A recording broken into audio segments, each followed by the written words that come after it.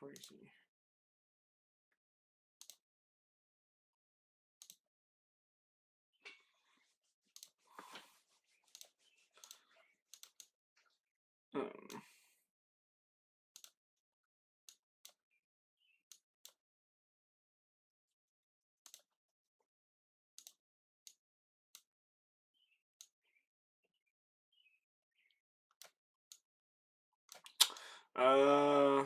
Hold on a second here, chat. I'm trying to figure this out here.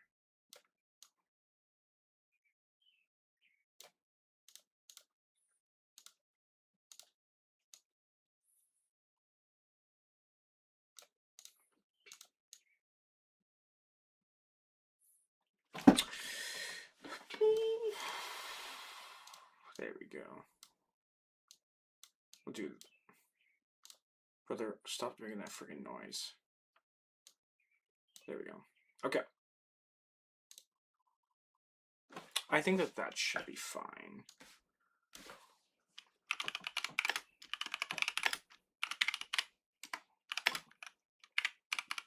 Okay, we're just getting everything all set up here. There we go. So I try to get the TikTok stream going. What's up, Ninja King? We can move this over here. Beautiful. Okay. Now I just gotta turn on the fights. Let me make sure actually the desktop audio is not playing on this thing, is it? Wait. There we go. I just want to make sure it doesn't play the commentary or anything like that specifically.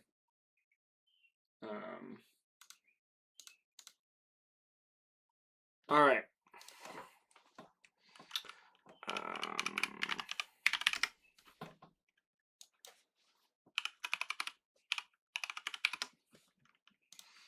What's going on, everybody? What's going on?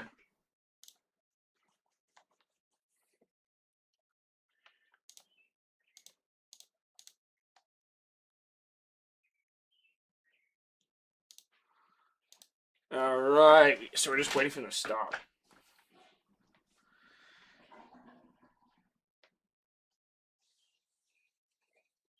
Wait, have they been delayed? Have the fights really been delayed by an hour? That's crazy. Wait, hold on. What? Has it?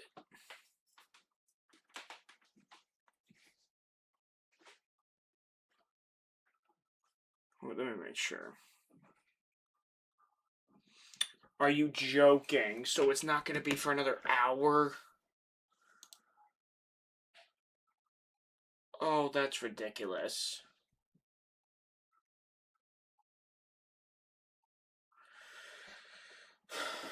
That is utterly ridiculous. So it's delayed for an hour. So what do we do for an hour?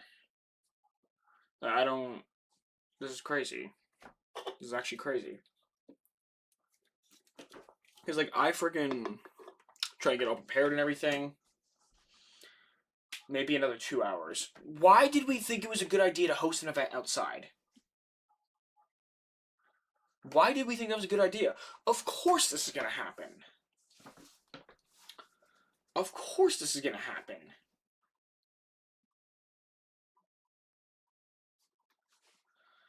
This is crazy to me, though. Literal insanity. Like, yeah, there is a rain delay. They're confirming it. Let me listen to the commentary here. Maybe they can give me some more insights. Let me just...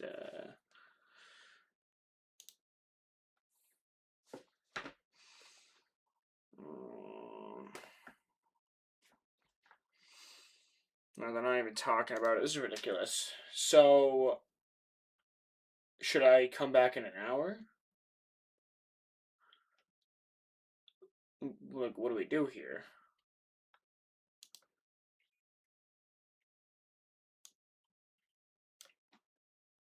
Oh my. Let's make fun of Dana.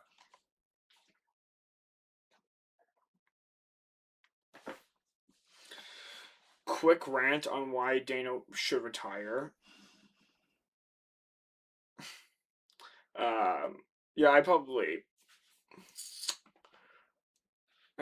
could, but honestly, Dana doesn't even really run the UFC at this point, it seems. Joe Rogan was right, this is gimmicky. I just don't understand why the UFC they had to host an event outside.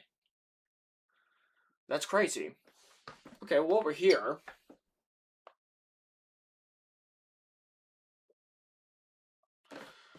let me let's go. I'm gonna go over my parlay here real quick. So,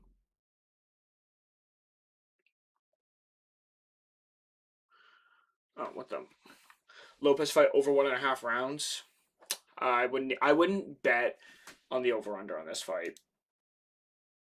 That's what I would say. Okay, so let's go over this here real quick. So, my parlay goes as follows. I got Diego Lopez, Bo Nickel, Mauricio Huffy, Josh Huckett, Sean O'Malley, Alex Pereira. So those are all just for them to win. I didn't pick a method. Then I put Ilia Topuria to win a first round knockout, right? All that in one parlay. A $20 parlay that gets a total payout of $484.91. So it should be interesting. See my parlay hits. Now I can't watch the full event. I have to go for job because of delay. Oh, that sucks, man. That sucks. I guess there are other people in different time zones, huh? That is rough. This is the first time I'll get to watch a whole event, too. I was so excited for this for months, but I'm probably not watching this card. Big fail from Dana, wanting to be on Trump's birthday instead of what makes sense, which was doing it last night. Well, I'm glad it didn't happen last night, though, because I wouldn't have been able to watch the full card. I wouldn't have been able to. Do we say maybe play some UFC 6? Do we want to play some UFC 6, maybe? Or do you guys have something better in mind? Guess what? I'm unemployed. Today's one of my days off. When will the co-main start? Probably not until 11:30 or 12-ish, if I had to guess. Um, when did the fight start? I guess they got pushed back an hour, so they start at 9.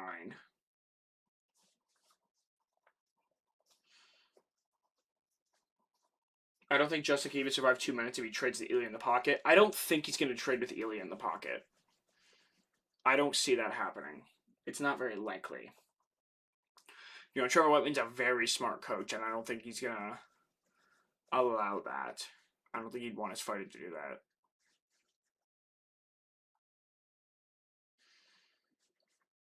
But of course it had to freaking rain today, too. Like, it was raining where I am, too, earlier. It stopped now, but... Or I guess it's light rain. It's drizzling out right now. But that's ridiculous. Why have an event outside? They should have had this prepared so that no matter what, there'd be no delays. But of course this has to freaking happen. What div were you in UFC 5? I was div 20. I was div 20. I'm going to be honest, though. After playing more UFC 6, I'm starting to like it less. After I play more UFC 6, the less I like it, to be honest. And that's mostly because the striking to me just feels weird. It feels very, like, gimmicky, almost. I don't love it. I don't love it, quite frankly. And, like, I thought the striking UFC 5 was better. I thought it was more fluid. I felt like the animation was more crisp. Now everyone just calf kicks like they're Alex Pereira. And it's like, bro, that's also not realistic. Wish they could have announced the delay earlier. I didn't even know about it until I opened up the the UFC stream here. Is it worth getting the game then or nah? Don't buy the Ultimate Edition. I don't know. I think 5's better in the striking department. The grappling, there's slight improvements. Now you can like wall walk up against the cage in the grappling.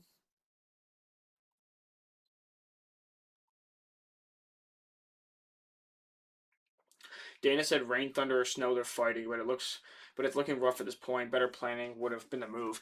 Well, okay, so what do we think that this delay is gonna do? Okay, actually, they're in Washington, right, at the White House.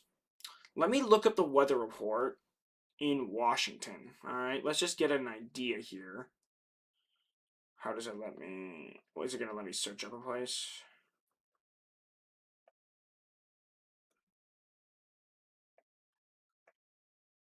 Washington.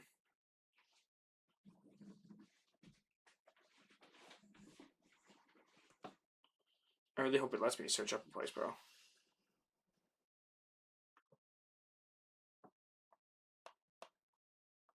Boom, boom, boom, boom. I'm trying to figure this out real quick. Yeah, let me just Google this. Let me just make sure. I played the 10-hour trial. 5 is smoother striking, but 6 is weightier. See, like, my personal style in the game, I like to kick. But that doesn't really suit me. Knees suck in the game.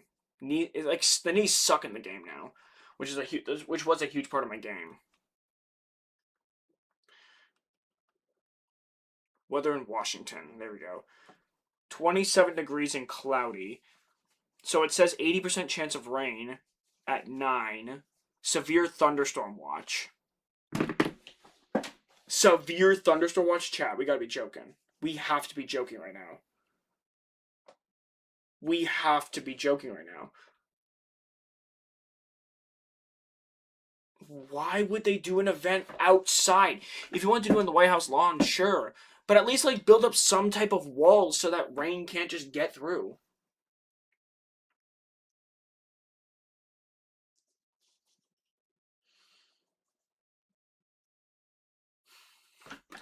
This is insanity. Delay for how long? An hour.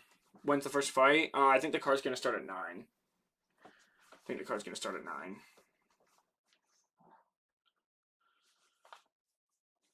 Okay, let's go on the Weather Network. So as of 9 minutes ago in Washington, D.C., it's 32 degrees Celsius, which I believe is like around 100 in Fahrenheit, somewhere between 95 and 100. But it's not, like, I don't know, it's not showing like severe rain, but then I'm seeing something about thunderstorm warnings.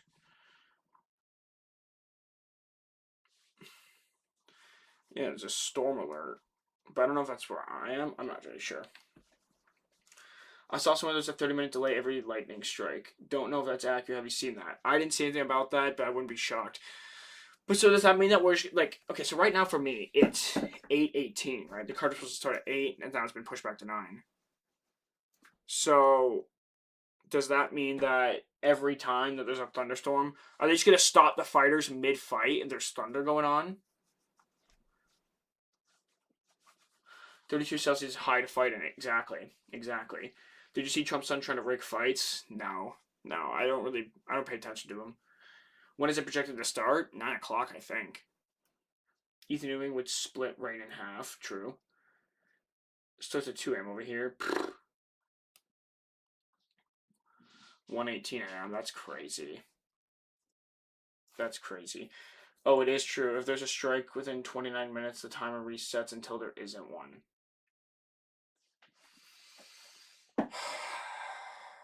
Well, damn. Yeah, we just want to watch some fights. Make it indoors. I don't understand it. What was the idea?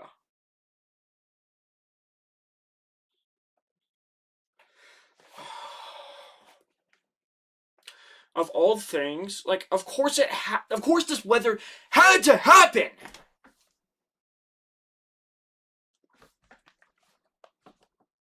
Let me Google this. UFC White House 30-minute delay per thunder strike. No, not Perth. Per.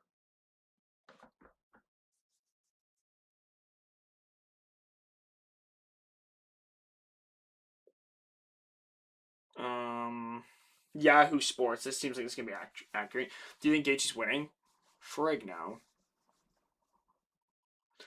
Let's see. Originally scheduled to start at 8. The UFC has delayed its fight to approximately 9 p.m. The promotion announced earlier in the afternoon. Live event coverage covered at 8 p.m. Blah, blah, blah.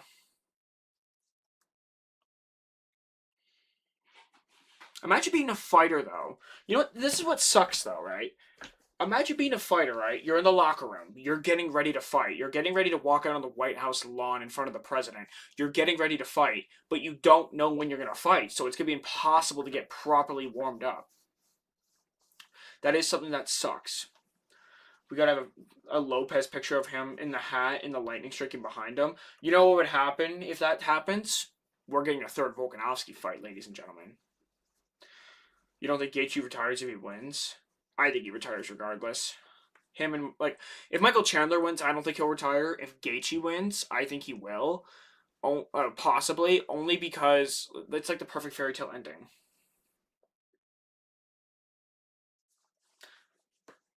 Warming up and then warming up and then warming over until you're dead tired. Exactly. That's what I'm worried about. I want to see these fighters fight at their peak. I want to see them fight at their peak, and it might not. That might not happen. That might not happen. I'm not 100% sure. But this sucks. This sucks. Didn't Justin say if he loses, he retires? I know for a fact he'll retire if he loses. Right? It's just, it depends on what happens. Like, if Gaethje wins, do you guys think he defends the belt again? If so, against who? Do you think they give Ilya an immediate rematch? Probably, just because he's a pretty big star. I don't think, this might be a hot take, but I think if Ilya loses, I don't think he deserves an immediate rematch. Only because he hasn't defended the belt yet. Does it start at 9? Yes, I believe so. He wins and retires. Absolute cinema. Facts. Saryuki deserves a title shot. Yes, he does. Yes, he does. Lewis, Chandler, and Gaethje are most likely retiring. Yeah. Derek Lewis, if he wins, and if Michael Chandler wins, I don't think they'll retire. But if they all lose, let's say, then yeah, they'll probably all retire. He wants to end as champ and vacate yet again. I mean, I'd love to see Gaethje retire on top.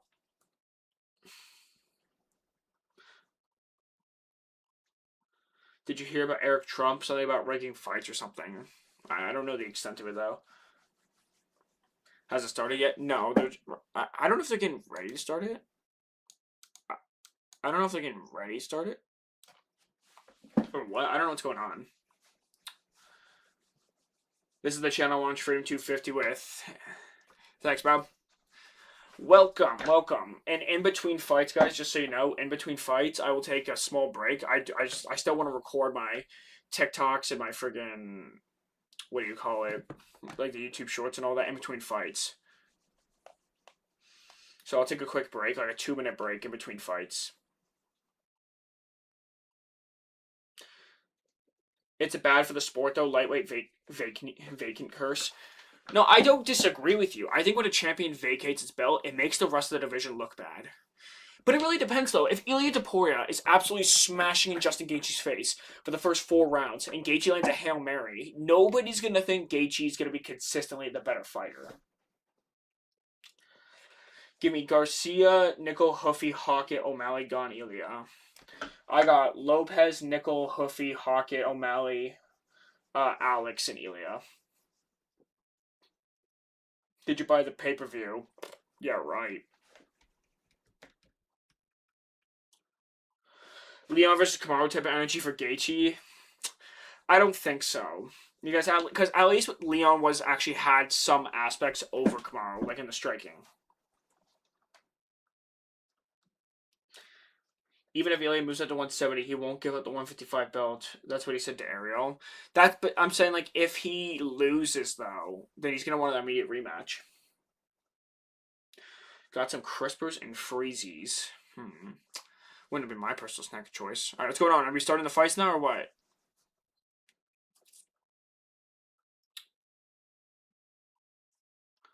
I'm expecting to hear John Ang's voice. Is it starting?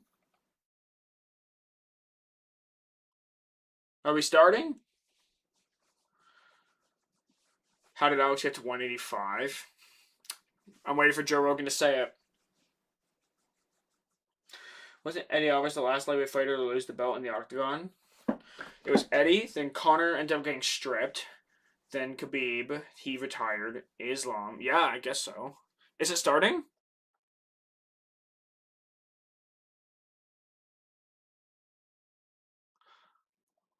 All the fans are in there.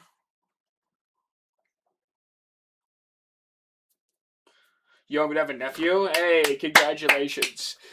Oh, there's the president. They got the president coming. Donald Trump and Dana White making a walkout. Bro, do you know how baller this is from Trump, though? Like, I know a lot of people don't like him, but you gotta admit, this event looks baller. This event looks absolutely baller. He's so sneaky with that calf kick. Why is Dana in those shoes? Oh my gosh, look at those shoes! As UK fans, this is annoying. It's already 1:30 a.m. Yeah, that is annoying. That would drive me up the wall. UFC 205. So it's been over 100 UFC events since, or numbered events since a lightweight champion lost a bout inside the octagon. I actually just got a text message. Went to the gender reveal today. Congratulations, man. Congratulations. I know it's not your kid, but still, being an uncle, that means you gotta be the cool uncle. It means you gotta play the coolest video games and let him eat lots of candy and stuff. Where would Ilya go on Lucas Tracy GOAT list after this? Probably like number 1. Where did he put Ilya? Number 2 or something, right? Didn't he put him in an egregiously high place? It's 3:30 a.m. there in Turkey. 3:30 a.m. Oh my gosh! That's crazy. What about Oliveira? He got stripped, yeah. But that was stupid though. He should have made weight. He should have made weight.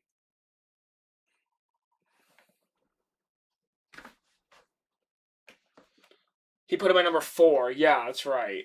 I knew it was something high, something ridiculous. He probably put him number 1. I'm already the cool uncle. You know what's great? Like, I'm an uncle as well, but I actually never get to see my, like, nieces or nephews or anything like that. I live too far away.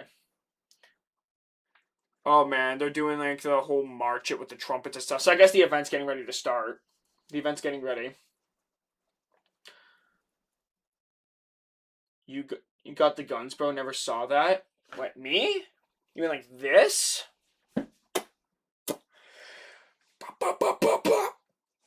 I mean, it's cool to have muscles and all, but muscles don't win fights. Lucas Tracy put GSP number 6. That's crazy. If you don't put GSP in your top 3, I don't trust your opinion. I don't trust Lucas Tracy's opinion, though, because he just says things that, like, he just goes off vibes. Like, he put Arman Saryukian at number 18. Like, what are you doing, man? He's not even top 30. Jesus loves you, facts. Jesus loves you too, bro. May God bless you. And may God bless America. I don't like the word casual, but the biggest casual is Donald Trump, bro. Actually, have you ever heard Donald Trump talk about fights? He's very intelligent. He's very intelligent when he talks about fights. I heard him talk about, like, the Usman Leon knockout right after that happened. Bro was so smart with it. GSP's the GOAT, in my opinion. John is well steroid, uses ducks, and too many people and cheats too much. Ducks too many people and cheats too much. Yeah, I have him disqualified from my GOAT list. When will the fight start? Yeah, they're doing like a ceremony thing right now. He put Peter on top 10 before the Marab win. Yeah, that's crazy. I wouldn't even put him top 10 after the Marab win, I don't think. But I guess it's not too far off. Bro, he doesn't know how leg kicks work. Bro, he's like 81. Do you think that he ever had to, like... You think he was ever in a position to train? I mean, he wasn't around when he was in his prime. Ilya is the top 5 best of all time. He's the BOAT of all time. I want you to think about that one. In terms of skill, yes, absolutely. Any more delays? I don't think so. They're singing the national anthem right now. I'm gonna go back to work, hope my parlay hits. Hey, have a good night, man. Have fun at work. This is his 80th birthday? I thought it was 81. My bad. Same thing. Prime 25 minutes, Cody Garbrandt versus current Peter Yan. Who wins? Oh, Peter Yan. The thing is, Cody Garbrandt had a good style to beat Dominic Cruz. And also he had trained with TJ, so he knew some of his tendencies. Be ready for Volk versus Lopez 3. I want Volk versus Lopez 4. Alright, guys, I want Volk versus Lopez 4. Oh, Canada. Facts. Do you think Ciryl beats Pereira? No, I think Pereira's going to win pretty convincingly. I meant skill. Yeah, I figured that's what you meant.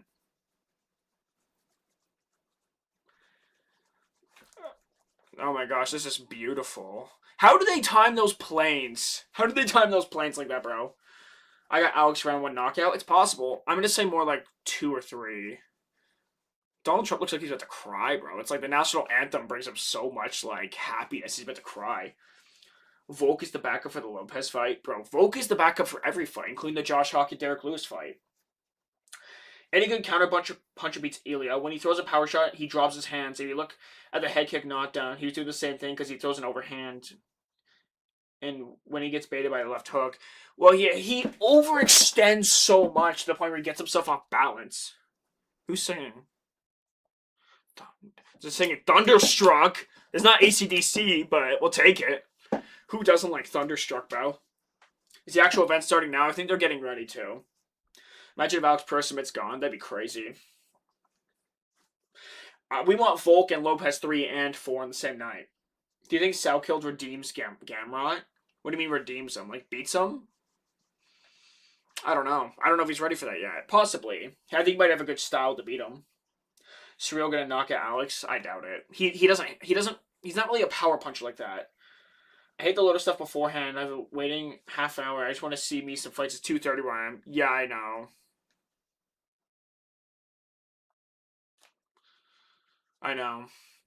Like, all the theatrics are cool and everything, but I'm here to watch fights. I don't care if it's on the White House lawn or I don't care if it's in Africa. You know what I mean? I just want to watch some fights. I mean, if you look at him versus Emmett almost KO'd him, but his shoulder stopped his head moving too much. Well, Ilya did a good job of shoulder rolling. He rolled at the shot and came back with that combination that he threw. There's 1,000% party in the USA right now. It's a weird version of Thunderstruck. Serial could TKO him. I don't think it's likely. I don't like the Salkild hype train. I'm not a fan of it either. I think he's a bit overhyped, in my opinion.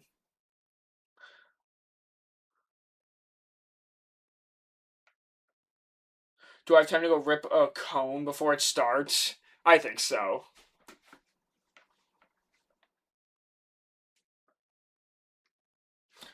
And forget that people chose JDM to 4-1 Islam because he stuffed Bilal's takedowns. What's weird about the whole Bilal thing, it's like after he beat Leon, he just all of a sudden just couldn't wrestle properly anymore. And I think it's because he never attempted to wrestle a good wrestler. So maybe his wrestling just wasn't as good as we thought it was. Hey, Lenny, thank you for the follow. Yo, are you an 04? No, I'm an 02. I'm an 02. Don't disrespect the future champ. I'm thinking Ilya round 2 knockout, Poeton round 4. I bet on my parlay I put Ilya round 1 knockout because he said he's gonna do it. And you know what? Ilya seems to be a man of his word. Holy unk. I'm 23, bro. What do you mean unk? I'm 23 years old. Do I look old? Look at my face. Do I look old? Yeah, overhyped. Benil would have beaten him if he didn't have the worst chin ever. Like, I think it's my opinion off Nasrat Haq, or not Nasrat Haqparast. My opinion of Quillen Selkid was mostly based off that fight, where Quillen was struggling early. He was trying to get takedowns. He couldn't get them. His striking looked a little bit sloppy. He looked a little bit panicky and nervous. He landed that head kick, but it wasn't like it was all perfect for him beforehand. That's what I'm saying. Who you got for the World Cup? I'm probably going to pick Brazil. Brazil, probably. Who you got winning a free-for-all? Patchy Mix, Jubilee, or CM Punk? CM Punk, just because he's the biggest. Surreal has a super high chance. I don't think he's going to win. Ilya really reminds me of Prime Connor. They fight a bit differently. Don't fool us, you're pushing 30. Pushing 30, brother! You're crazy. You're crazy. That's insane.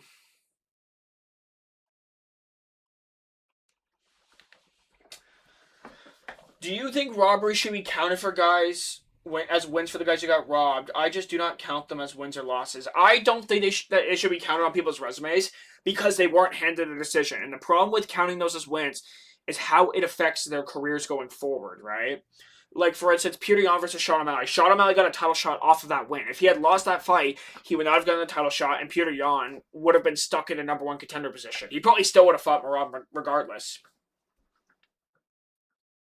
So no, I don't think it should be counted as wins.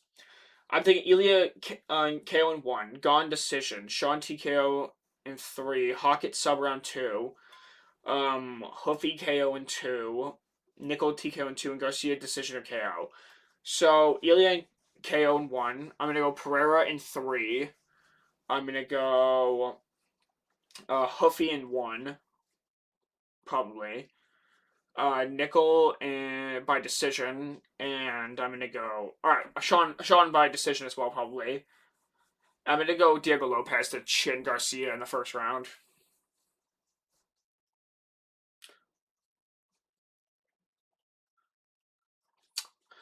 What are the chances Ilya goes for a submission? I don't think so. I doubt it.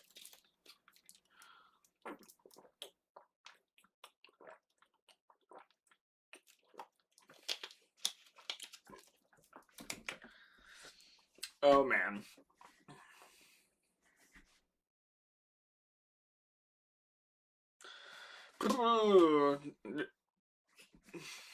They're just doing the main event preview right now. And then we're gonna get started. You look fresh, not 30. Thanks, Bo. Thanks, Bo. It's okay, bro. Looks the same age as Justin Gaethje. No, now you're just trolling me. You're just rage baiting me. That is insane. 18 minutes till fights. I think they're gonna. Ooh. Oh my god. No, I think they'll start shortly. Bro, they're trying to market this whole 3-division champion thing from Pereira. I don't count interim belts.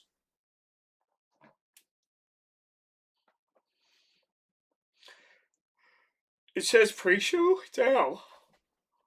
Justin looks 50, true.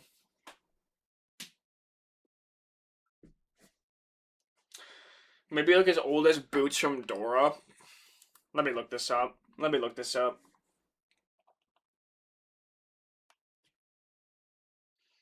Bro, I do not look like a monkey.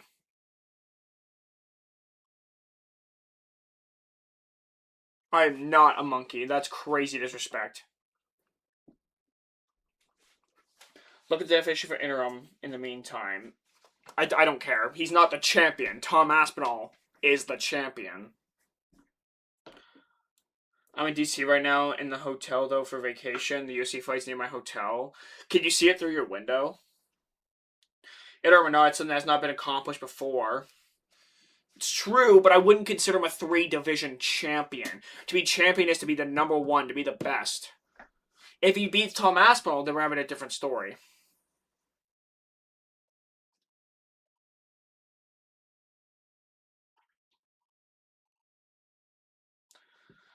Did you see what Joe Rogan's wearing? Yeah. How did Alex Pro make 185, guys? How did he do it? Are you showing it live? I'm not showing the fights, no. I'm a big Aspinall fan, but he's still champ. Well, no, but Aspinall is the champion. Alex Pereira can't. Like, all interim champion is glorified number 1 contender, right? Okay, next person in the zone lookalike slide is Michael Chiesa. Bro, I do not look like Michael Chiesa. That is crazy.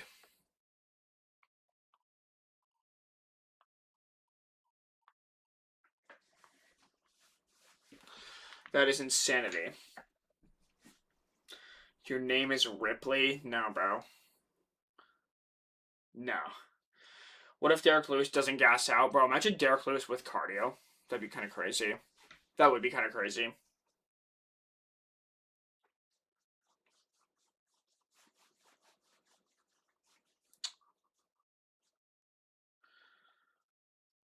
Do you guys think Pereira should have fought Carlos Solberg? I think it would have been a good fight, but I don't think people would have cared to see it. It's just like getting the vacated belt. I wouldn't like.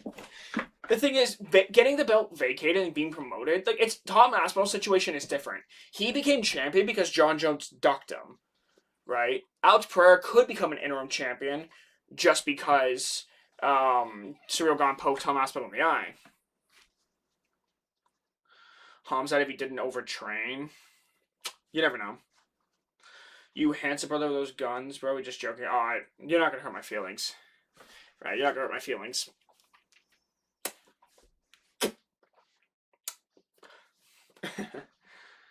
Why do people dislike Olberg? I just don't care. I just don't care about him too much. He doesn't really have an interesting personality. Still having to buy fights in Canada is a crime. Yeah, next year it'll no longer be a thing. I would have picked Olberg. I wouldn't have. I would have picked Alex for sure. I know John ducked Tom, but he had a legitimate chance of beating Tom Aspinall. I don't disagree with you on that, right? I don't disagree with you, but the problem is he still ducked him.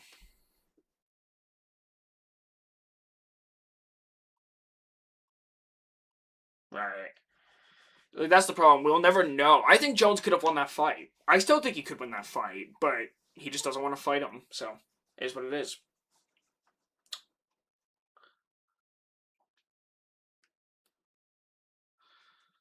Oh my gosh, bro. I don't. Okay, are we starting it now? Diego Lopez versus Steve Garcia. Are we doing the walks now? All right, they're getting ready for the first fight. We're getting ready for the first fight here, chat.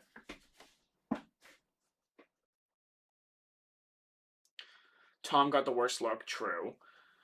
That's the thing. Tom Aspinall has to be one of the unluckiest fighters on the roster.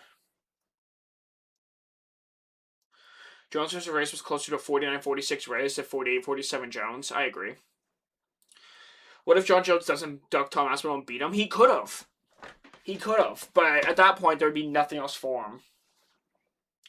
In 12 minutes, bro, chill. No, they're showing the freaking Steve Garcia versus Diego Lopez. It's like how they do the thing right before the walkouts.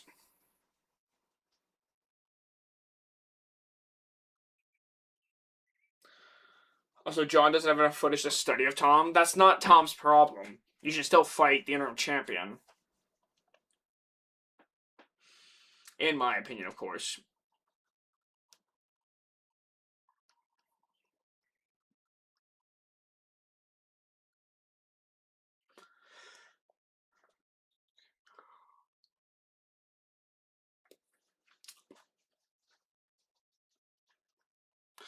Yo, bro, this fight can't be happening. The Diego Lopez Steve Garcia fight has to be AI though, because it's not Volk versus Lopez 3. Right? We all know this. We all know he's really fighting Volkanovski.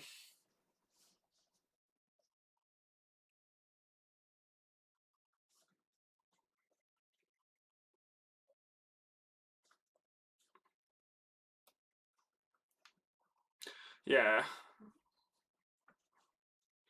Oh gosh, Diego Lopez, bro. How does he make 145? This guy's huge. Do you think there's a better chance for Volk to fight anyone other than Monster Barrett wise? No, I don't think so. John said Tom needs to fight one undisputed champ before getting a shot at him. How's he meant to do that? Exactly. Like, oh, he hasn't fought anybody, so I'm not gonna fight him, bro. You're the champion. You're supposed to fight all newcomers, not 80-year-old Stipe. You seen that photo of Volk at the White House? No, I didn't see it. No. Jones subs Ngannou in the second round if they find Jones wins in a rematch against Reyes. I think he could beat Reyes in a rematch, yeah. But Jones subs Ngannou in second round now. I've always thought Ngannou's the one guy who could beat John. Let's go Diego versus Pereira next.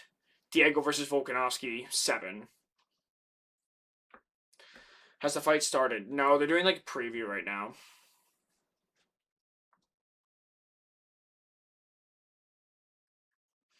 Diego Lopez, my favorite fighter. He's a great fighter to watch. He's very entertaining. He posted a photo of him at the White House lawn. That's pretty baller. Who wins, Pereira gone? Oh, Pereira. In my opinion. I love you, Zoned. I love you too, Wade. Who's fighting first? Diego Lopez versus Steve Garcia. I need to get some freaking caffeine or something into me. I'm getting a little bit tired.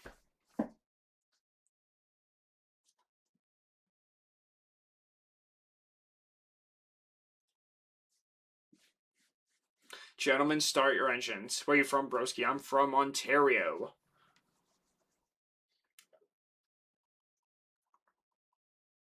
Is Steve Garcia making this walk? Because they're just showing Steve Garcia on the Jumbotron. Three biggest robberies fights I scored otherwise. Nam Fan versus Leonard Garcia. I don't think I've seen that one. Oh, okay, Steve Garcia's making his ring walk. Nam Fan versus Leonard Garcia. I haven't seen that one. Quinta versus Masvidal. I also didn't see that one. I know Hamill versus Bisping's a robbery though. So Pereira and Taporia are in like 2 hours, pretty much. Pretty much. Bro, it's 2 a.m. here. No caffeine all night. Damn. That's rough. Who has better cardio, Mofsar or John Silva? I'd probably say Mofsar.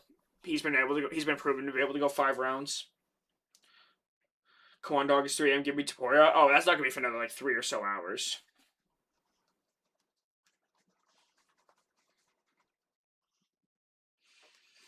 Bro, honestly, like I like this fight. The next fight, Bo Nickel versus Kyle Dawkins. I don't get why it's on this card. I don't care too much about it. The rest of them, from Chandler Hoofy and onward, is gonna be hype. It's 2:46 a.m. here, and I don't like the USA. I just want the fight to start. I don't have anything against the USA. I'm not one of those people who jump on the train of hating on a single country just because of any individual, regardless if who's president. Sean Strickland sneaks in and starts fighting Josh Hockett. He jab and teep him to a decision. Masvidal versus Quinta and Garcia versus Fan were stupid. I almost don't want to watch it, though.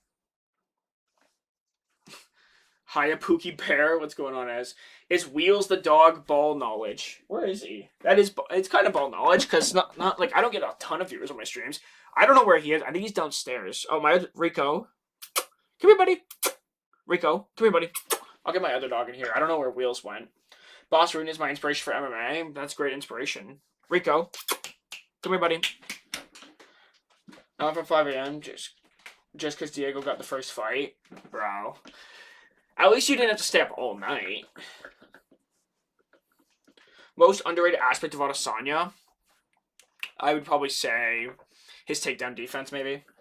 Doc is KOing Bo Nickel. I hope not, because I got money on Bo Nickel. Is it starting? Yes, they're doing their ring walks now. Bro, you show every stream. It's not. I don't show them every stream. It's only when they're around. Right? I mean... Rico. Come here. Don't get... He's camera shy. Oh my gosh. He's camera shy, chat. Don't mind him. Don't mind him.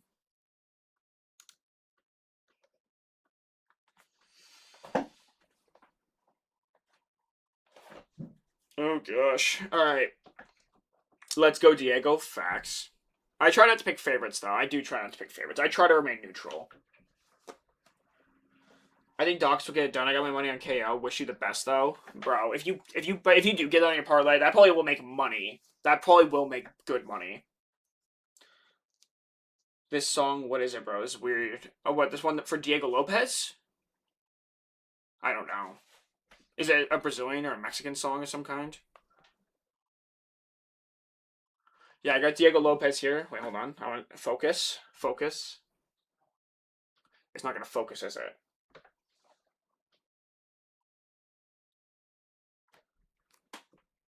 Come on, focus, you stupid thing. Yeah, there we go. Diego Lopez. Minus 156. Why is it not focusing? Is it because of the ring light I got on? Hold on. We're going to get this to work. Hold on. Bo Nickel, Mauricio Huffy, Josh Hockett, Sean O'Malley, Alex Pereira, and Ilia Topuria to win by first round knockout. Holy flashbang. Yeah, my bad. It's over. It's over now. It's over. That's kind of funny. If Pereira loses, who should he fight next? And same with Gon. If Alex Pereira loses, do you guys think he stays at heavyweight? He just signed an 8-fight deal, so I don't think he's going to retire.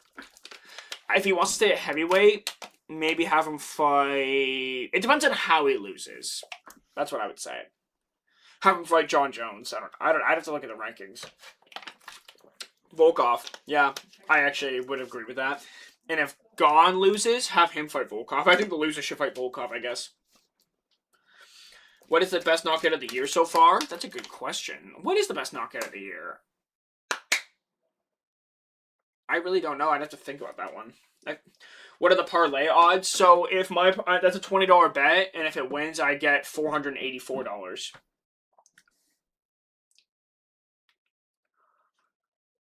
Garcia's got it? Bro, no, don't say that. Don't say that. Didn't Alex say that he wasn't going to wait for Tom? He wants to fight John Jones? That's true. I guess. Well, I guess the winner of this will fight Tom. That's pretty obvious. I think that was before the White House card got announced, though. The original fight was Alex versus Tom, but Tom couldn't come back yet. Alexa Grasso versus Macy Barber. That's true. That is a very good knockout. I don't know if it's knockout of the year, but that was brutal, especially for a women's fight. This crowd, yeah, there's only like how many people are there? I thought it was only a few hundred. Let me Google this. How many people are attending the UFC White House card? Approximately 4,300 people. Okay. I thought it was only a few hundred people. It was ruled a submission? Was it? Macy Barber versus Alexa Grasso? Really?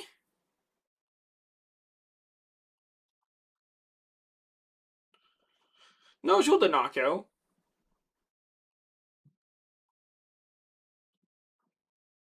Knockout / submission.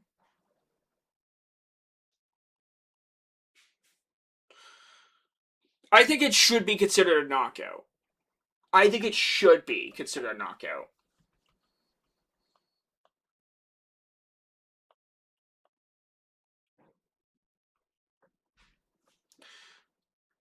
Hold on, let me go into Macy Barber's Wikipedia. Wikipedia won't lie to me.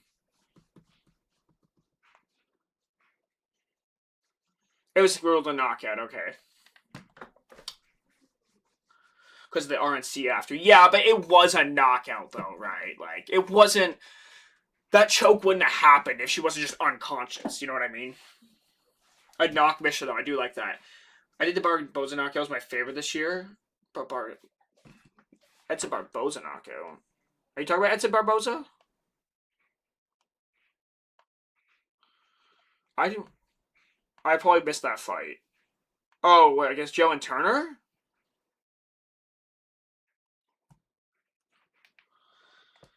After what time Gaethje vs. Taporia will happen? That'll probably happen in about 2.5, 3 hours.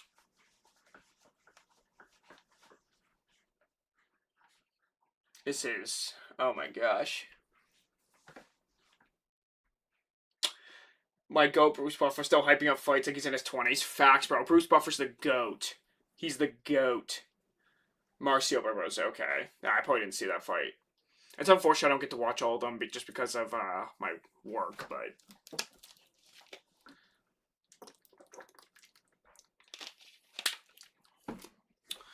Oh, I'm going to be nervous for every single one of these fights here, Chad. I'm just going to warn you about that now.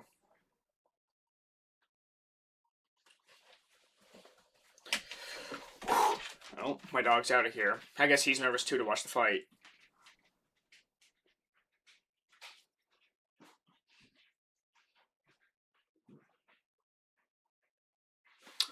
Oh man, Diego, I need you to win for my parlay, bruv. I need you to win for my parlay.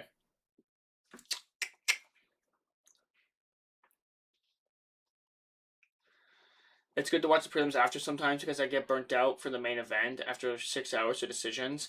Yeah, if you watch a whole card from start to finish, you're going to be mentally drained. And sometimes I wonder if the fight cards are too long.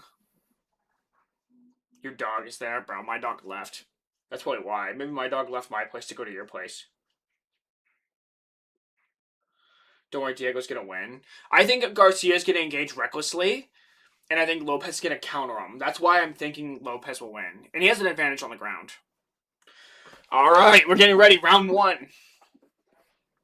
Mike Beltran's the referee.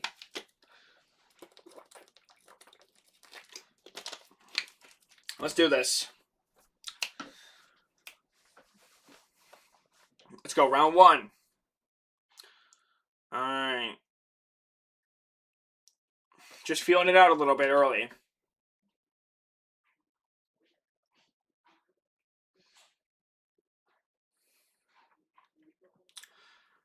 Now, right now, 439, 438, 437 in round 1.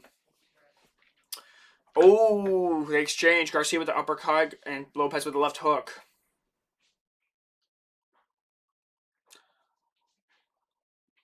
Oh, nice left hand there from Garcia. And a front kick to the body from Garcia. Oh, nice right hand there from Lopez. Lopez feints a takedown.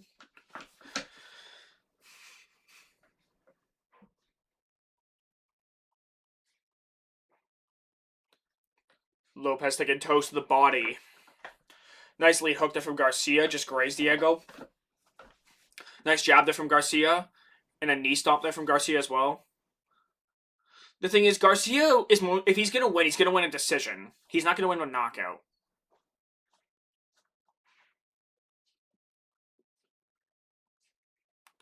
Diego Lopez thinking going up top.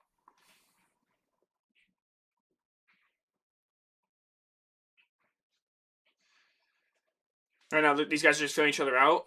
Toes to the body there from Diego. Garcia's thinking a big looping hook and a right hand there from Diego. Oh, eye poke? Are we thinking eye poke? Nope, he's all right. All right, 324, 323 left in the round. Lopez is throwing quite a few kicks.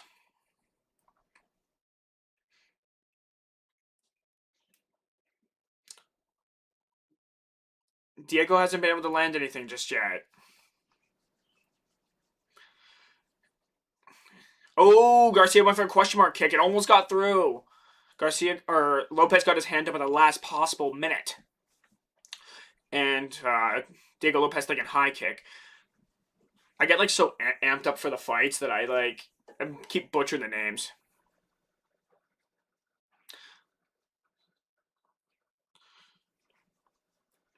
Not really a lot going on right now. Garcia taking a jab to the body. Lopez is throwing lots of kicks. But you know what? He doesn't have to worry about takedowns the same way. But Lopez is having a hard time landing anything clean.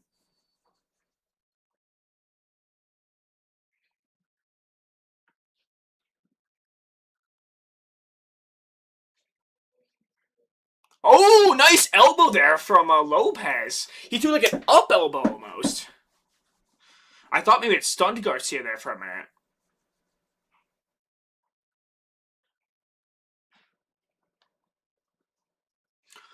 Ooh, does Diego Lopez have head movement? Hold on.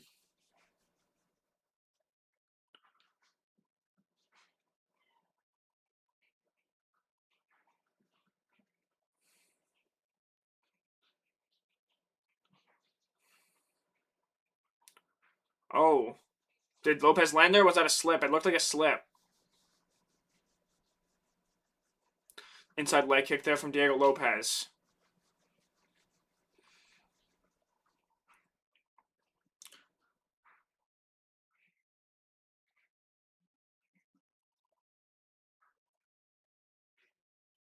Ooh, nice right hand there from Diego Lopez.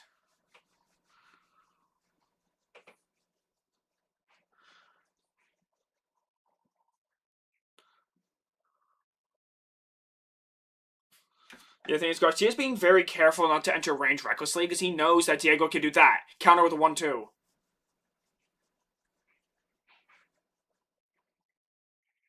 Ooh, nice outside leg kick there from Garcia.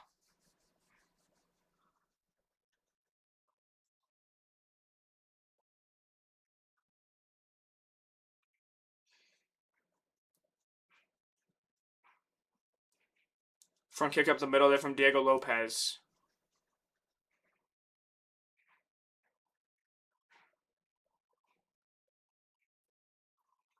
Right now, Garcia's going forward, stalking Diego Lopez here a little bit. Goes to 1-2, just misses. Garcia's throwing output. Goes for a head kick. Looks like it got partially blocked. Ooh, nice straight left there down the pipe there from Garcia. Goes for a jab. Looks like it got parried. Ooh, Garcia's going for spinning stuff now. I'm far behind. Yeah, let me refresh it. I might have lagged or something. Let me refresh my thing.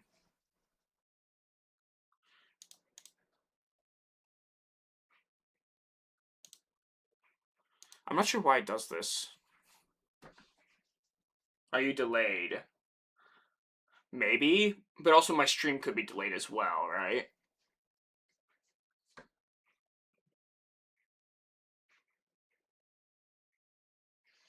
They're just showing commercials right now on mine. I refreshed the thing, so if you guys want to be like lined up with me, you might have to pause your stream. Stream delay, possibly, yeah. Garcia 10-9, I agree. I agree.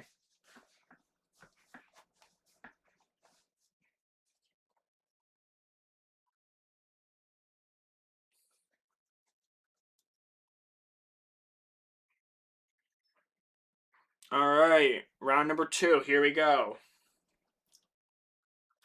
Round 2 is just starting for me right now. So you guys might be behind, or maybe my stream's behind, or both. It could be both. Ooh.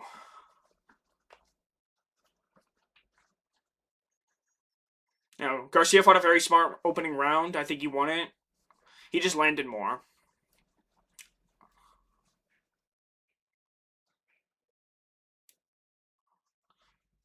And Diego Lopez really wants that kick to the body.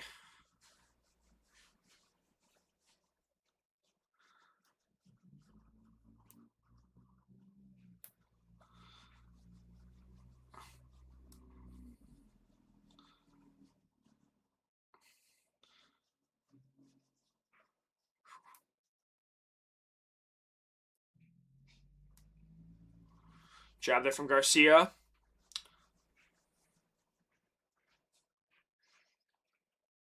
Nice jab there from Lopez.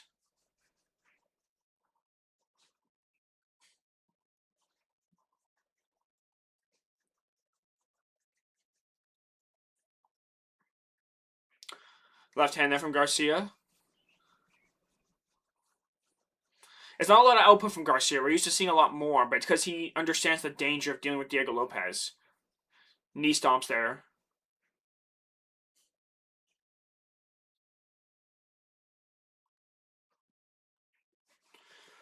And so lead hook there from Garcia.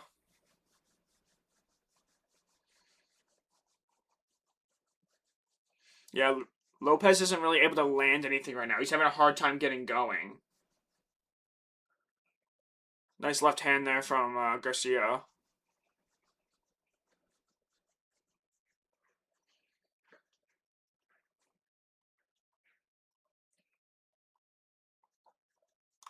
Right hand there from Lopez. Looks like he might have just missed the mark.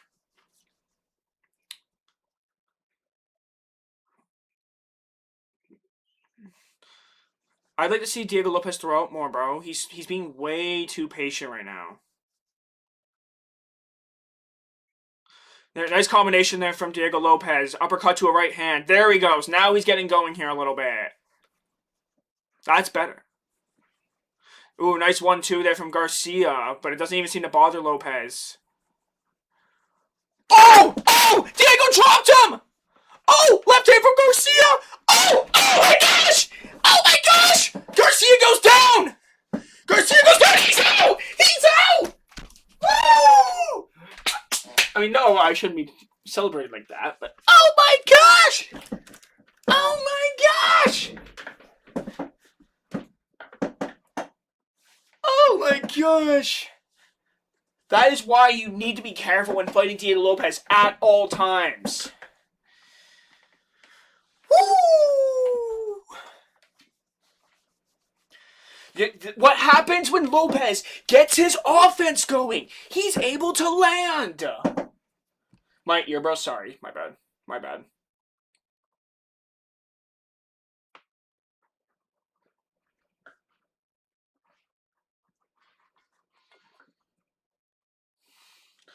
Oh my gosh. Volk better watch. We're coming for the belt. Facts. Let's go, Volk versus Lopez 3-time, baby. All right, chat. Just 1 second here. All right, I'm just gonna film quick. Shorts or TikTok or whatever it is, real quick. I'm just trying to find my microphone piece. Yeah, Diego Lopez had to make it chaotic. Garcia, we can still be champ. Absolutely, he can. He's showing a lot of potential, right? A lot of promise.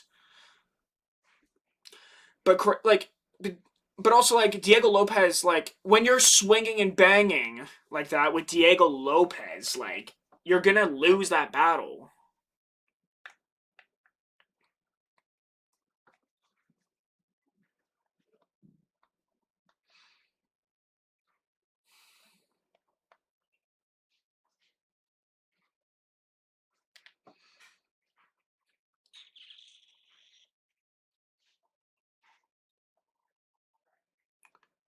That is insane.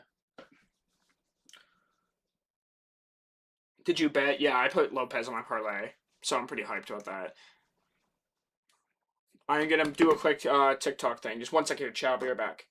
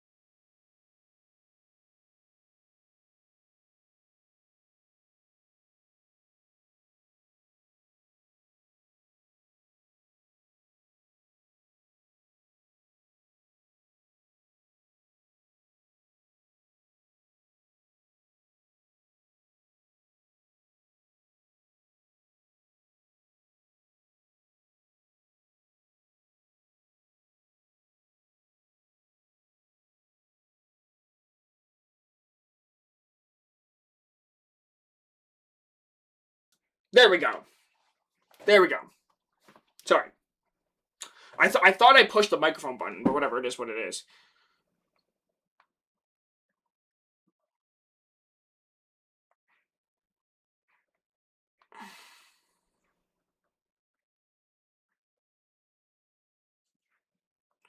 Oh, so Diego Lopez is saying that was part of his strategy to wait for the first round to be over.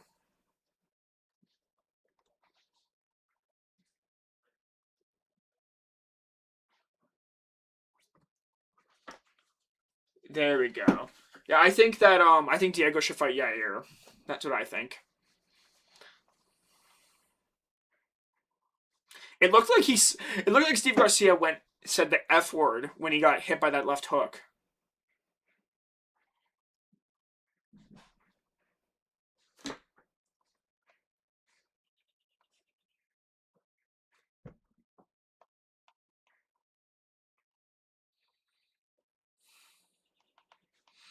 All right, let me post that.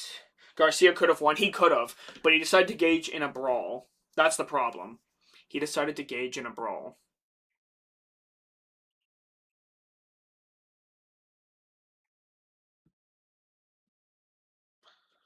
Bro, let Yair retire in peace. Did he retire? To my knowledge, he didn't retire. No. Yeah, Steve Garcia versus Milky Costa. That'd be a good fight.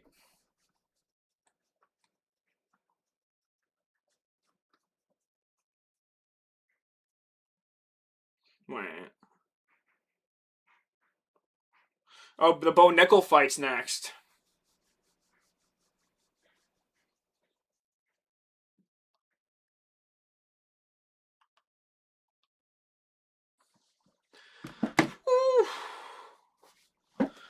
Are we hyped? Man, what if Kyle Dawkins pulls off the upset? Like, what if he does?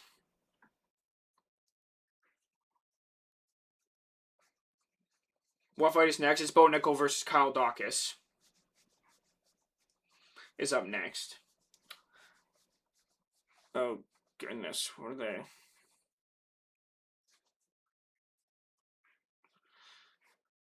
Is that an AI made thing?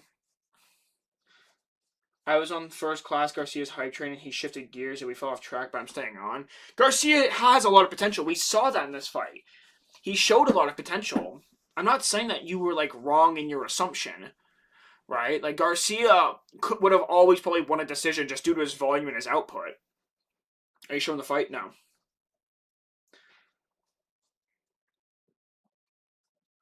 I ain't betting on no nickels here. I bet on Bo Nickel. Probably a mistake, but I just wanted to add to my to the odds. I wanted to add to my payout.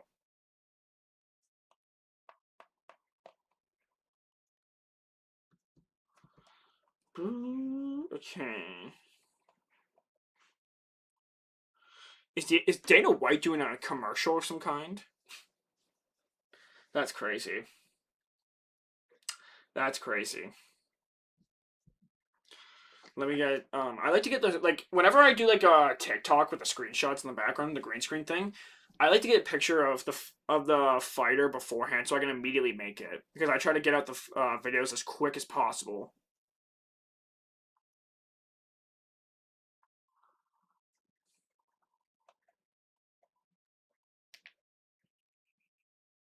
I still don't think that Bo Nickel should be on this card though. Maybe that's just me, but I don't think he should be. Hey, Element, thank you for the follow. Thank you so much.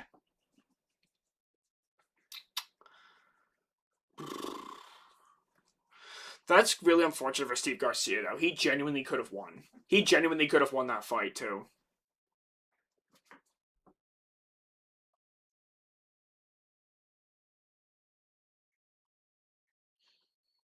And then after the fight card's done here, chat, I'm gonna, I should say we will be doing the recap together here on stream before I get off.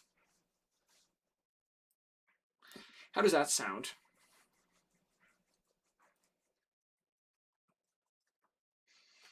Are we getting ready to start the next fight? Bo Nickel, Kyle Dawkins. Should be interesting. Now vocally it's even better. That's true. But we're coming for that belt. Diego Lopez, he's getting that third fight against Volk. He's absolutely gonna beat him for that belt. Come on, we gotta believe in him.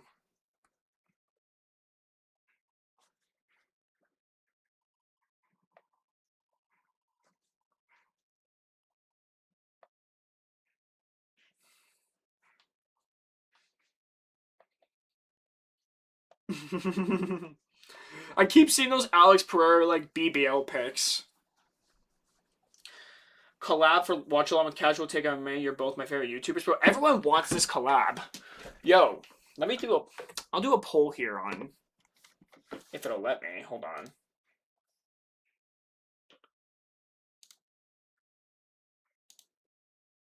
Hold on. Can I do I'll do a poll here on TikTok and on, or if it'll allow me to do one. Let me just do. Yeah, whatever. Whatever, Bo. Shut up, Bo. We don't really want to hear from you, to be honest.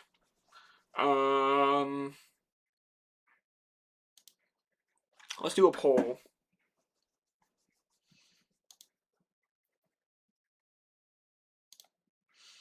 I'll have to get in contact with him or something.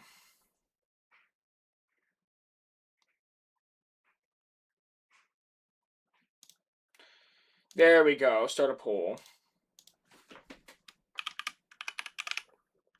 Someone should ask him too. I want to see what he says.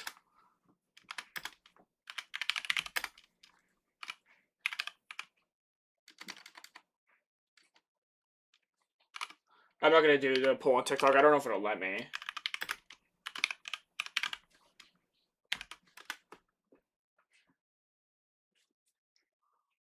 There we go. We'll start the poll.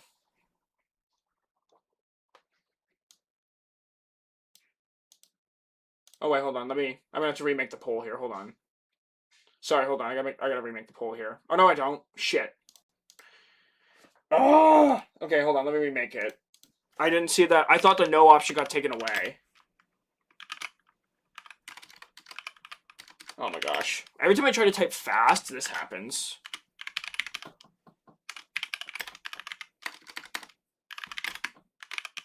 Is collab 2 L's? I think so. Okay, there is a yes and a no this time, so I'm not just going to get rid of it. My live got discontinued on TikTok. Hold on. There we go. We'll try that again. We'll try that again.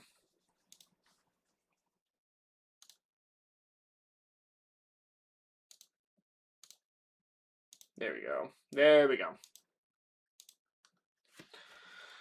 Bro, it's 6 a.m. in India. Bro. Honestly, I want Diego versus Murphy. That's not a bad fight either. That's not a bad fight either. Kyle Dox is making this ring walk. Okay, before the fight starts, I'm going to take a quick leak. Alright?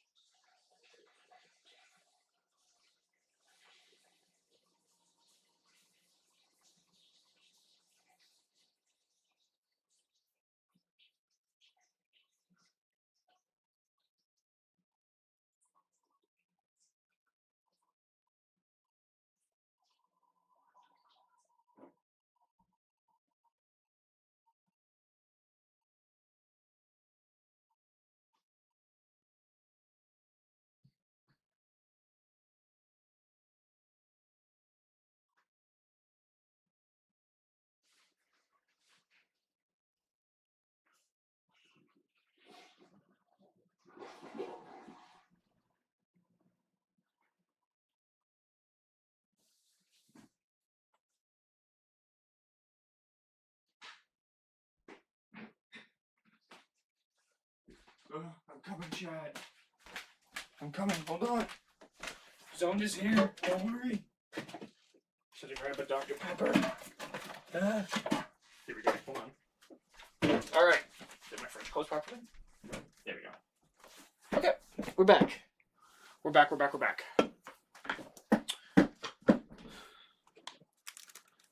Sorry, chat. What did I miss? Anything interesting? Nothing interesting?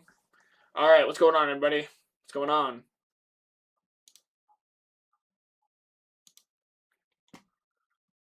So, the poll...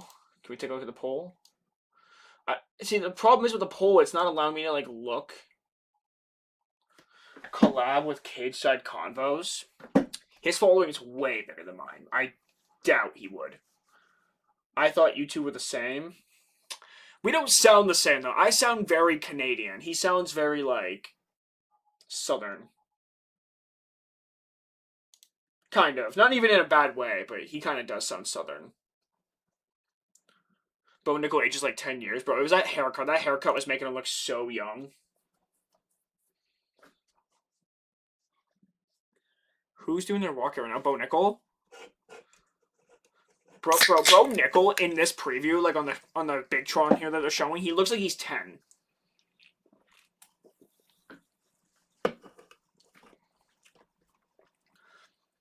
Alright, chat. If you want me to collab with them, you guys should ask him. I mean, I might at some point. We'll see. Let's see. You and Casual would feed families. Please ask him. Can I pray for you? Please, brother, please. Do you think Justin Gaethje has a bigger chance of beating Islam than Ilia Topuria, or vice versa? I think he has a better chance of beating Ilia, because Islam would just take him down and submit him, probably. Bro grew his hair just for the pictures. So true. Bo Nickel looks like he's on his redemption arc. Bros looks like he's in like his winter arc, like right after going through a breakup. Oh man, what do you guys think about these like Freedom 250 outfits? I don't love them. I don't love them. But I don't know. You guys have to let me know what you think.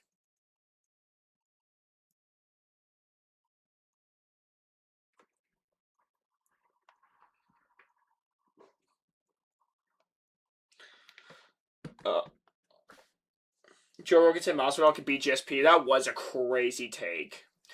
Also, if you're watching this on TikTok, I do apologize. That was TikTok. It said I was inactive. All right, cool, cool.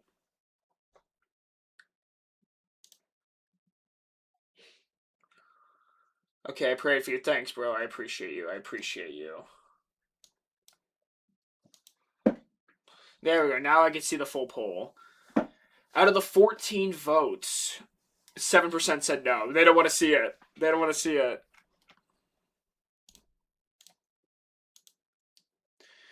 Is my thing only in 720p? Really?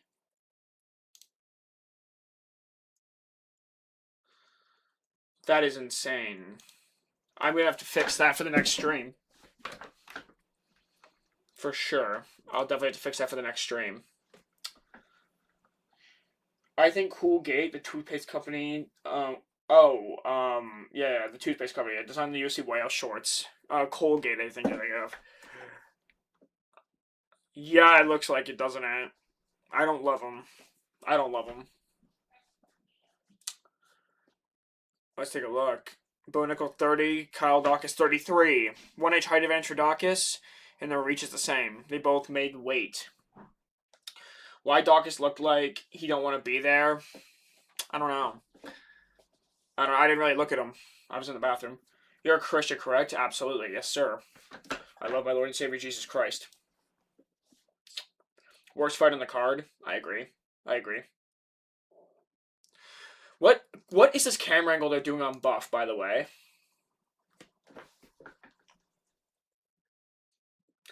Give us a hint for your name, please. Actually, I got found out on TikTok today. If you want to know my name, just go on my TikTok stream. They'll tell you.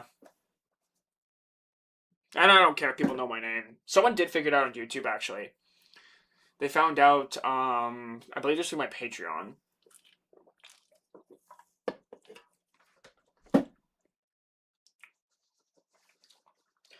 The band keeps playing that song from Pirates of the Caribbean for the tail of the tape, expecting Captain Jack Sparrow to walk out. Okay, guys, I want you to bear with me for a second.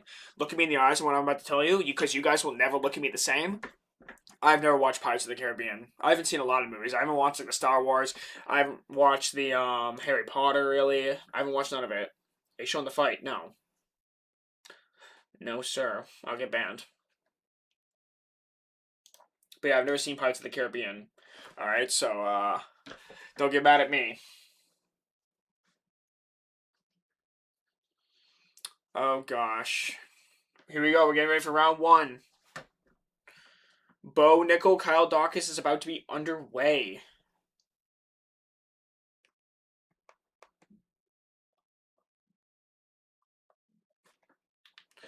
Let's do this.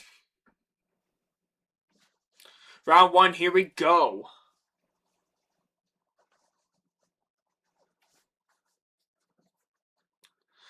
Oh gosh! So immediately you see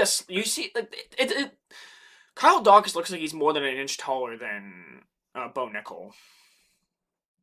Bo Nickel fainted. He's working off the back foot right now. He's just trying to do some feints out there.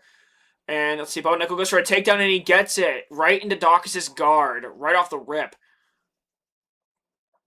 That was a great takedown there from Bo Nickel. Now he's in the guard of Kyle Dawkins.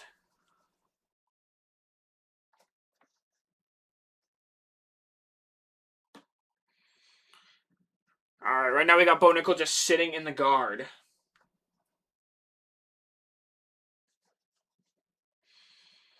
The thing is, if Dawkins can't stop the takedowns and he's forced to just lay here on his back in his guard, then Bo Nickel will win. He will win. The thing is, I mean, as dominant of a position as I guess you could say this is, like it will win on the rounds, he needs to be doing damage. We need to see fighters go back to ground and pound. But I know it's because they're weary of the. There we go. There's some nice elbows. I know it's because they're weary of submissions, but they need to be throwing more strikes.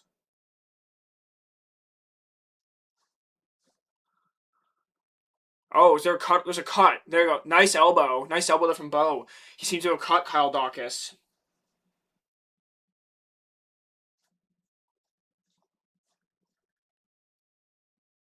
There we go. Oh, looks like Bo Nichols looking to stat the guard, maybe.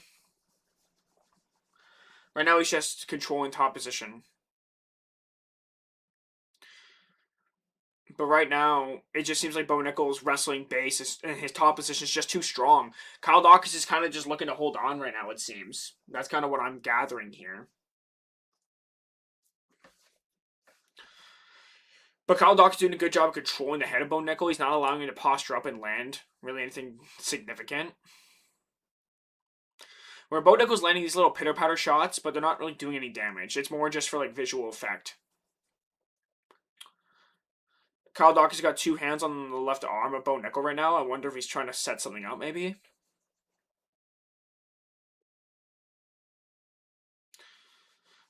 But Bo Nickel's landing some shots to the ribs. Yeah, Kyle Dawkins' body triangle in the bottom.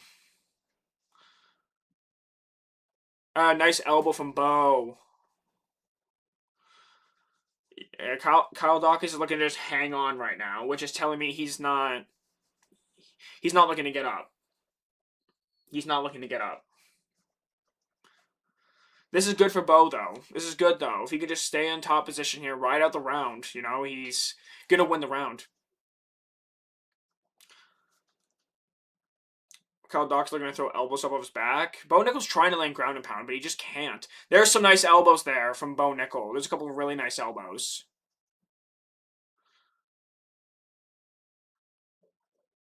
But Bo Nickel's not... Or Bo Nickel's doing a good job of controlling the position.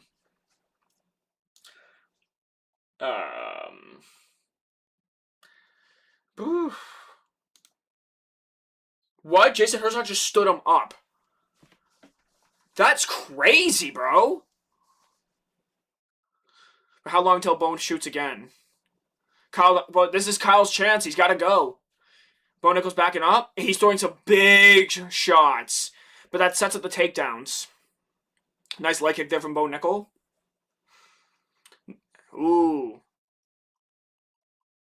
Nice jab there from Bo. Kyle Dawkins is stalking Bo. He's pressuring. And I think... Oh, nice calf kick there from Kyle Dawkins.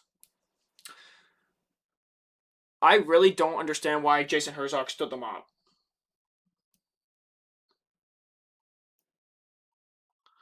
Oh! Oh! Oh! Oh! Bo Nickel drops him! And he stops him! Oh my gosh! Oh my gosh! What was that? Oh my gosh. Well, people were saying he wasn't ready for this level. I saw the chat that said he TKO'd him, and then boom, Bo Nickel landed the left hand.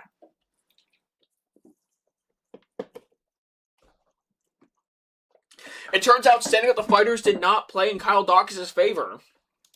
That's crazy. Okay. Just 1 second here, chat. Just 1 second here, alright? I'm just gonna film that TikTok real quick. I'm gonna make this very, very quick. But I can't believe that fight finished by way of knockout for Bo. I thought he would have won a decision.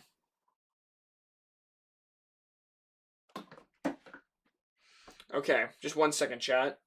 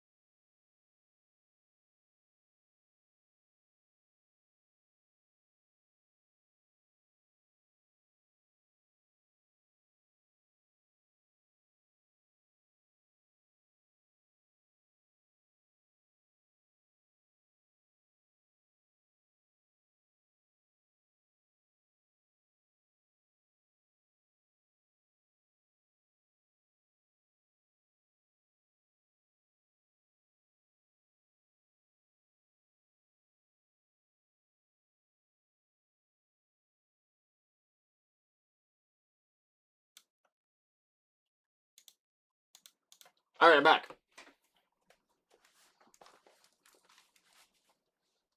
I'm back.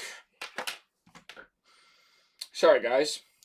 Oh, wait, hold on. Let me go on TikTok here. My mic's muted. There we go. There we go. What is going on? My mic is working this time on Streamlabs? Yes, it is. It says it's on. Gone Could decision. Alex and Sugar versus Sahabi 2. I don't think it'll go to a decision, but you never know. Alright, let's get this video quickly edited and posted.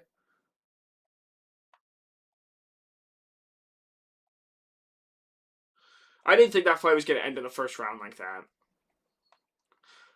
I gotta make sure not to check the chat during fights, though. I do not want to be spoiled nothing.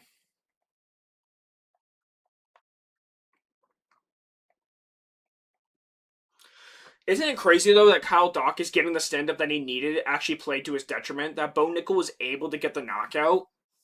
He was able to get the knockout after the stand-up happened. That's insanity. Don't take me down.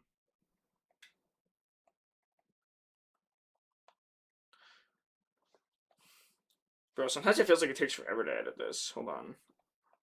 I'm almost done. Yeah, bro. Bo Nickel got the win on the White House card just like they wanted him to.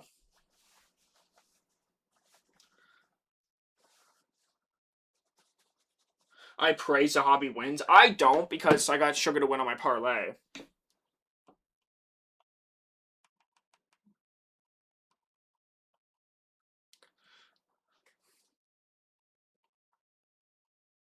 Well, what do you guys think about the whole fraud check thing now?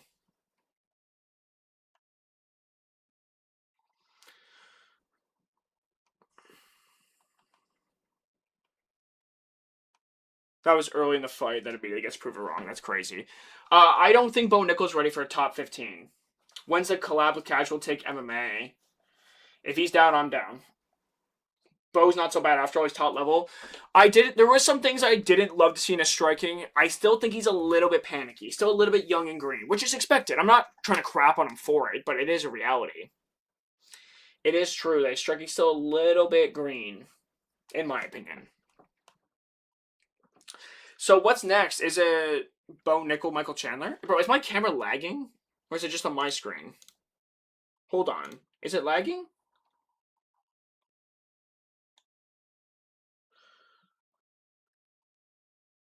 Oh, there we go. Rip my 10 pounds.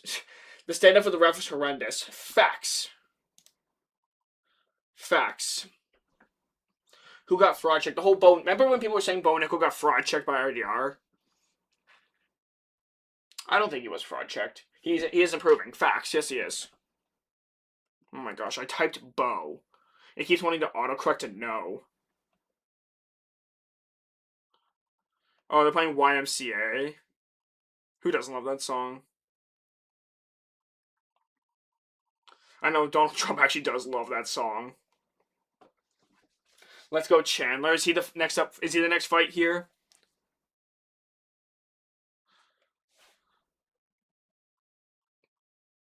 That's RDR. I know, but people were saying that it was a fraud check. The fact that he even lost to RDR. You know what I mean? People were saying it was a fraud check. Stay at the YMCA. Bro, this is like a very like hippie sounding version of YMCA. Speaking of how good is RDR, yeah, I think he's good, but I think people just don't like to give him the credit. I'll genuinely cry if Gon or Gaethje wins. I will too.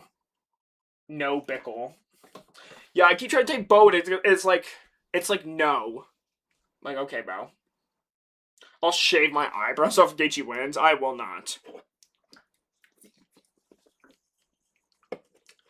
I am, I wonder what my payout is right now. If I wanted to cash out. Oh, it's unavailable. Oh, I can make $2.74. Nope. Oh, so Mauricio Huffy fights up next, right? Huffy versus Chandler. Let me get a picture of Mauricio Huffy ready to go, I guess. Because I think he's going to beat Michael Chandler.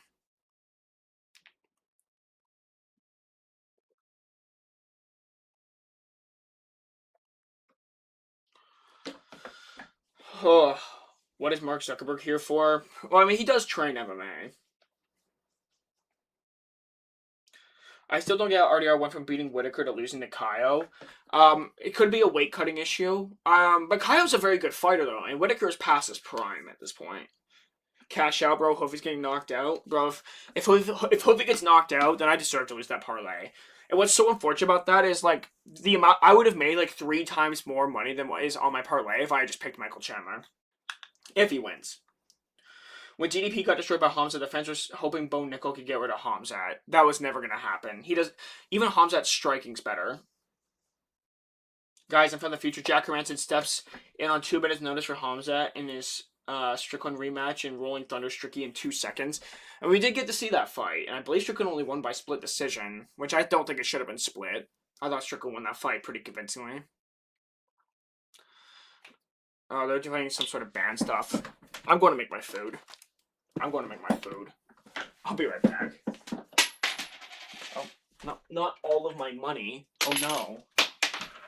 Hey, bro, what keeps falling in my pocket? That's crazy.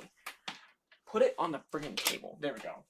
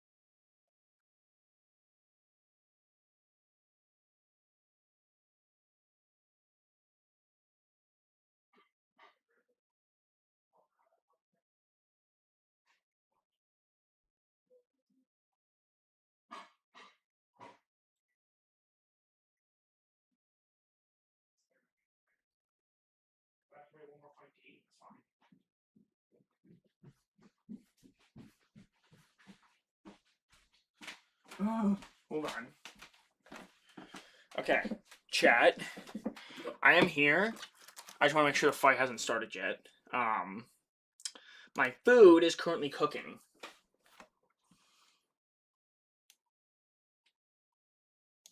That's all that's happening. Don't worry. Don't you worry. Everyone make sure to subscribe and drop a follow, by the way. That's mandatory. It's part of the rules of being here. Okay. Hoping to go for only another 5 more minutes-ish. But you know, I'll just get a chill here for a sec. Michael Chandler versus Hofi. They haven't even started the ring walks yet. Okay. I'll be right back.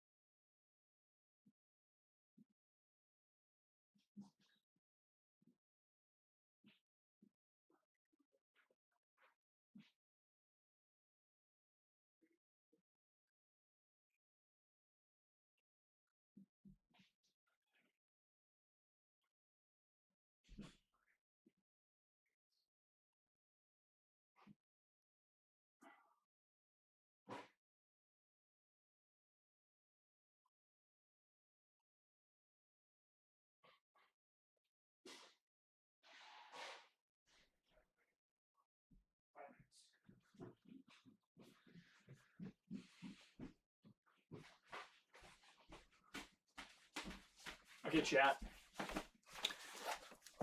Hopefully I'm done running away now.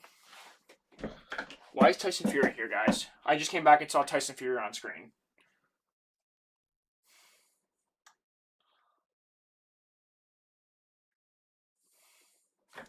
Bo Nickel versus Kyle, who wins? Oh, I go Kyle right now.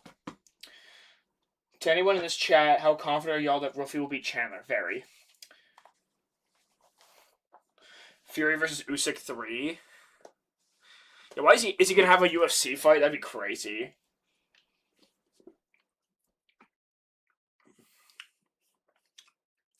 It's his walkout, yeah, without hand wraps or gloves on. If he imagine he was coming over and making his MMA debut or something, that'd be kind of crazy. That would be kind of crazy, low key. I am not satisfied with video after all that recording. Any tips? You kind of just gotta try and experiment with stuff, and you'll find what's for you.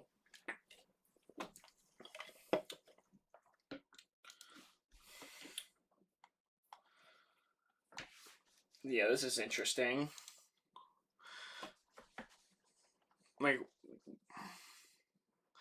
Tyson Fury. Oh yeah. What is he here for? He's got a microphone. What's going on?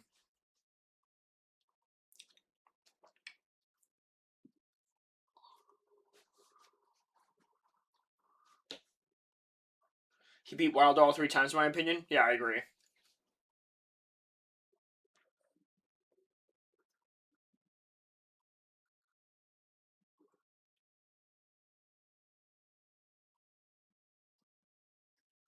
Yeah, this is a great event. All right. What is it? What Dana White and Tyson Fury have an announcement?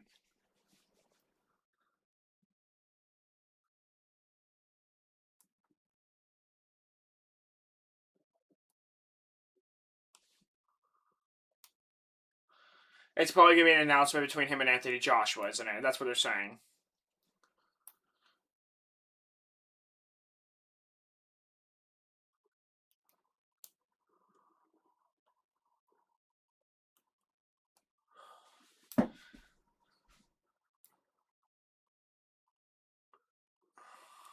Okay.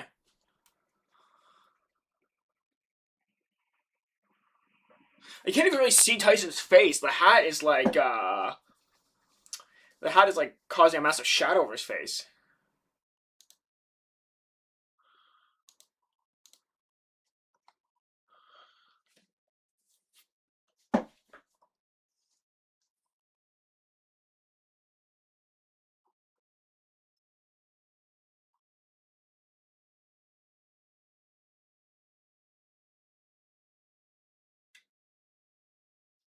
Dang, bro. Bro, what is taking so long for these freaking fights to start? Tyson Fury versus Derek Lewis, who wins? I unironically might go with Tyson Fury. Probably not, actually, but it wouldn't be the worst pick in the world. They're doing the thing for first responders, okay. Tyson wins in boxing, to be honest. The only thing that worries me about Tyson against Derek Lewis is the kicks. Derek Lewis does have a good switch kick. But if that doesn't knock him out, then I do think Tyson Fury wins.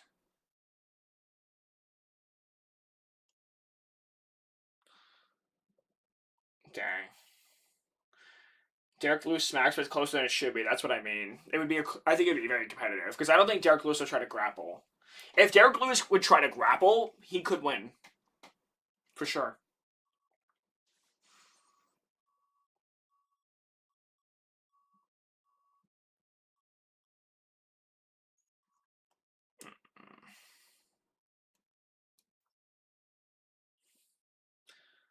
Derek Lewis at least one technique. Yeah, but he could throw a switch kick. He could throw a leg kick. And as long as Derek Lewis doesn't try to take down Tyson Fury, which he probably could. He could if he wanted to. But he's a better grappler than Tyson Fury, I'll say that much. But I do think Fury should be able to win that, which is kind of ironic.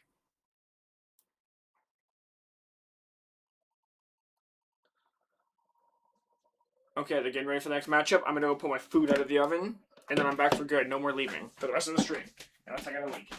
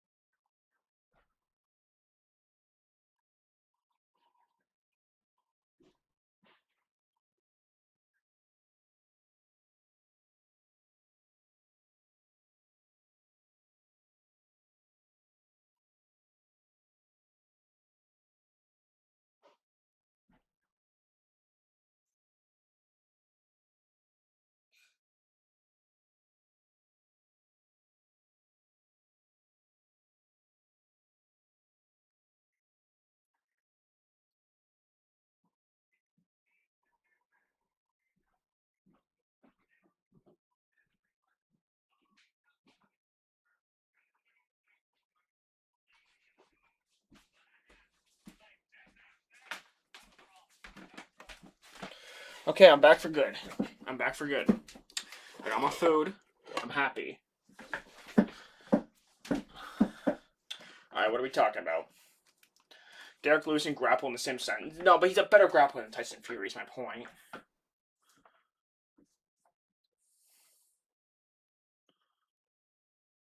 Kelvin Gastelum's a black belt.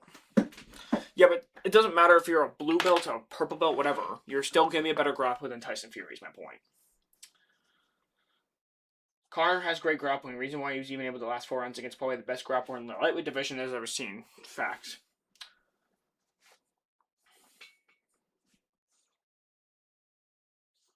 You think UFC 330 is getting announced tonight? Oh yeah, why hasn't that event been announced yet? It's like 2 months away. It's probably Islam versus Ian Gary, right?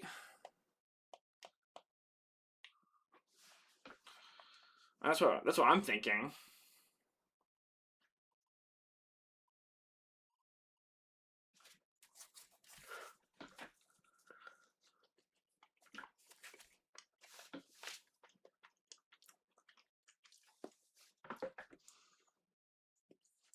Bo Nickel got the win in that in the second fight. The UFC's really trying to hype this up as if like Michael Chandler's gonna win. I swear that's what they're trying to do.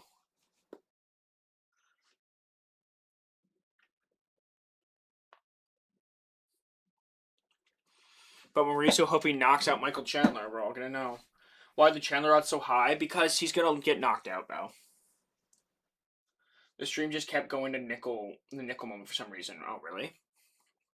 I was gone for a moment.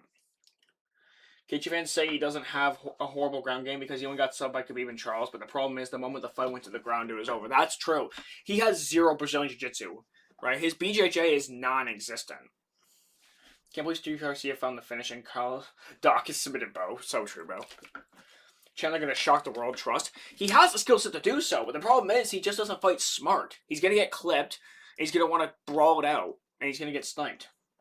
Pound for pound, who do you think wins, Islam or Jones? Islam. For sure. Oh, he's playing an F. Tell me nothing. I don't want it. Not my vomit. CD trying to push my buttons. I said don't touch it. Now y'all done it. Capital never typical. It's what's it called? The Search. The Search by NF. This is a good song. I actually listened to the song today in the gym. Okay. Oh, Chandler's walking out with a veteran. That's nice. That's really nice to see. That guy's just happy to be here. We'll see, but I hope Chandler wins. This is his retirement. He was supposed to be the big thing, but his career got stolen by Pimblett, in my opinion. But hot take. I don't know. The UFC could have known that Paddy Pimblett would probably win. Khabib took McGregor to the fourth round with 15 minutes of control time. Meanwhile, Gaethje got subbed in the second. The second takedown in the second round got landed. Well, that's the thing. Conor didn't even get control for that long either. He was able to stay on the feet as well for longer. Gaethje loses on the ground and on the feet versus Ilya. What my man do? Pray. You never know, man. Round 1, Chandler's a mythical fighter. Round 2, he's getting one-shot probably, though. So you think the game plan of Hoofy is just to allow Chandler to gas himself out round 1?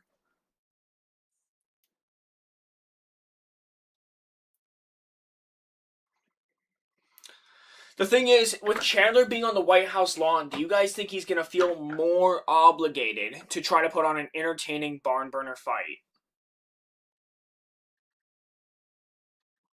It could be a possibility. Because he's on the White House lawn, he's going to want to make a statement.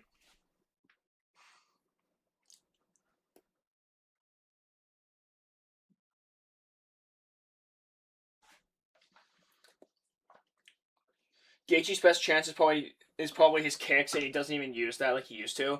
Gaethje's leg kicks haven't really proven to be like overly effective in fights yet, though. We haven't seen a fight where the leg kicks made the biggest difference. We haven't, right? Tony Ferguson fight, it wasn't the leg kicks; it was all the head damage, right? When he beat Michael Chandler, it wasn't leg damage; it was head damage. Paddy Pimblett, head damage. He should feel motivated to win this country. I agree with you. Right? But at the same time, he might just throw the game plan out the window trying to put on an entertaining show on the White House lawn.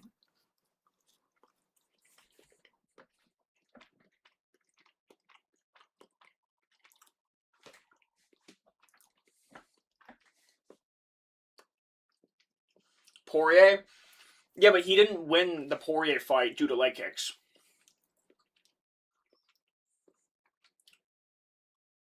Right?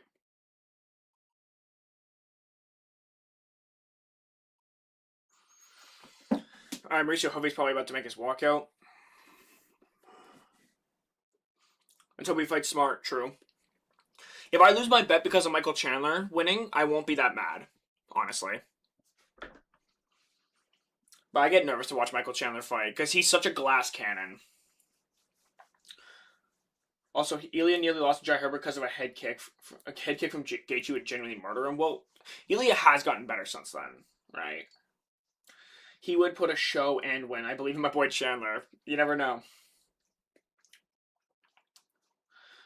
Has Hovey's ground game really improved since the BSD fight, though? Really never know. Exactly. That's what I said earlier.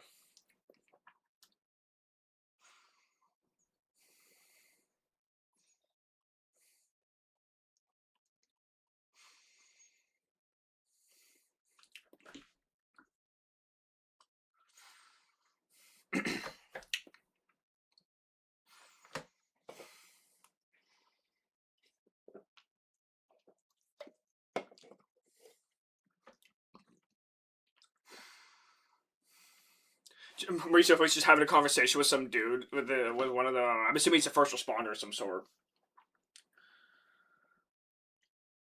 Do you usually bet or not? I have bet on this one. $20. The head kick was ages ago, and Ili's improved a lot. Exactly. Exactly.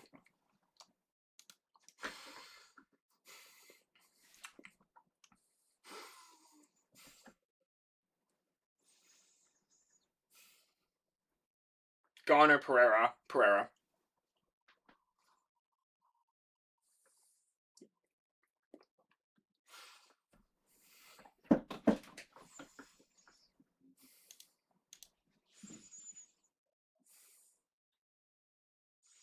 Folks walking out with Hoofy, is he?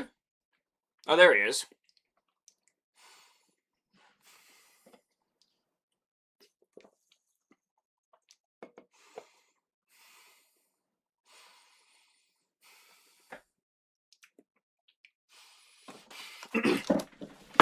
Hold on one second, chat.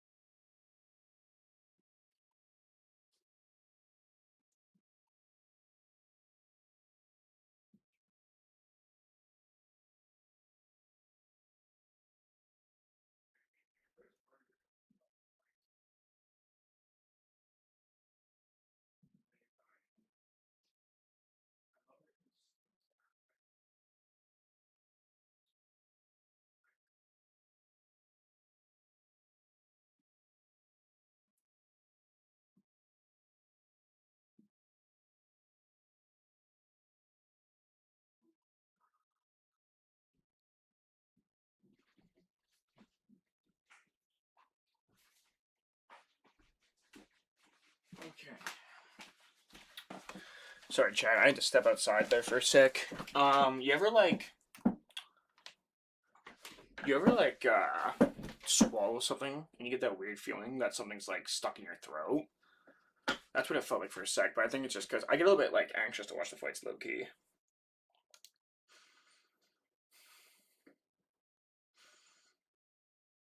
I think that's all it is. I get like to watch Michael Chandler fight, bro. I get legitimately like anxious.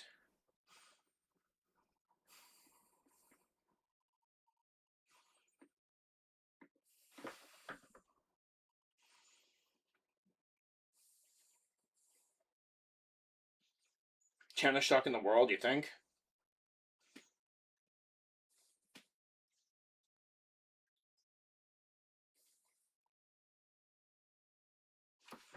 Alright, do I have the thing of Mauricio Hoofy ready to go? I do. Okay. I do. I would love to see Michael Chandler win this fight, but I just can't trust the fight IQ. That's like his biggest weakness is his fight IQ.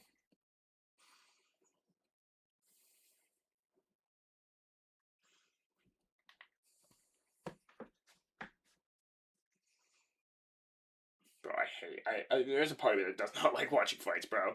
I'm not even joking. Like, I get so anxious. Like, I love it from a skill set standpoint, but the adrenaline stuff that comes with it, ugh.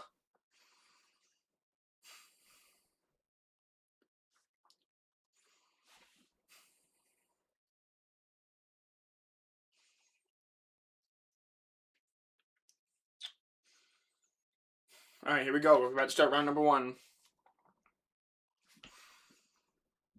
Let's go. Round one. Here we go.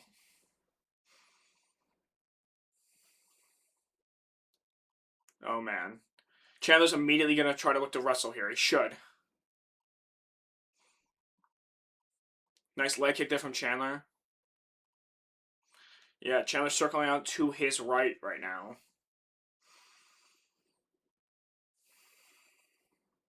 Ooh, Chandler's looking to wrestle.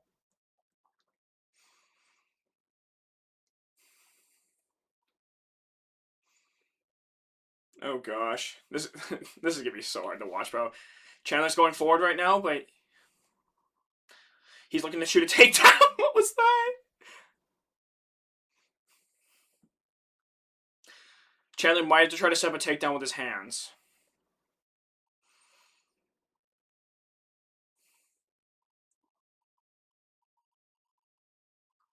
The thing is, Chandler could probably land a shot, though, if he's looking to set up takedowns.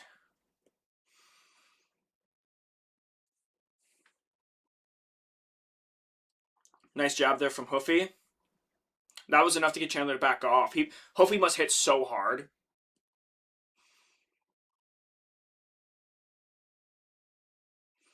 But Chandler's trying to play it patient right now.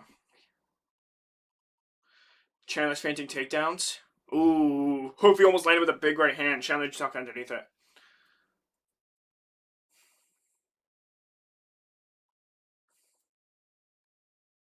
Chandler's already got some redness on his face. Hoofy goes to the right hand. Nice leg kick there from Hoofy. Body shot there from Chandler. That right hand to the body is one of Chandler's signature moves. Hoofy goes to right hand.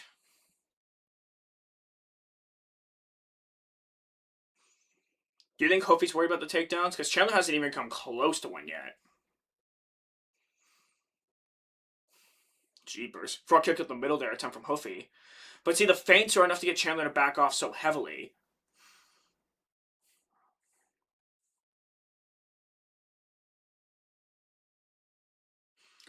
Ooh, Hoofy goes for a spinning kick.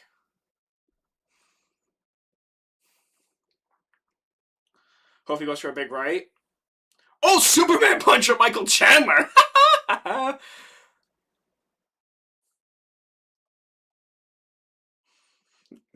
Yeah, jeepers. Chandler's moving around a lot. Because he doesn't want to allow Hoofy to land a shot.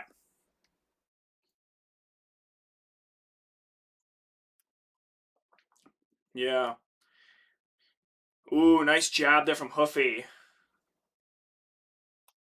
Is Chandler going to use up a lot of energy trying to, you go for all this movement? Hoofy goes to her right hand. Looks like a disgrace, though. What the? But Chandler's face is all red already. Oh, big right hand there from Hoofy. Chandler might be a bit stunned. He's circling right now. But Hoofy's afraid to fully commit because he knows the danger that's presented by Michael Chandler. Oh, Chandler keeps, twisting his ankle, though. Chandler's going for a takedown. Chandler's got dropped. Chandler's done. Chandler got uppercutted, dropped. Chandler's literally running. Ah! Oh, big body shot. Oh, uppercut. Chandler's hurt. Chandler, if you're going to go out, you might as well try to swing. You know what I mean? 1 minute left in the round. This is hard. This is tough. Chandler's so hurt right now.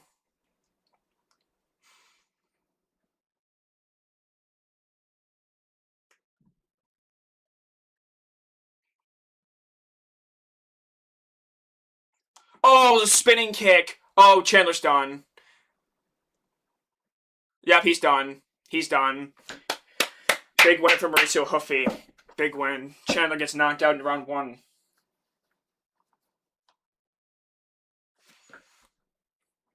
Chandler, man, that's tough.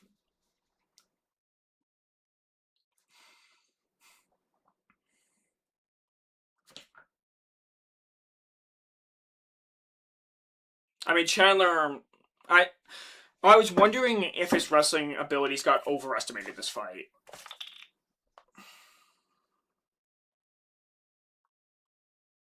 That's why he was such a huge favorite to win, right? That's why he was such a huge favorite.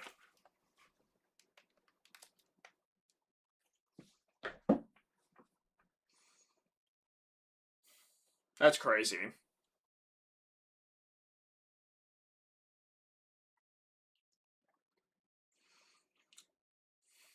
Yeah. Spinning heel kick.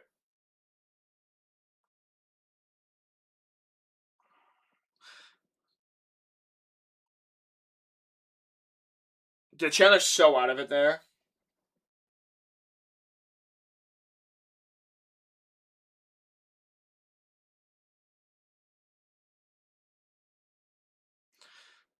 Yeah, Chandler kept like twisting his ankle or something.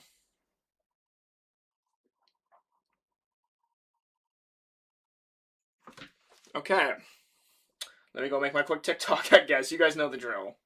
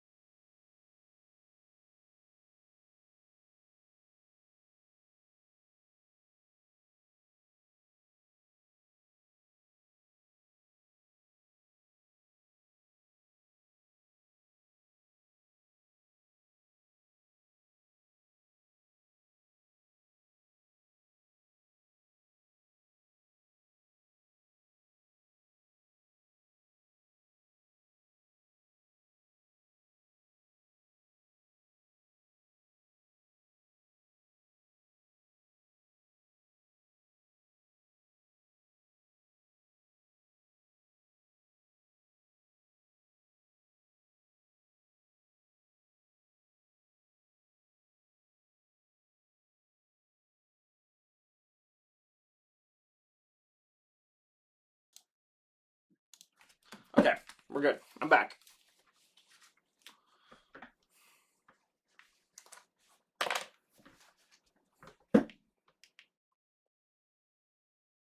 Let's see if Michael Chandler retires in on chat. What do you guys think? Do you guys think he will?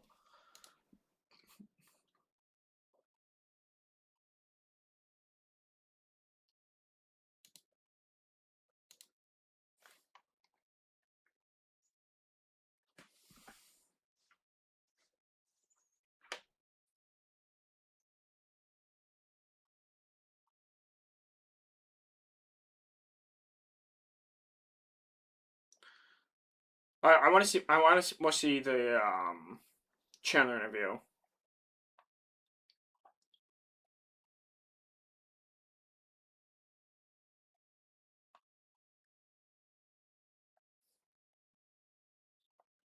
But I think for Hoofy, I doubt they're gonna give him like a Gamrot or a Charles Oliveira or something like that, right? So I think that they're probably gonna give him like a Dan Hooker or Paddy Pimblett if he loses to BSD. If Paddy loses to BSD, then yeah, I think they'll give him to Hoofy.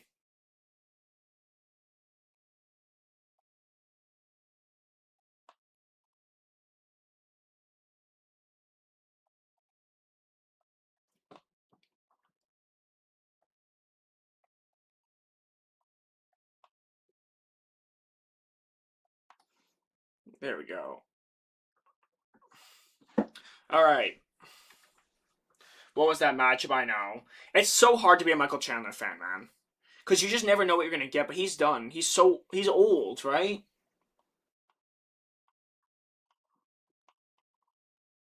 But Chandler's washed. That's all it is. He's just not very good anymore. His wrestling's not very good. I'm sorry. I'm sorry to say it. He's done.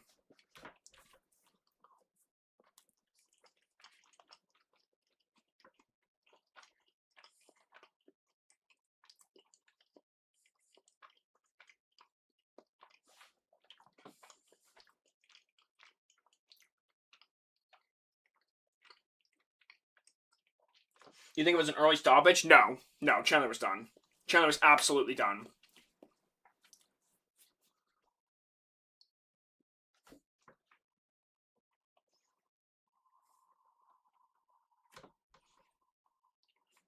I think Chandler was kind of out at that point. I gotta be honest though, Chandler was kind of out.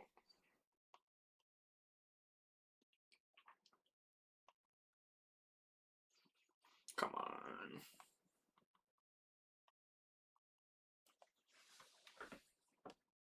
Oh gosh. I just want to see the Michael Chandler interview.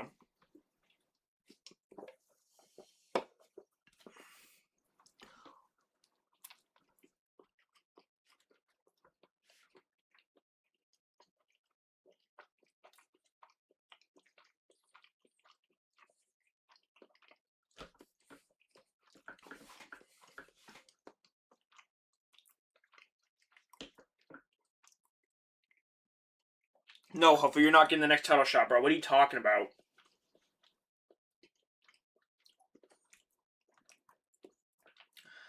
Here's the thing. I don't want to make an excuse. Hopefully was better than Chandler, but let's be honest. Chandler's been washed for a while now.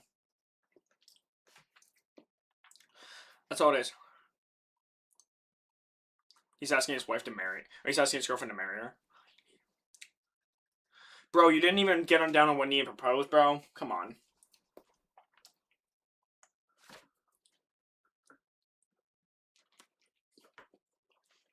Chandler's been washed. Ever since he had the layoff.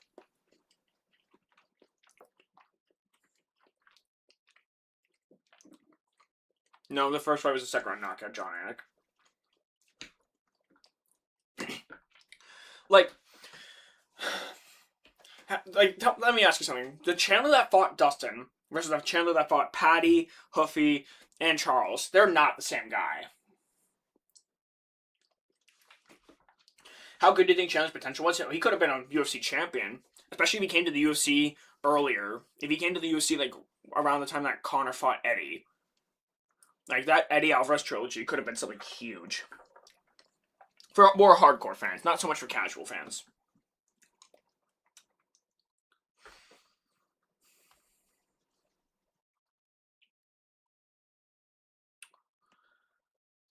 Come on, Oliver and Patty both got a title shot of Michael Chandler. Hoofy is smart. He'd ask for a title shot. Yeah, but he doesn't deserve one, though. He beat Michael Chandler. He's the number 9 ranked contender. Chandler's 40 years old. Maybe he's the oldest fighter in the UFC right now. He's close.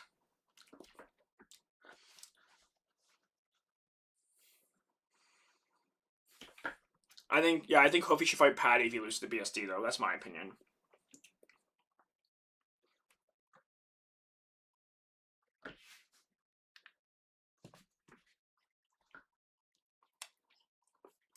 Josh Hawker versus Derek Lewis.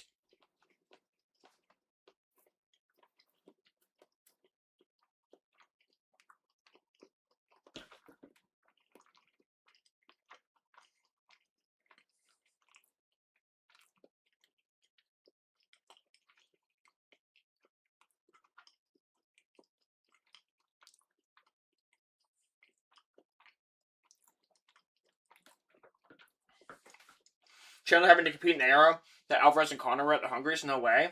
I think like Chandler, back in his prime, like physically, could have beaten Eddie and Conor for sure, and did beat Eddie. Derek is gassing the warm-ups, bro. Oh no, stop.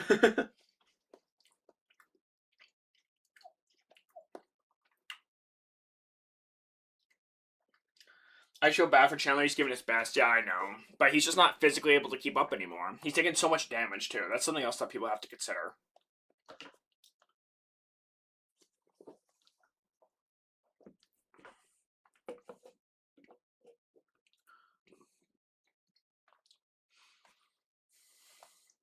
Hoofy's a better lightweight than Gaethje right now. Gaethje almost got subbed by Fiziev, while Hoofy made it look easy.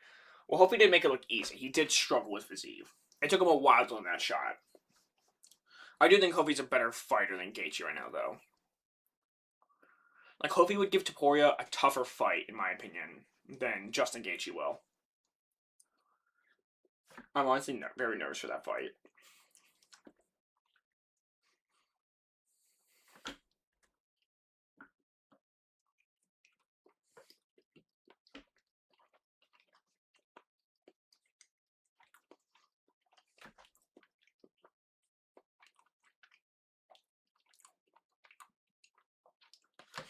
Entire card of first round KO, TKO. You rockin'? No, because the first fight ended in the second round.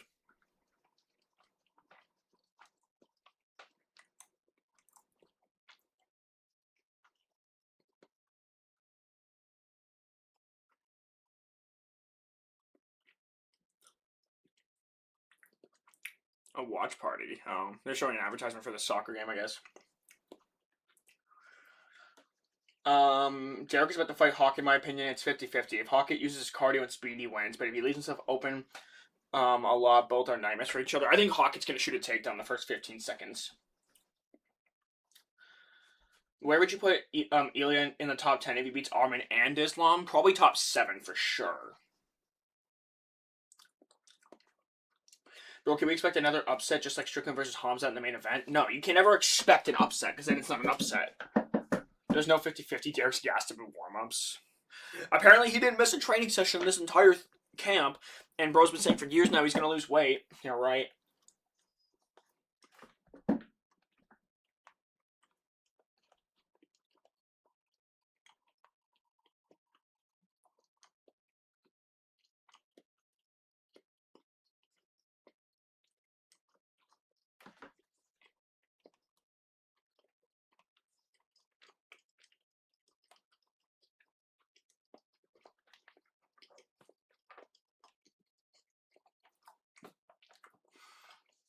He lacks depth in his resume, unfortunately. Yeah, but like having like 4 or 5 all-time great wins in your resume, you have to be top 10.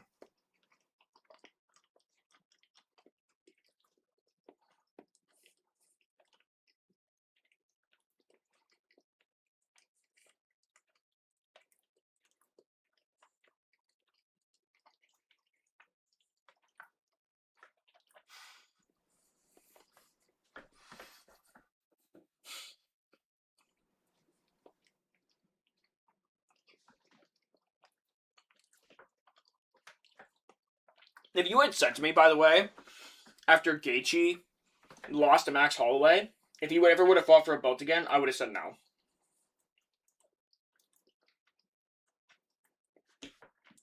If Ilya beats Arman and Islam, he's top 3 for sure. What are you talking about? I said at least top 7. Alright, calm down.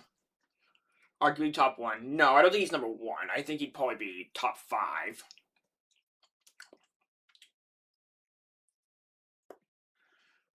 Yeah, I would honestly kind of agree that he should retire. If he beats Islam and Arman, it doesn't get much better than that. Like, imagine his next fight, he fights Arman Sarukian, beats him, then goes up to welterweight, fights Islam, beats him. What else is there to prove at that point? He's not going to defend the belt against 170-pounders. There'd be no point.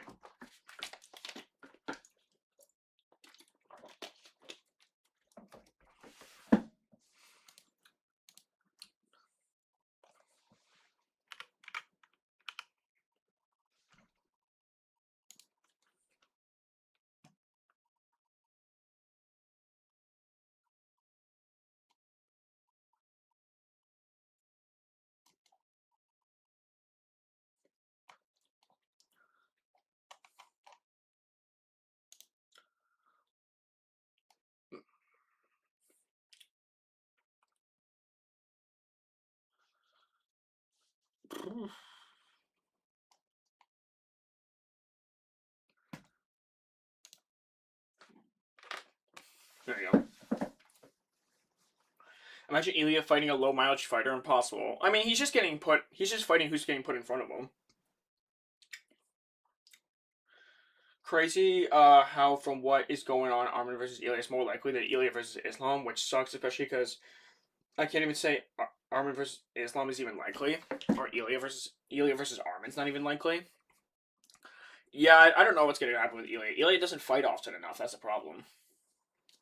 Chandler's fight was so sad, man. Wasted potential, bro. Is 5 seconds away from KOing Charles for a world title. He will be missed for sure. Absolutely.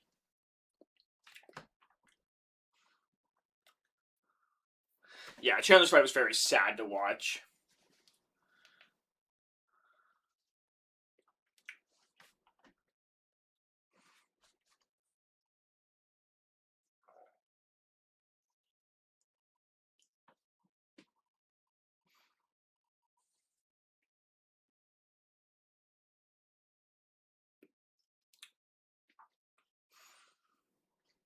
I hate people saying that Islam only beat featherweights because I don't think any lightweight at the time could have beaten the Volk Islam beat.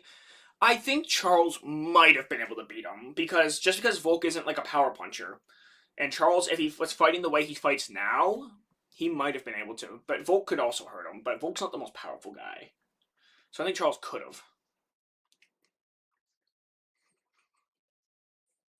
I don't know why so many people are sleeping on Ilya at welterweight though. It's just because he'd be too small.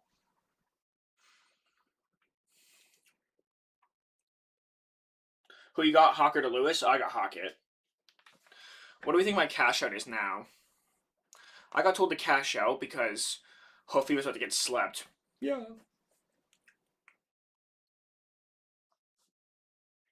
$30, so I could make $10. He's naturally a welterweight. Yeah, naturally, natural or like welterweights aren't they're what they weigh like close to 200 pounds. I wonder if Chandler injured himself on the fence. I noticed he rolled his ankle a few times. I don't know if that's because he got rocked or what, but I think the leg kicks might have done it. The Charles back then was extremely reckless. I think he might have taken way too much damage against Volk, who's, in my opinion, the second best striker of all time. It's possible. It really depends if Charles chose to wrestle or not. Charles back then was a lot more reckless than he is now, but he's still pretty reckless. If Charles today fought Volk of back then, I think it'd be a very good fight. But the Charles Oliveira that was fighting like Dustin Poirier and like Michael Chandler, he would probably lose to Volk just because he didn't wrestle enough.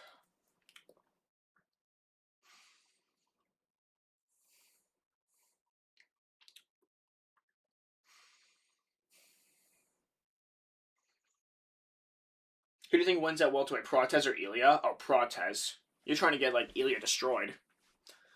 Ilya's too small.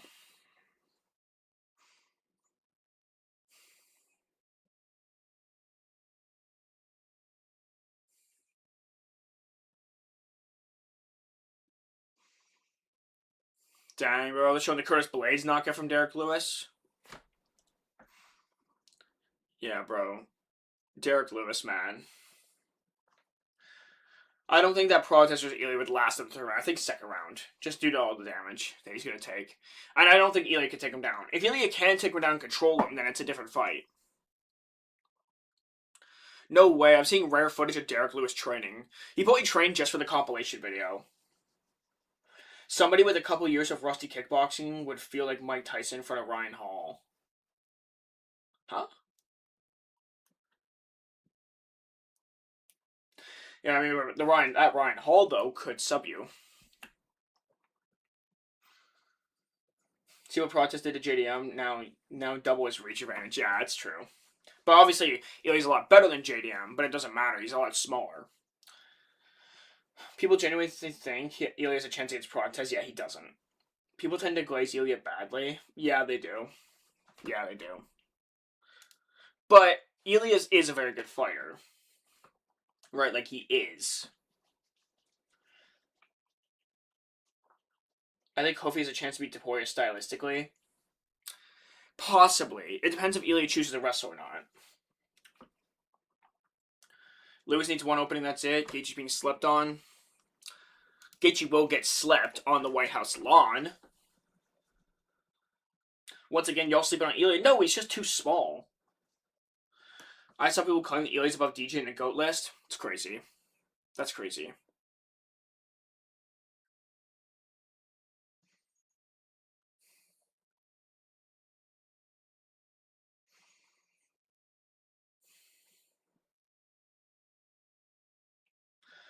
I glaze Healy so badly I say he's the best grappler in the division right now. He's right up there. It's like him, Charles, and Armin. Those guys are the best grapplers.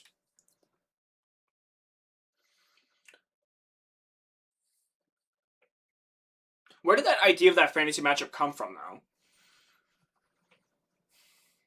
The only GOAT UFC ever had is CM Punk. Facts. Nobody's better than CM Punk. Oh no, my stream's starting to lag. Why are you lagging? Please, no. Do not start lagging on me. I'll cry.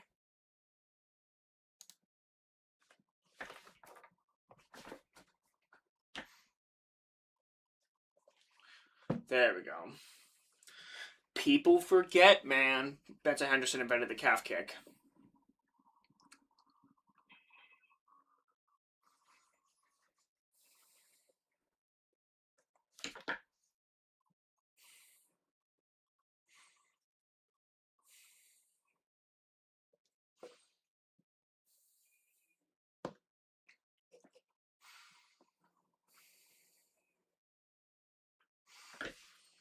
Derek already sweating, bro. Yeah, he was warming up. A lot of fighters usually are.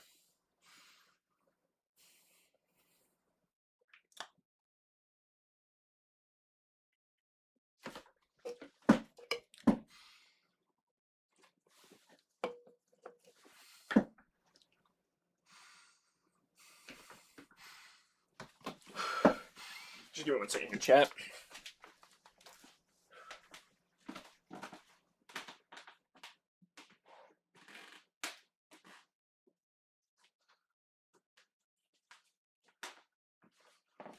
I just gotta walk around a little bit. I get a little bit antsy with fights.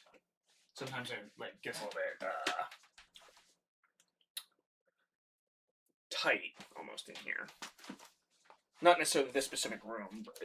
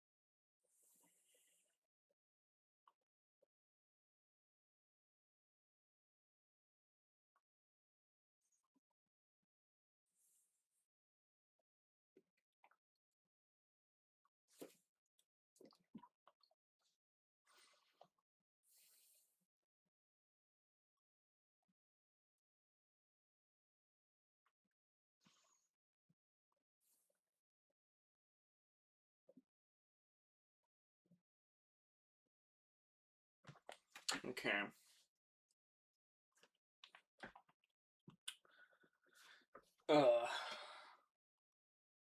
Hawkins making his walkout. How long until he flips off Derek Lewis? How long do we think until he flips off Derek Lewis? What do we think? How long?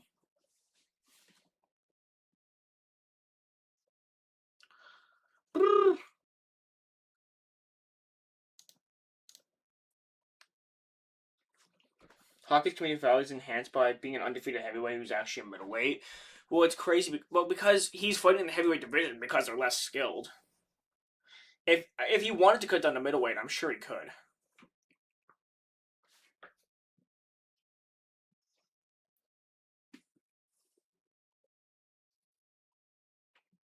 Five seconds in, he flips him off. Yeah. Probably before the fight even starts.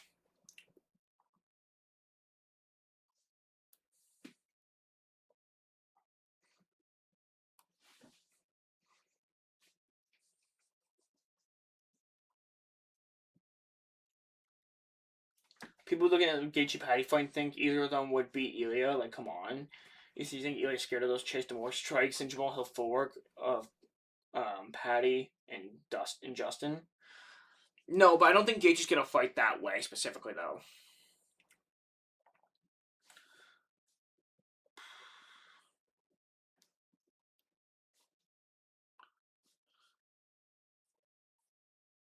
Man, watch Derek Lewis chin him and ruin my parlay.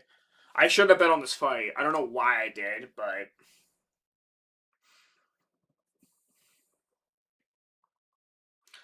Down to 4 more fights.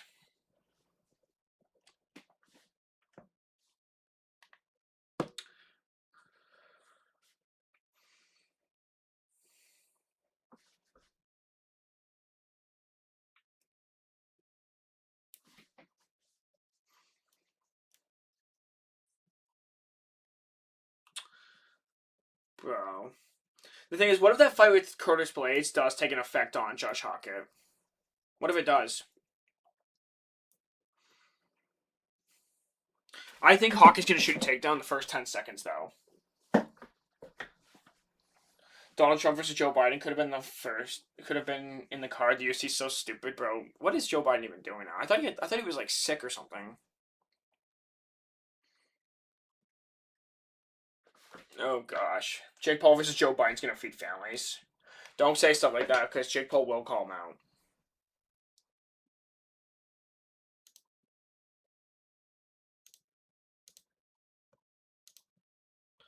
There we go. They're showing a commercial right before they do the tail of the tape stuff. Come on, give it a rest. Yeah, all right.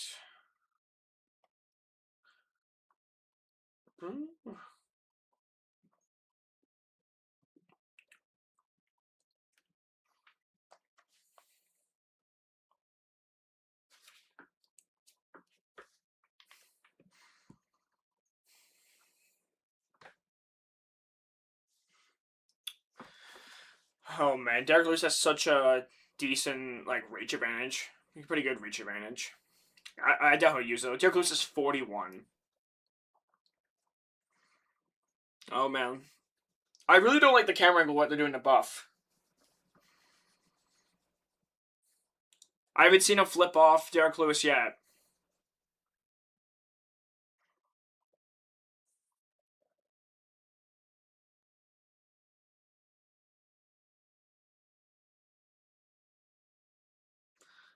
Oh man. Derek Lewis. Did Derek Lewis have to cut weight, do we think? I didn't actually watch the weigh-in. I didn't watch his weigh-in. Probably. The dude just refuses to go on a diet and lose some weight, bro. If he lost some weight, imagine how much that would help his cardio.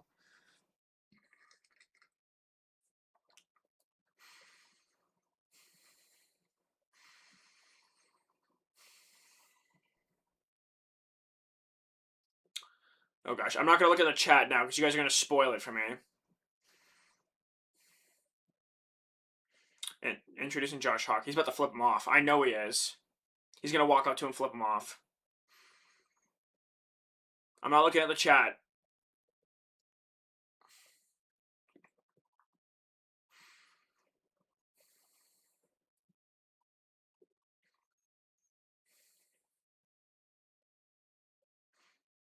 He's gonna walk up to him, flip him off. There it is. There it is. He flipped him off. My stream's probably a bit behind your guys's, so if you want to be on parallel with me, pause it for probably 30 seconds or so. We're about to start round 1. Here we go. Herb Dean's officiating this fight. Josh Hawkins gonna sprint straight across the octagon and shoot a takedown. I'm calling it. All right, here we go. We're just starting off round 1. Ooh, Josh Hawkins gonna be so careful. Ooh, front kick to the body stuff from Josh Hawkins.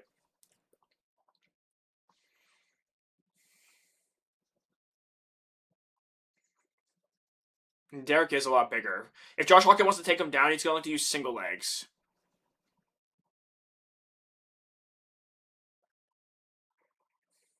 Ooh, spinning kick from Josh Hawkins. And front kick to the body. Hawkins going to look to tire Derek Lewis out. He keeps stomping out the knee. Because Derek doesn't even Derek's not even reacting to him. Josh Hawkins not going to get into a barn burner. Ooh, nice jab from Josh Hawkins. He's a lot faster than Derek. He's going to like to use his speed, go in and out.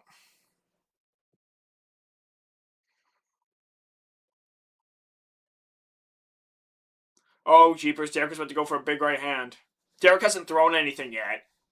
He's looking to. He is looking to. How? Oh, Derek swung and missed. But Hawkett's very respectful of Derek Lewis's power. Nice leg kick there from Derek Lewis. You want to see more of that. Big right hand there from Josh Hawkett.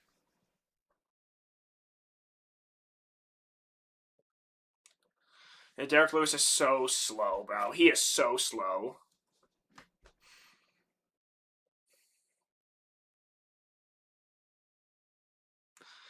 I wonder if Josh...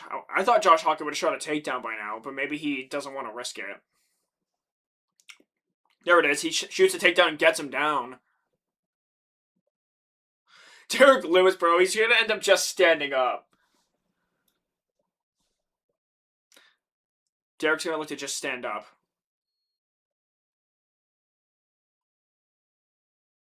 Oh, gosh. Derek's just laying there on his back right now. Josh Hawkett's stacked over top of him. Now he's got him in side control. He's got Derek in side control now.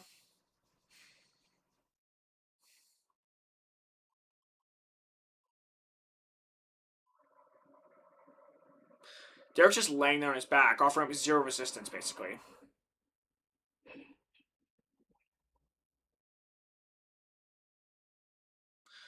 Oh, gosh. Josh Hawkett's just standing over top of Derek. Oh, gosh. Big right hander from Josh Hawkett. Derek's looking to stand up. He's building his base. Oh, Josh Hawkett's right back on top of him. Big elbow there from Josh Hawkett. Derek's looking to just stand up. You know the Derek Lewis method. He doesn't use Brazilian Jiu-Jitsu. He just stands up. Oh, there. Josh Hawkett just dragged Derek Lewis away from the fence, not allowing him to stand up. That was very nice from Josh Hawkett. Derek Lewis is looking to get some wrist control. Derek's cut open, but I don't see where.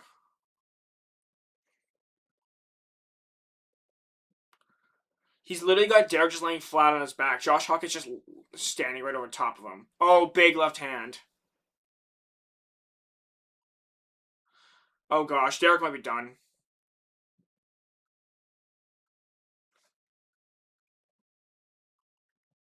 Oh, gosh.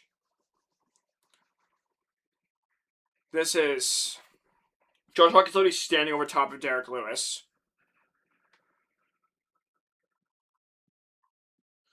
There we go. Derek Lewis is going to stand up here. No, he's not. Josh Hawkett drags him back down. This is weird. Derek Lewis looks like he's just given up in fights. 40 seconds left in the round. Do we think Derek Lewis will survive? Oh, he's got an armbar. Josh Hawkett's got an armbar.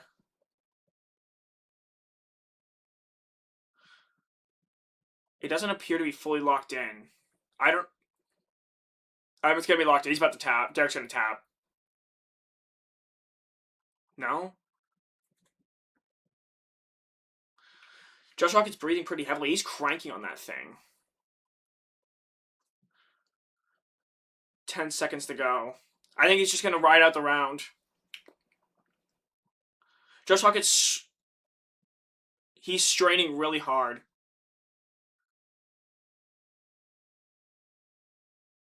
Damn, bro. Josh Hawkett didn't quite get the torque on the armbar. That's so unfortunate for him. But Derek now has a chance here going to round 2, right?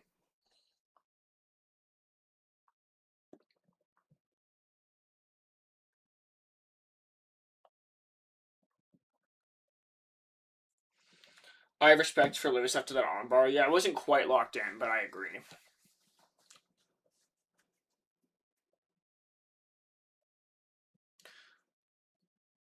Yeah, Derek Lewis has got to land something.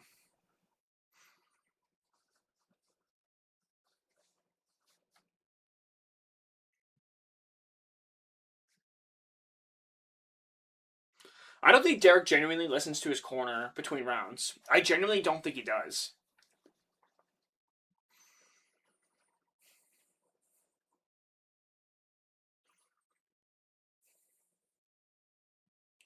Round number 2. Come on. Let's get this started. Come on. Here we go. Round number 2 underway. Derek does have to go forward. His corner's absolutely correct. He absolutely does have to go forward.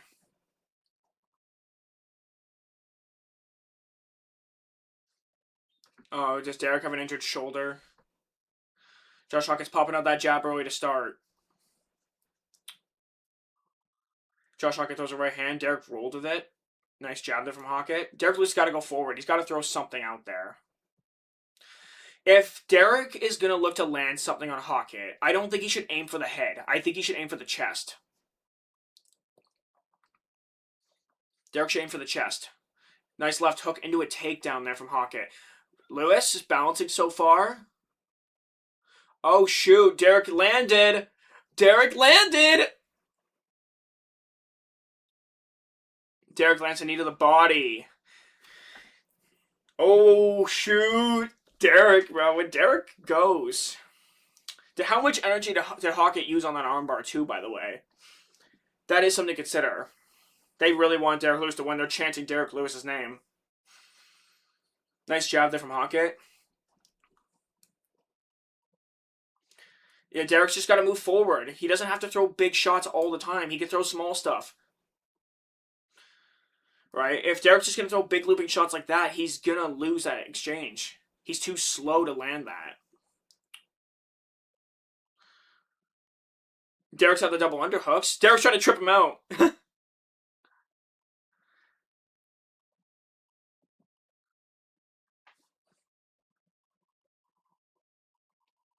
Oh, nice jab there. Oh, gosh, Derek Lewis is hurt.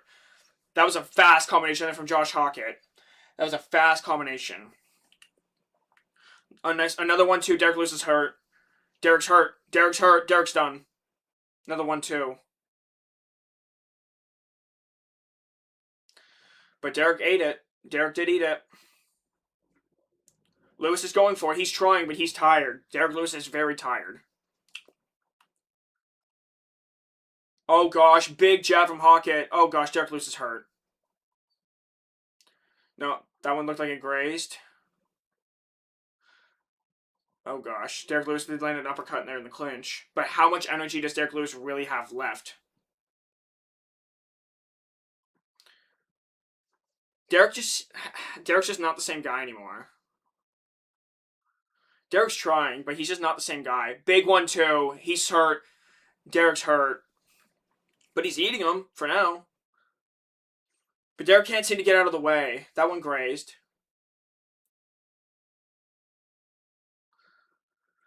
Derek Lewis is trying, but he's swinging so big. Derek Lewis is tired. Derek's so tired. But Josh Hawkins knows the danger that's in front of him. Big right hander from Hawkins. But Hawkins understands the danger that's in front of him at all times. This is crazy.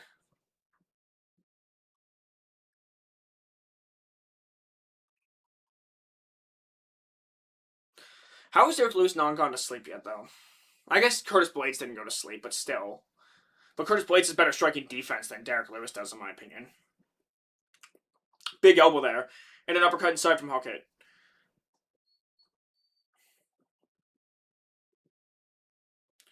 Hawkins literally just talking to him.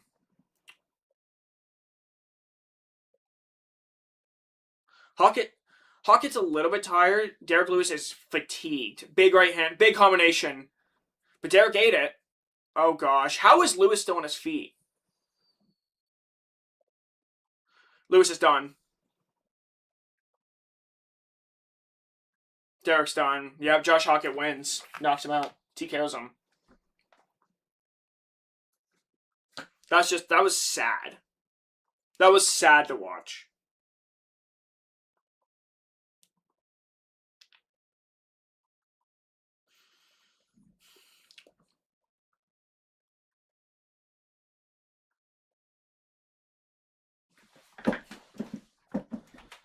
What do you say? I need a vacation? Okay, you already know what time it is. Derek should retire. Facts. I said that I said that these guys will end up retiring. Okay, 1 second here, chat. You already know what time it is. TikTok time.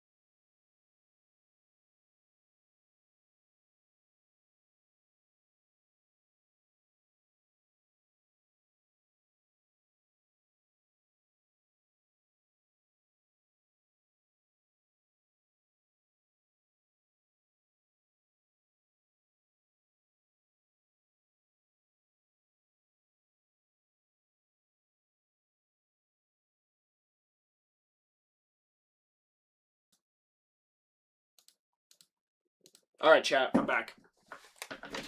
Let me listen to this. Do we think Derek Lewis is going to retire? Do we think Derek retires after this? Josh. Oh, gosh.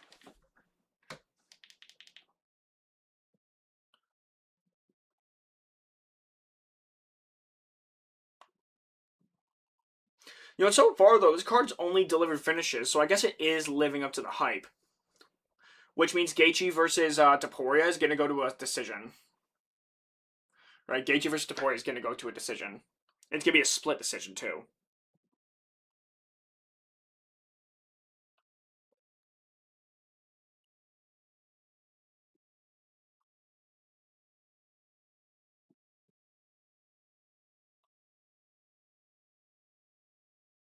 Oh, gosh. Hawkett's calling Alex Pereira.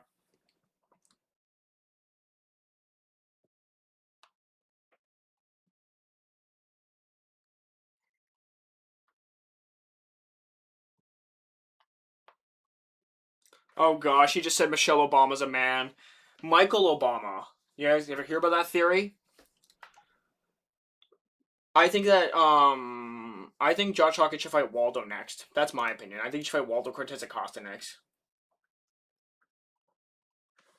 Yeah, can Lewis just hang it up, please? Yeah, you called Michelle Obama a man. That is a theory. There is a theory that oh, it's Zlatan Ibrahimovic is there. There is a theory that Michelle Obama's a man, and I kind of wouldn't be surprised if it was true. I wouldn't be surprised if it was true.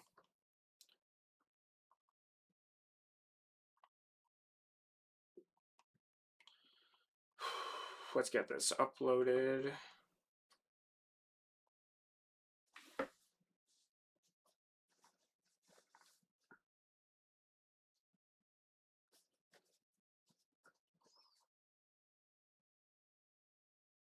I can hear like the commercial, the Bruce Buffer. Oh, okay, it is playing in the arena.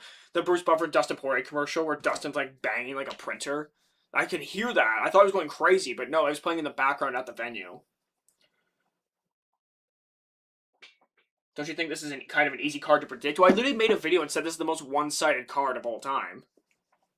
Because it kind of is.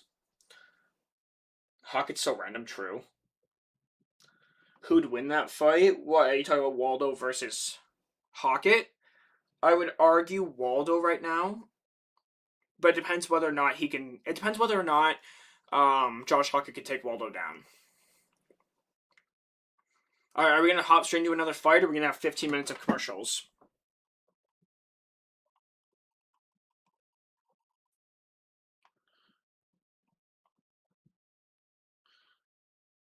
What are the odds that Derek Lewis retires? The thing is, he's in it for the money. So he might just want to keep taking whatever matchups and making money.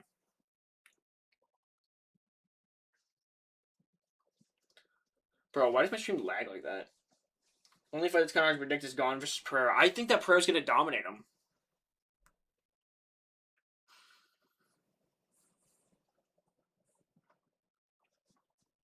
May, how you doing? I'm good. How are you, Yvuz?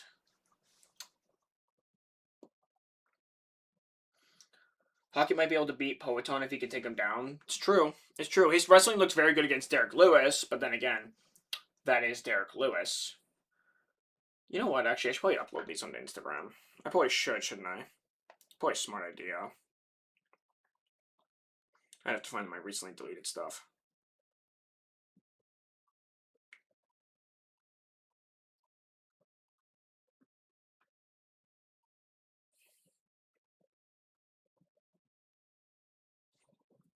There we go. I'll post these.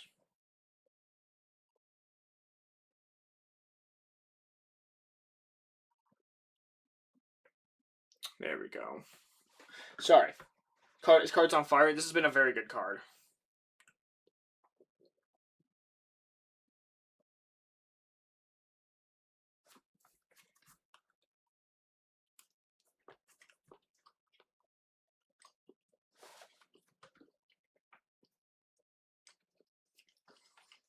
Waiting for the next fight to start.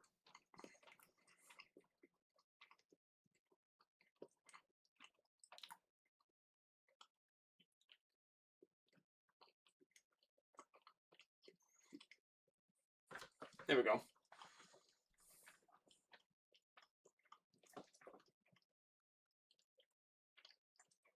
Are you on Instagram too? Yes.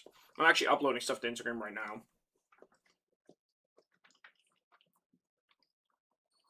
What are we doing?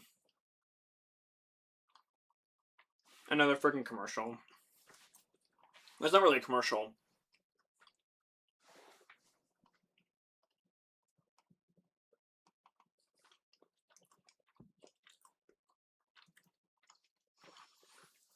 Which one was more dominant? Figgy Benavides 2 or Max vs. Decatur? Oh, Max vs. Decatur. Let's see you versus Casual take MMA in the main event. Brother, people would turn off the TV so quick. I got two more here. The Bo Nickel one.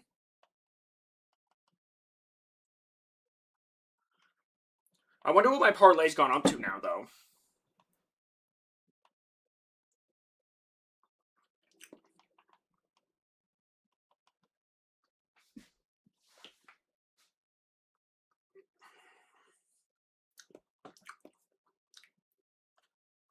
What?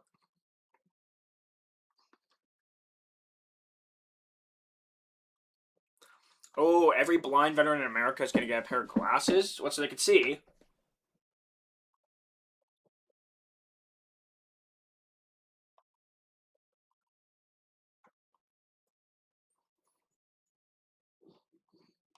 That's awesome. That is great for them. That's great for, because, like, obviously you want to be able to see.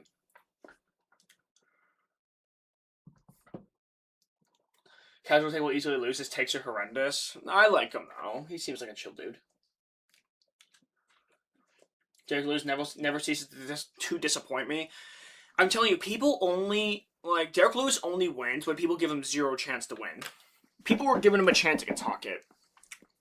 You can't give Derek a chance to win.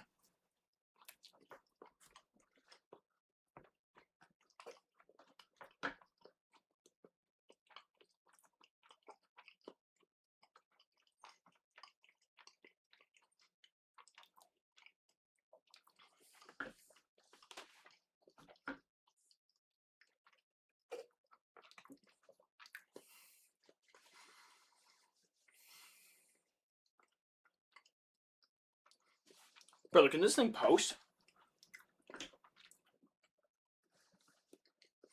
Oh my gosh, what time is it? It's 11 o'clock. I gave Derek a chance against Waldo too. Well, because he does always have a chance, but the problem is when you rely on that puncher's chance, you're going to be disappointed. Like, I promise you, you will be disappointed. So now I got to get photos of Sean O'Malley, because I think he's going to win.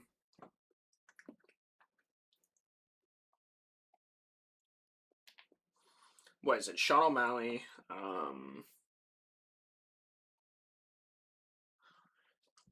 I think Alex Pereira's going to win.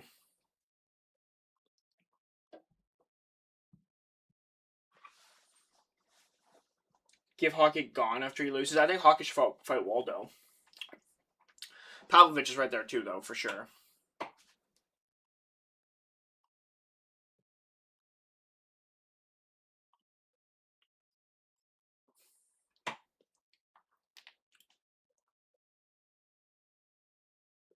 Oh gosh. We're starting to get to the big ones now. I mean, this one's not as big. But once we get to the co-main event, that's going to be crazy. I got a picture of Pereira ready to go, and Ilya. You know what's going to really upset me, though, chat? If my parlay doesn't land because Ilya doesn't knock him out in the first round. If Ilya doesn't knock him out in the first round...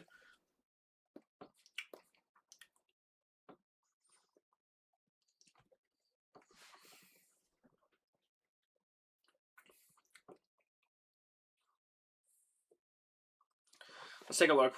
What's my payout at now? $40, so I can make $20. Nah, I'm going to wait until after the Sean O'Malley fight, and then we'll see. Did you see the clip where Zahabi asked O'Malley what makes him think he can stuff his takedowns if he can't stop Marab? And O'Malley said, "You suck." Yeah, I saw that. Anyone thinks he's as good of a wrestler as Marab? That's crazy. I think Volkov is the real contender. He is a real contender. Absolutely. I mean, I don't think he beats Tom Aspinall, but...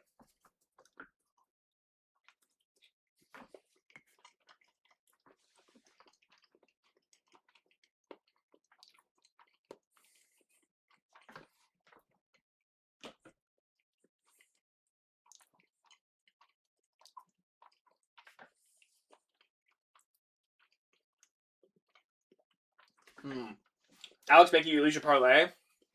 I might cash out after the O'Malley fight.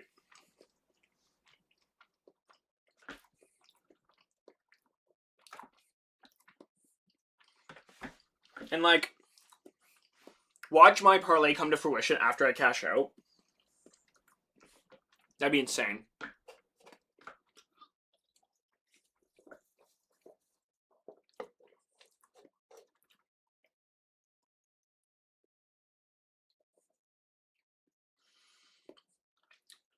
Sean's winning, I think so too. This card was designed for favorites to score easy highlight reel knockouts or for big upsets. Either way, you'll get big publicity and the card looks good. Yeah, I do think this card was literally just designed for favorites. Do people say you look like Bonnie Blue? I don't even know what she looks like. I don't want to know.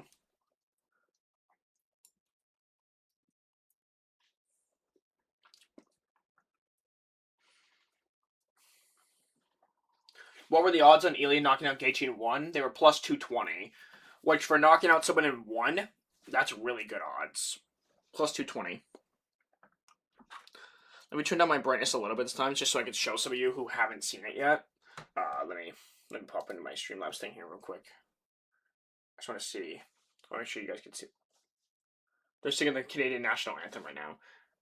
I'm trying to there we go. So I just need Alex Pereira, Ilya Topuria, and Sean O'Malley to land. So I can cash it for $40 right now. But I'm not going to.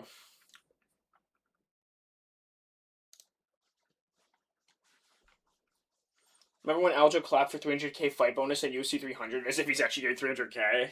I didn't even see that.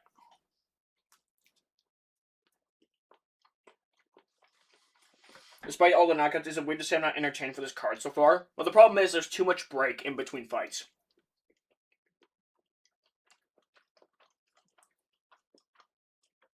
Are you watching the World Cup? I've watched some. That reminds me.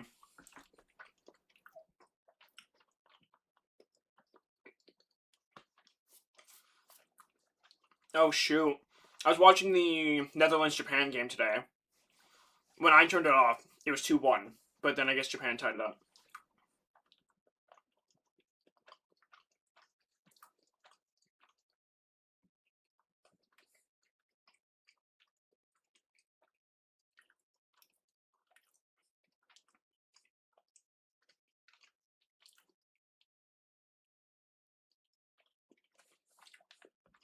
How much did you gamble? $20.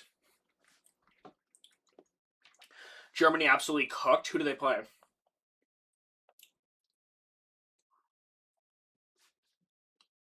Let me take a look at this. Who do they play today?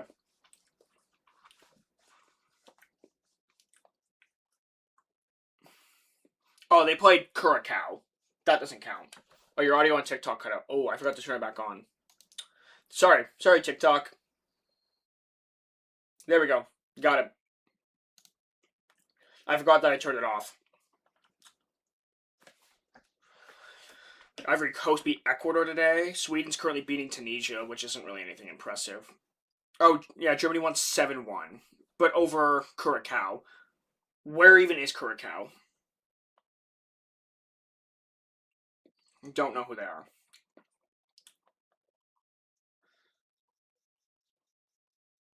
You didn't watch Canada versus Bosnia? I watched some of it while I was at work at the time, but Canada was dominating them. They should have won. They should have won that game. The fact that Bosnia was able to squeak past on a draw was insane. Especially because, who was it that took I don't even know who was it who took the shot. Where he shot it at the goalie. It hit the goalie's leg off the bar and out. Canada should have won that game.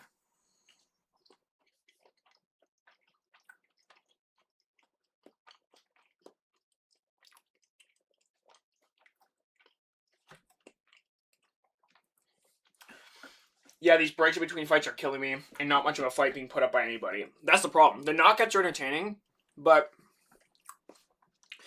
the fact that their opponents just aren't even putting up a fight is making it hard to watch.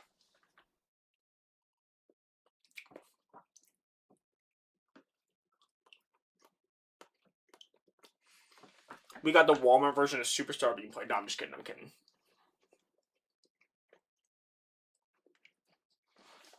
It went through the goalie's hand. And Bosnia played a great game. Bro, that should have went in. We should have won that game. We dominated you guys. We had like, what, 65% possession or something like that? Most of the time in your end.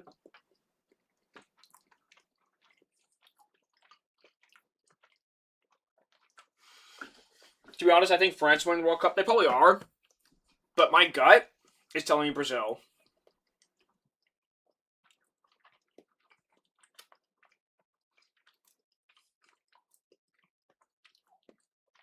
Like, they drew against Morocco.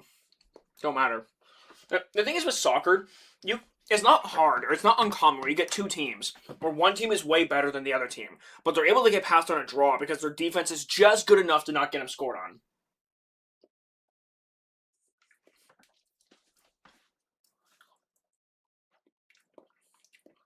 Did you bet on Sean versus Hamzat? Yeah, I did bet on Hamzat, but it didn't matter because my parlay had already lost by that point. May Brazil got dominated by Morocco. I'm telling you, it's a gut feeling. I know a lot about soccer, man. I low-key want to see an upset one of these fights. Probably not, though. Well, no, because like people, I feel like people only predict that an upset's gonna happen on specific fights to try to be like, oh, see, I called this. I called it happening. I'm such a hardcore fan.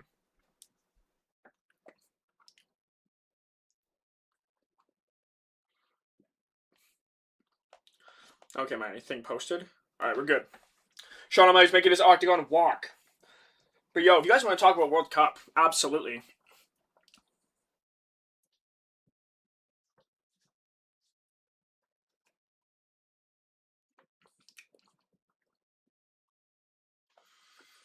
Will you ever cover World Cup 2026 on the channel? Not on this channel, no. I don't know enough about soccer, and I don't want to disrespect the fan base. But you know what I will say? Because I've been watching more soccer recently, and the one thing I've noticed about it, and that it does better than most sports, is the actual, like, audiences and, like, the crowd energy is spectacular. It's so awesome to watch, right? Whereas you get like other sports, like I don't find other sports like hockey really have that same type of energy in the crowd. Soccer is such a hardcore sport for people because it's loved worldwide. Praying for Pereira versus Gone to be at least competitive. Yeah, I hope so. If Neymar wasn't injured, they probably would beat Morocco. Oh, is Neymar injured right now? Okay, then I'm gonna retract my prediction of Brazil. And I'm not gonna go with France because that's kind of the obvious pick. I'm gonna go. I'm just taking a look at all the teams in the World Cup. I was gonna go Portugal just for to be an oddball, but no. That's crazy that like not every like there's so many teams in this. That's kind of crazy. But I'm not gonna pick. This is actually kind of hard. A lot of these countries, I'm not gonna lie, are kind of. I don't want to say they're buns, but like Tunisia, bro, really. I'll go Spain. I'm gonna go Spain. How about that? Let's go Spain. I was gonna go Brazil, but if Neymar's injured, Neymar's like a key player for Brazil. So why don't we go Spain? I'll root with Ilya Taporia's team. I don't want to pick France because I feel like it's too obvious.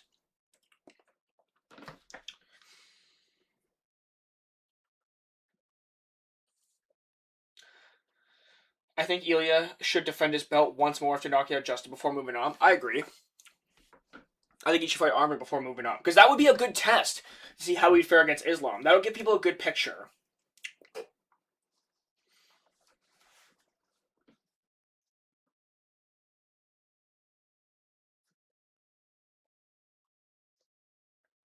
See, after the match, I was also saying Spain, by the way. Spain's not playing right now. Are they? No. Spain's playing tomorrow at noon. I'll probably tune into it. I'll probably be at the gym or something. I'll tune into it. USA is also good. USA's not winning the World Cup, bro. Canada and US are neither of us are winning the World Cup. We're not good enough. I'd love to see Canada play USA though. I think that their teams they're a lot better than what they used to be. I think Canada and USA, they used to get like the floor wiped with them, wiped by like the European countries, if I'm not mistaken. But I believe now it's starting to become more competitive. You can correct me if I'm wrong. I don't know a lot about soccer. Like I know about the sport of soccer, but I don't know which countries are the best necessarily. Like I know Spain, France, Brazil, like Portugal's good, Argentina's good. I know the countries that are really good, But I feel like the countries that used to be looked at, like Canada, for instance, as really bad, they have improved a lot. And like in the last World Cup, or is it last World Cup, or what was it? I forget when it was, but they were a lot more competitive than I thought they'd be. Yeah, USA ain't winning. They're going against Australia. They're pretty good. I don't think Australia's winning either.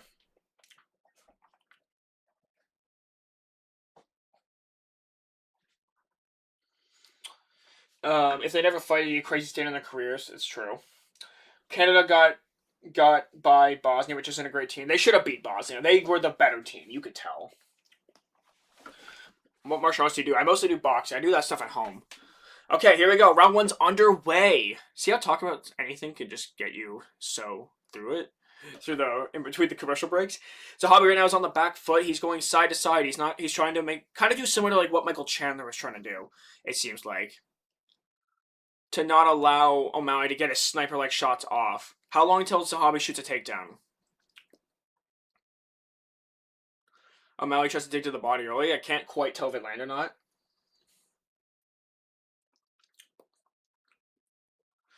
Inside leg kick there from Zahabi.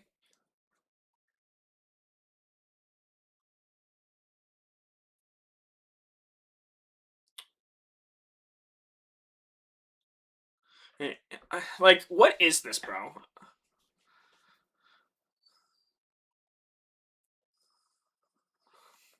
Ayman Zahabi's fighting.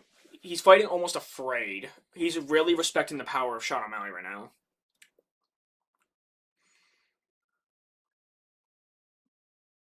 But right now, there's not really a lot going on here.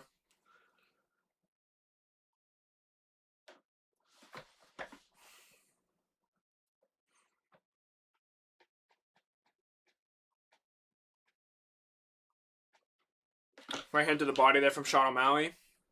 3.5 minutes to go in the first round. See, Zahabi's fighting panicky. Zahabi's fighting very panicky.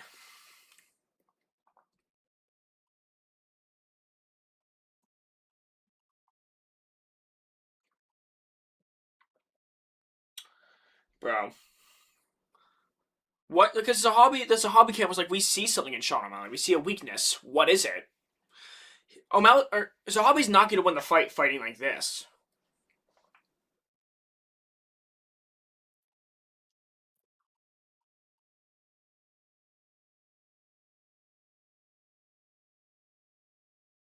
Like, what is it? Like, their camp saw something in O'Malley.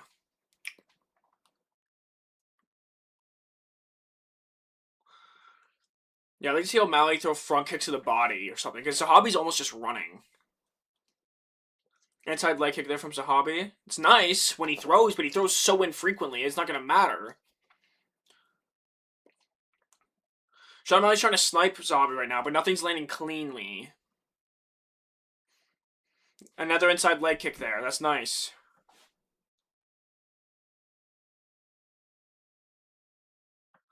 Yeah, that's true. Dean Thomas got a good point. The movement of Zahabi just isn't looking smooth right now. But Sean O'Malley's having a hard time landing anything significant because of the lateral movement of Zahabi. That's the thing with snipers. You have to move laterally on them constantly.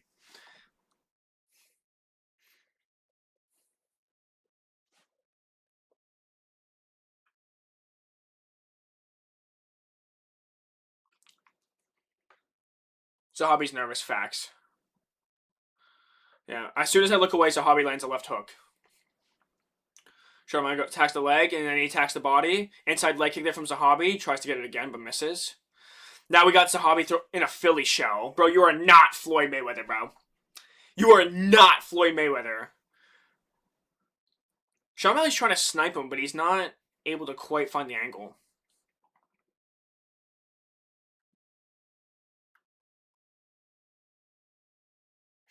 But O'Malley's doing a good job of maintaining the center of the octagon. Zahabi's just kind of moving around.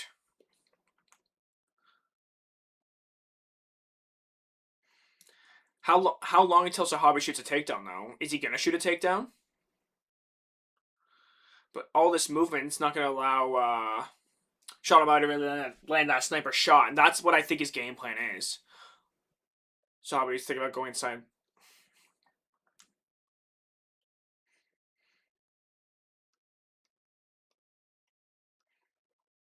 But I think Zahabi's just looking to land inside leg kicks. Maybe that's what they saw.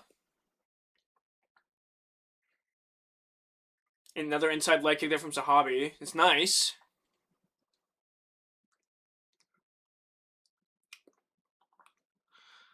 Yeah, Sean O'Malley's trying to get the perfect sniper shot. That's a nice left hand, and a nice right hand there from O'Malley. Zahabi could be rocked, or he could just be a bit panicky. He looks okay. But Zahabi's extremely tough. Nice combination there from O'Malley to end the round. 1 second. Ended the first round. Sean O'Malley won that 1-10-9. If him versus Sandhagen fought, who do you think would win? I think Corey would win because of the grappling. And I think people don't understand that. I think people will just see that Sean O'Malley's a better, precise, harder hitter than Corey and just assume that Sean O'Malley would win. I don't agree. I'm going to put on the Sweden game just so I can talk to you guys about that one as well. Right now, Sweden's winning 2-1 over Tunisia, 57th minute. Zahabi's going to make O'Malley dizzy by running in a circle. Yeah, it doesn't seem like Zahabi's really fighting. It almost seems like he's more running. Personally, you think Corey? I do as well. I think Corey would beat Sean. I think the wrestling factor would make the difference, in my opinion. Scoring so low if you dominate someone, it's only 2-0 in soccer. Yeah, it's true. It's true. I was thinking about that too. You think Justin would beat Top Turo? Ilya up. What about Up Turo? You think he beats Top Turo? What about Up Turo? Pop, pop, pop, pop, pop. Oh my gosh, bro. Soccer boys can really kick that ball far, huh? Alright, Sean O'Malley immediately goes to the center of the octagon to start round 2. Another inside leg kick there from Zahabi. Sean O'Malley hasn't checked one of those yet. And another one. Another inside low kick. Is that what they're seeing? But they don't seem to be affecting the movement of O'Malley just yet. Ooh, O'Malley goes for a right hand there. Do you think Pfeiffer would beat Fluffy? No. Possibly, but I don't think so. I think Fluffy should go down to welterweight. An outside leg kick there from Zahabi. Those leg kicks are landing. But Sean O'Malley's landing some decent shots up top. The face of Zahabi's looking kind of red right now. But all this lateral movement. Another inside leg kick. And those are powerful kicks. That might have been what they saw. I think that's what they were talking about. Another inside leg kick. Zahabi's getting a bit more active this round. But the thing is, I don't think those inside low kicks are going to be enough to win him rounds. I wonder, do you think that's the game plan? I mean, everyone's game plan is to try to kick the leg of Sean O'Malley. Sean O'Malley might have to switch stances. The inside of it's starting to get a bit red.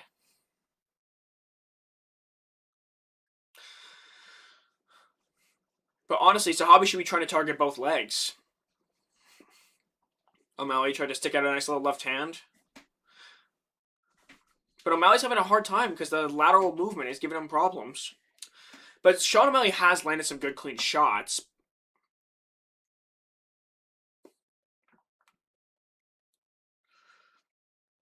Nice left hand there from Zahabi and a counter right from Sean.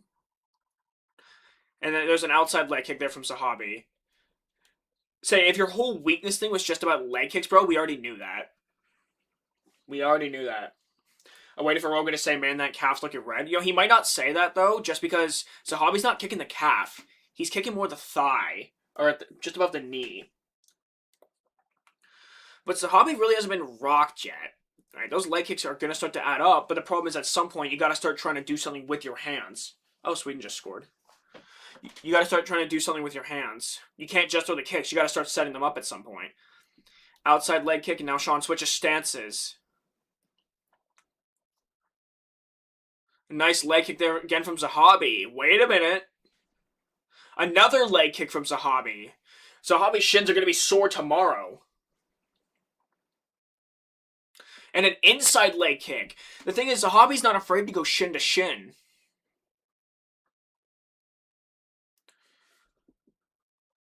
How Sean's leg's going to hold up as this fight goes on. Nice right hand there from O'Malley. That was nice. The thing is, are the judges going to value the leg kicks like that over the punches of O'Malley? right? Because O'Malley's just targeting the head mostly. Nice inside leg kick again from Zahabi. Zahabi's not afraid to go shin to shin. O'Malley throwing a 1-2. And at what point does that start to affect the punching power and the mobility of Sean O'Malley? A kick to the right leg now. Oh, kick went slightly low. But Sean O'Malley's alright. Oh shit, I looked at the chat. What's about to happen here?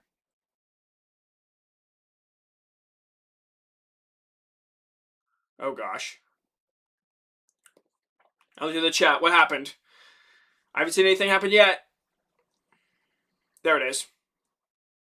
Sean O'Malley. Oh my gosh, big knockout for Sean O'Malley. He got it. I looked at the chat. Chat, stop spoiling it for me. Oh my gosh. Bro.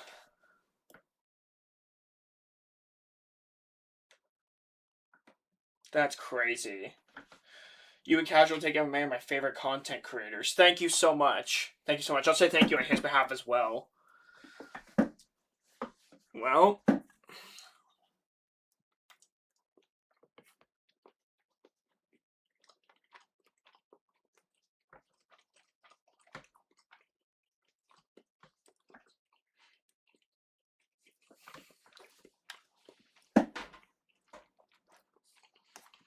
O'Malley got the timing of the kicks.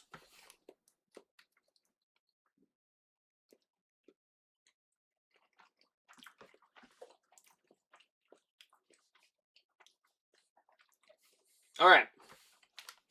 Mate, your countryman lost. Yeah, but I've never thought of Eamon as like a high-level fighter, really. Like, I've never considered him to be a top contender. Alright, 1 second, chat. You know what time it is. It's a TikTok time. Ugh.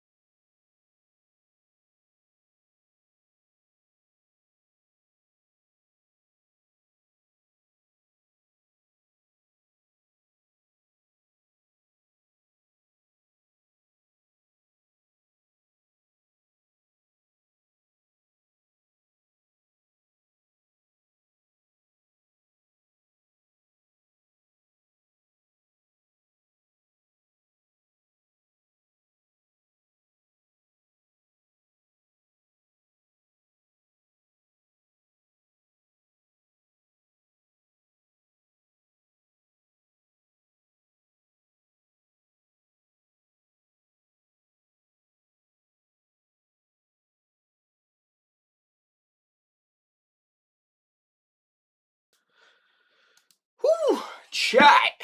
What a knockout. What a friggin' knockout. What a knockout. I was actually just saying this on my TikTok just now that you guys are going to see later. I think that the UFC is probably going to give the next title shot to Sean O'Malley. Not because of merit, but just because the UFC, like, you know, they're not about number one contender status stuff anymore. They're about whatever makes money, because of course they are, right? They're a business.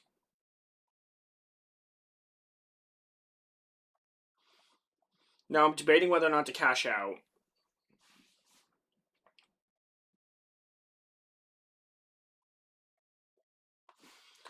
You know, Eamon, it wasn't all negative, but the problem is when you just throw like naked leg kicks without setting them up, you're eventually going to get timed, and I think that's what happened.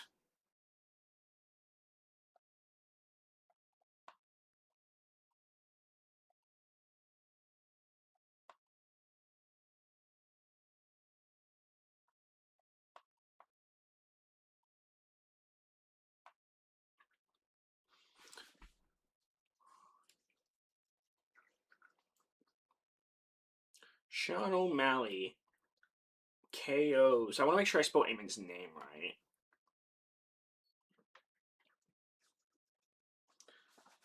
Yeah, you know what? Eamon did have some good kicks.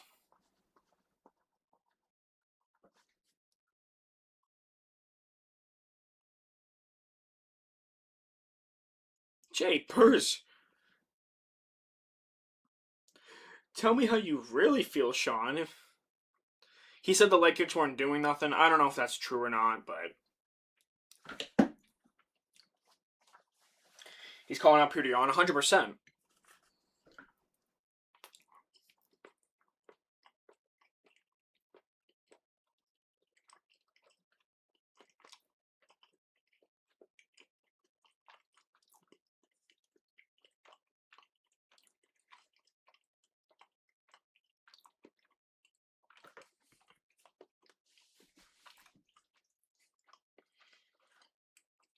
And Joe Rogan's actually endorsing it.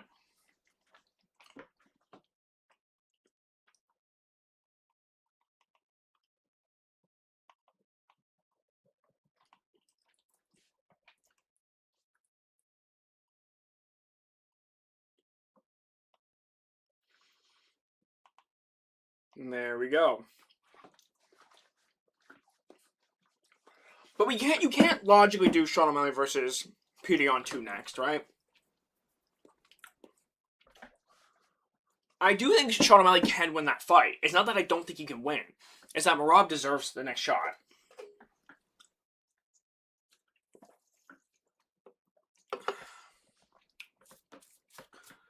Next up, we got the co-main event. All right, guys, take a guess, right? On my bet, how much money am I cashing out if I were to cash out? On my $20 bet, I can cash out right now and get $55.56. No, I'm not gonna do it. I'm not gonna do it. You know, because there's hundreds of dollars here at stake.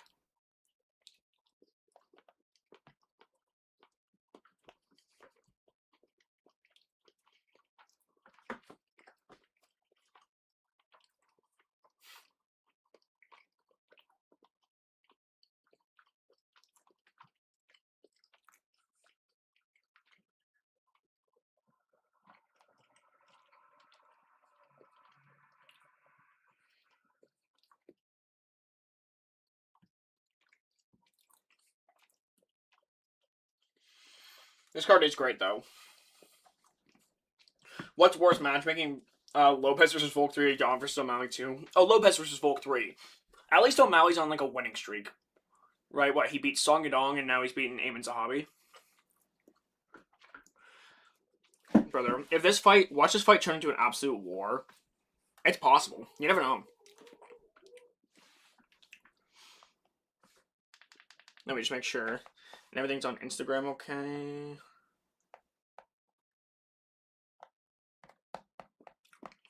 Oh shoot, I gotta turn the soccer game back on. How dare I? I'm a monster. Jan versus O'Malley 2, bro. I hope not. I want to see Rob get a shot first.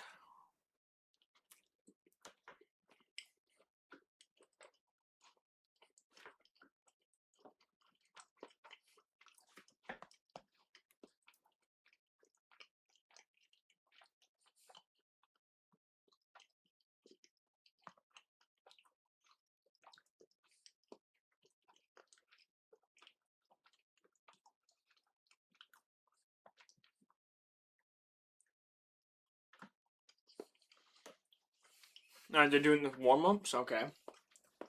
What's the pad on the parlay now? On my bet, I can get $55. I can cash out right now, take $55, make a $35 profit. I'm gonna wait. I'm gonna gun it. If Ciryl Gane wins, or if Alex Pereira wins, then I will cash out probably. Maybe. Let's get the soccer game on here, chat.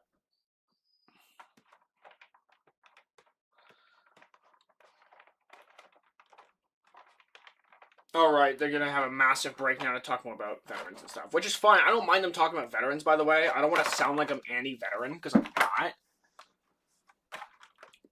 It's just, this kind of feels like a bit of a boxing show.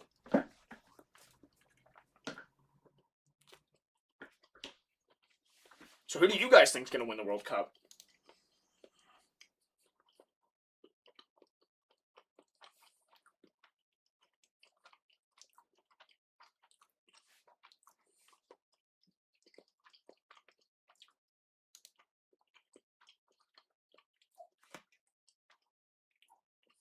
Sweden's winning 3-1. Yeah, I got it on right now. Eli's getting the first round knockout, bro. I don't know. I want to believe it, but I always get so nervous. Think France? Yeah. I mean, I do probably think they're going to win, but that's just such an obvious answer, so that's why I said Spain.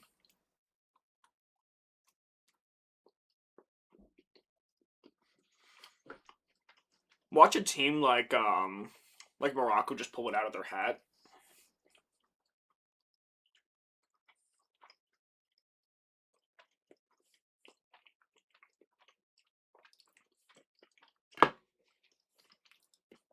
Jeepers. I've had this food in front of me for like an hour.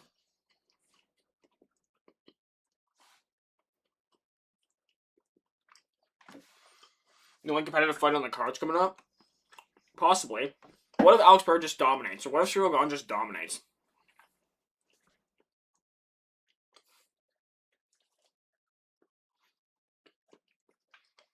The thing is, I feel like Alex Bird should dominate this fight, right?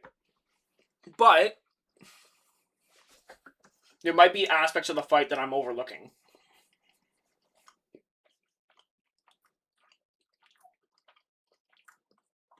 Brazil might make it to the quarterfinals. Bro, if they don't have Neymar, I don't have any faith in them. Not that Neymar himself is going to win the games, but he can help.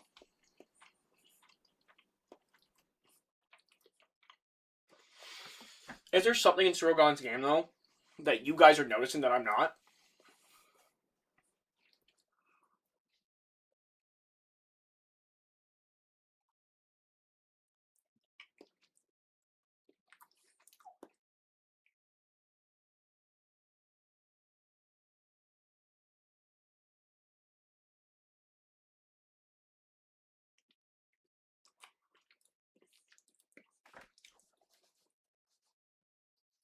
Oh gosh, they're showing a Conor McGregor Max Holloway interview.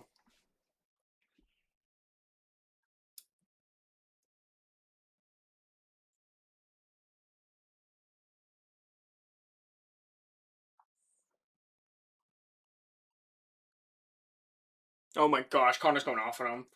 This is funny.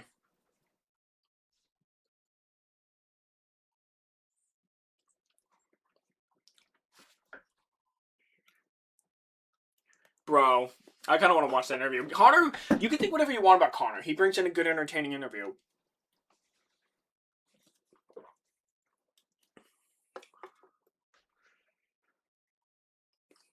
Let's get this co-main event going. Come on.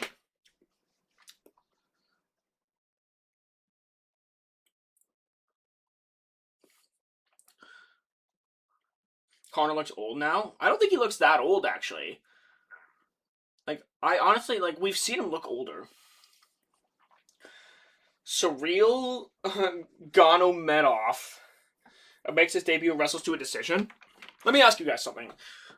Do you guys genuinely believe that Cyril Gahn can take down and control Alex Pereira for 5 rounds? I don't think it's likely.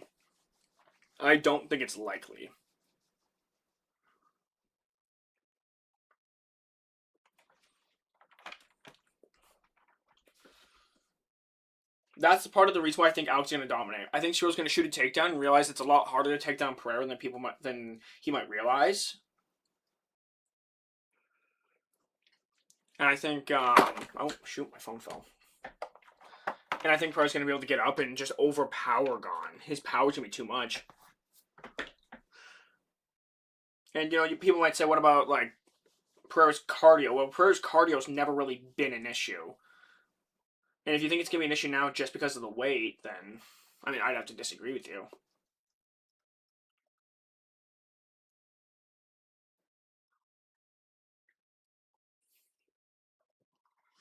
And showing the American Revolution. Every time I see the American Revolution, I just think of Assassin's Creed 3. Good game, by the way. Good game. I'll have to go back and replay that. But I think tomorrow I'm going to start my Lego Batman playthrough. That new Lego Batman game that just came out. I got my girlfriend got me that as well. She got me the new 007 game. So the only reason why I haven't been playing it, I wanted to finish Assassin's Creed Odyssey first. And now I'm going to go through those games starting tomorrow. What if Gon pokes and Alex shows his hands to Herb Dean? Then you know something diabolical is going to happen. But the thing is, I think that Gon would expect it at that point and probably shoot a takedown. But once Pereira gets into his, like, Chama flow state mode, you're knocked out. And there's really nothing you can do about it. Play RDR2. I will event. I have started it. The thing is with that game is so long. Like, I really want to, like, if I'm going to play that game, I really want to be into it, because it's a long game. Gon has been knocked out, though, and is bigger than anyone Pereira's fought. Well, Pereira's bigger than Gon, right? Like, he weighs more than Surreal Gon. But, Gon has been knocked out, but he got knocked down by, Tai Tuivasa. No, I know Tai Tuivasa got one punch knockout power, but so does Pereira.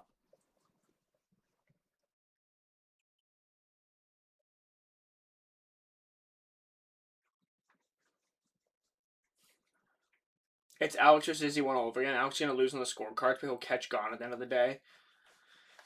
That's if Gon can keep it up for 5 rounds. Like, people are forgetting about Pereira's leg kicks. If you spend 7 hours doing missions like me, then you will. I think it could be fun, right? The thing is, I just don't understand a lot about the Western culture.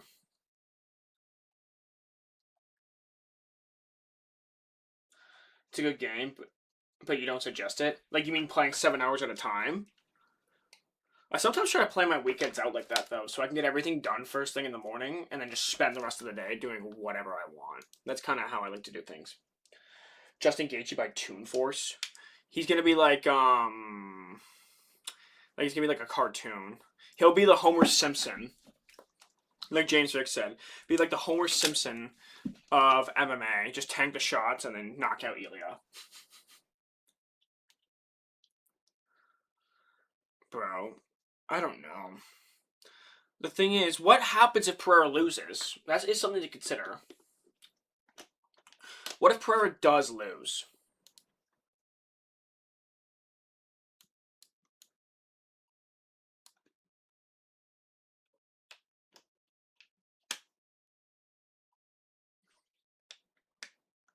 Oh, what the?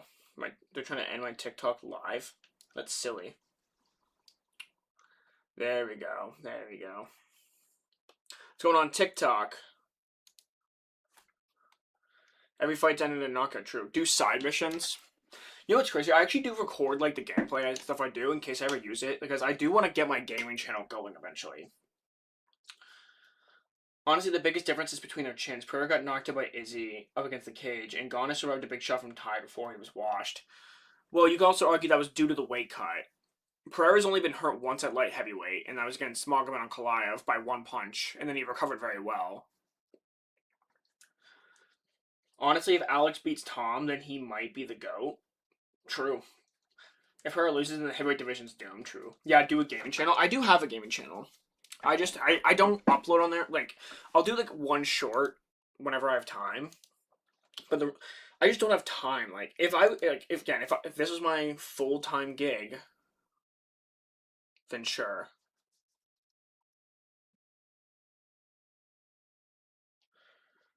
If this ever becomes my full-time gig, then sure. But here, I'll put a link to the channel in the chat.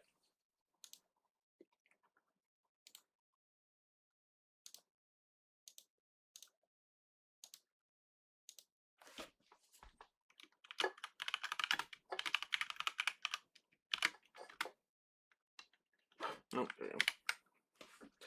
I wonder, can I pin that? Pin the message, yes. There we go. So that's the gaming channel. Do a UFC 5 gaming channel. No, first of all, UFC 6 is out. Second of all, I would just do that on this channel. I think we're talking about Tai Tuivasa weight cut instead of Alex's 185. I don't think Tai Tuivasa. I guess he cuts weight to make 265, which is kind of crazy, low key.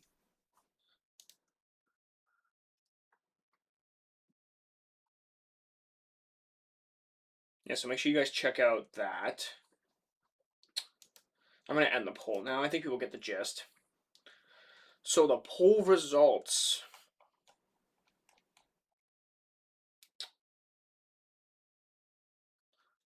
I don't know if they're going to show me it. I don't care about that. Oh, there we go. So 97 votes, 91% of people think that I should collab with Casual Take, 9% said no. So there you go. Play all the games. Yeah, so I have recordings. So I mostly would cover Assassin's Creed, Batman Arkham City, or just Batman Arkham games generally. Those are like my two games I know the most about. So that would be like, you know, most of what I cover unless I find another game I really want to talk about. Poll is completed and I should do a collab. Each bar is $500.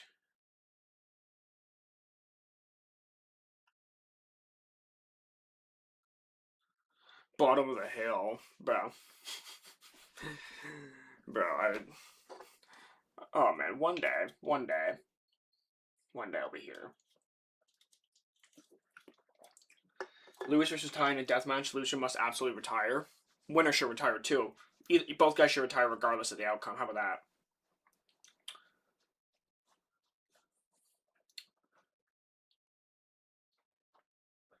Chapter 2 is the most. Are you talking about Red Dead? Oh, did Sweden just score again? That's crazy. 4-1 for Sweden now. MMA Guru versus Kirby. What, an eating competition? Probably. Shuragon's making his ring walk.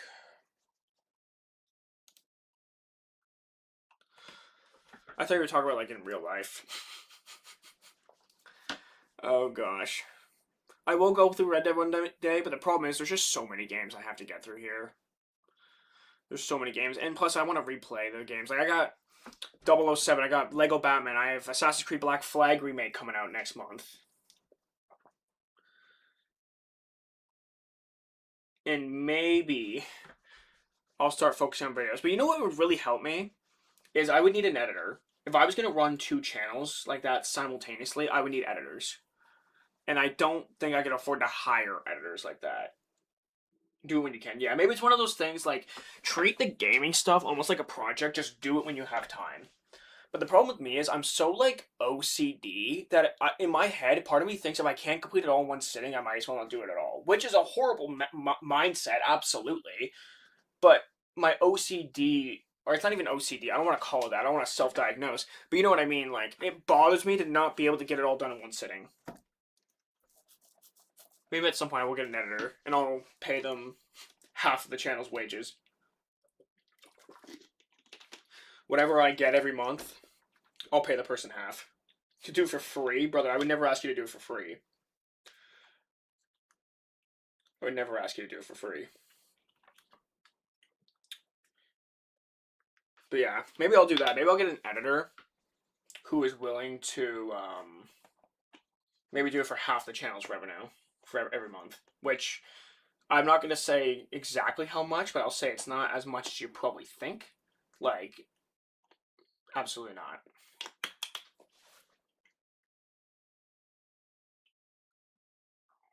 But also, I'm kind of curious though. To any of you guys who have like editing experience, how do editors like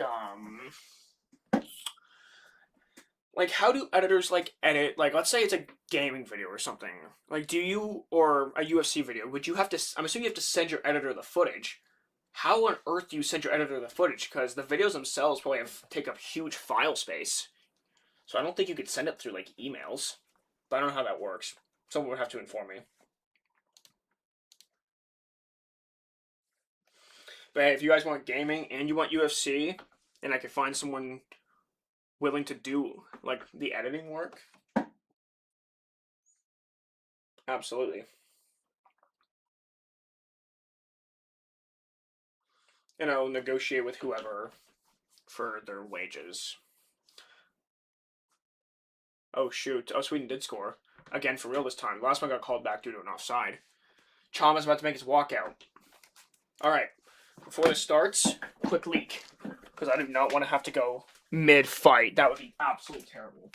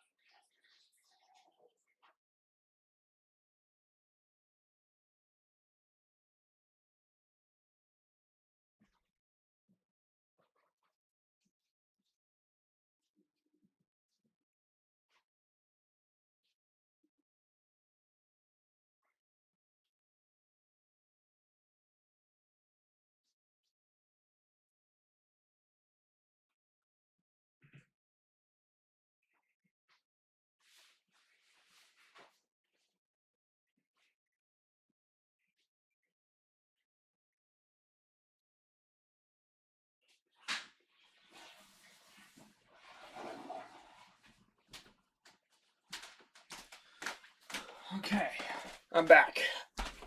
I'm back. UFC edits well. Hey, bro. If you want to get in contact with me, UFC edits, DM me on TikTok, and I'll talk. We'll discuss that. Has the co-main started yet? Pereira is he's just walking out now. I literally went to take a leak. I went to take a leak and came back, and now he's finally just walking out now. He's just walking out now. That's crazy.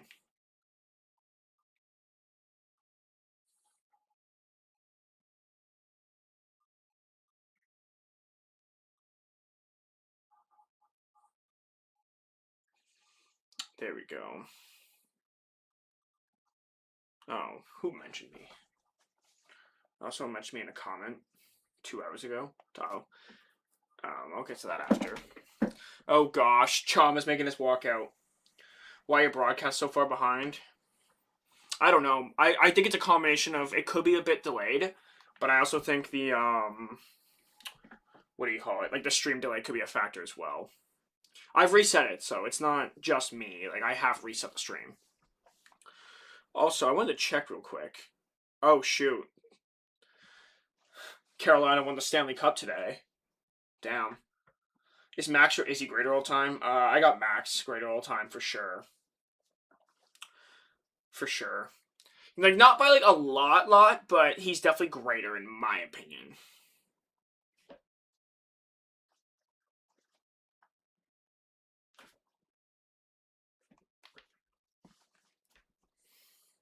Do you think Alex will retire if he wins or loses? No. He just signed an 8-fight deal with the UFC. I doubt he's gonna retire. I think Alex, if he loses to Gon, he's gonna want to get his get back. And I think he'll do anything it takes to get a rematch. Someone just bet $500,000 on Alex Pereira to beat Gon. Crap, that means my bet's gonna lose.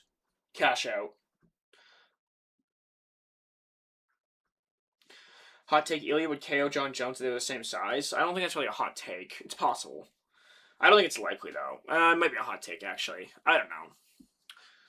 Sweden playing today in Zlatan's watching the audience. I know, I saw him there. Bro, Zlatan Ibrahimovic in his prime, bro, that's deadly. Because how often do you find a striker that's that tall? A striker that's that tall, really good physicality, a really good shot. I wouldn't say he's like the fastest runner in the world because he's so tall, right? He's not gonna be able to accelerate as quick. But Zlatan was so good. When did Zlatan retire?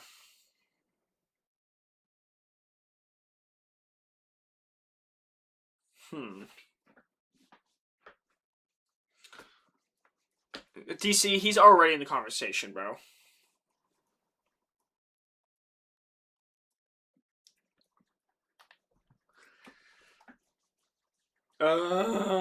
Brother, this is stressful. What if Pereira just goes in there and decimates Gon in the first round? What if that happens? Oh, this is stressful. There's my girlfriend on 2 more fights. Because we want to get these fights done as soon as possible. Because she wants on the computer. Oh gosh.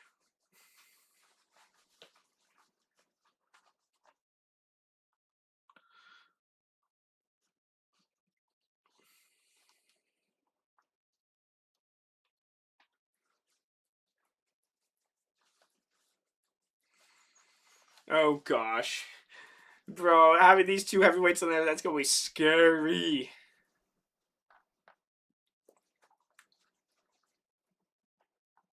Like, Cyril Gahn looks like a better heavyweight than Alex Pereira does. He filled out for heavyweight better. If you had asked me a couple years ago, chat, who would have won this fight, I would have said Alex Pereira, no diff. Now, I'm still going Alex Pereira, no diff.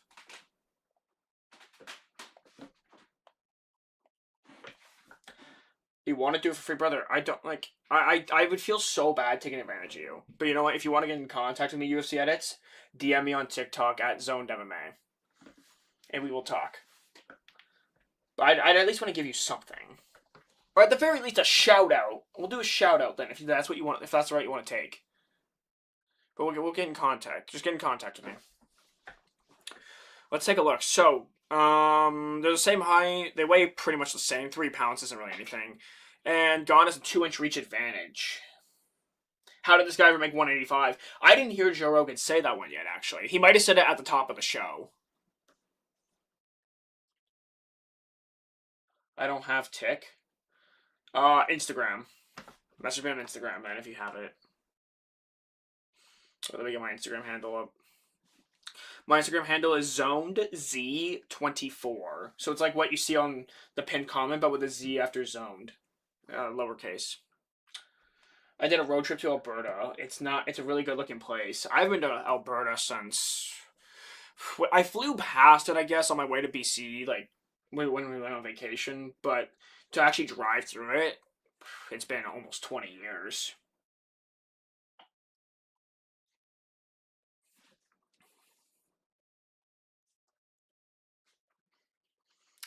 Bruce Buffer's doing the introductions. Chama, bro. Honestly, no matter how this fight goes, I won't be upset.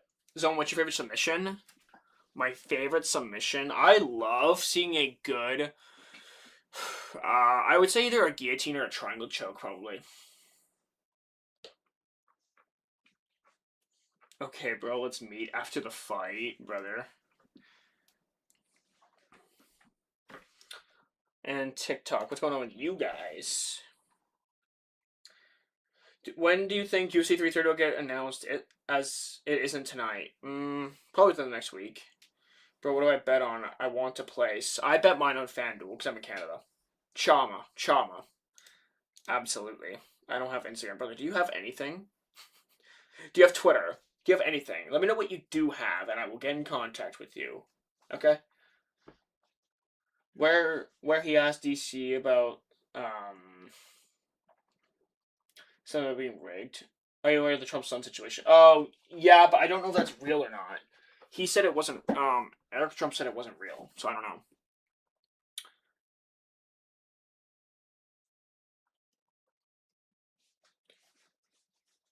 I don't really know what to believe, to be honest.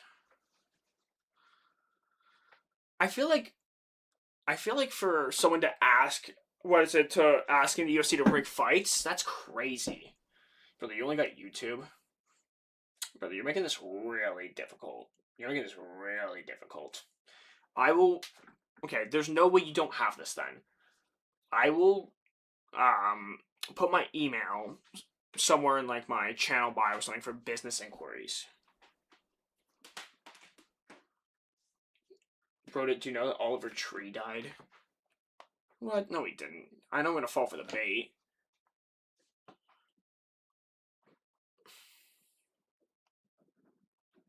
He did. Oh my gosh. From what? In a car crash? Oh my gosh. In a helicopter crash? Oh my gosh. Here we go. Round one. Pereira goes up top early. Pereira's on the back foot to start off. Interesting. Pereira goes inside with the calf kick.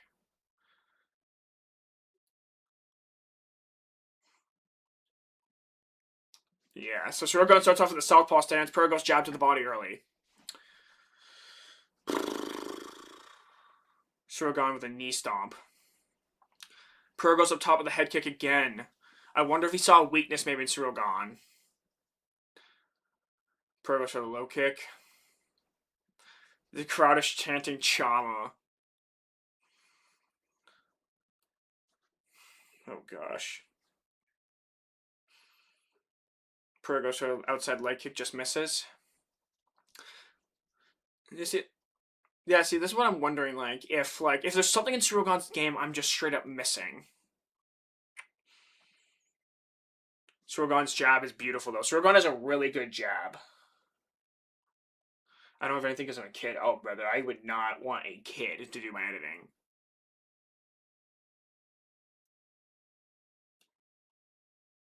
Nice outside leg kick there from Pereira. And again.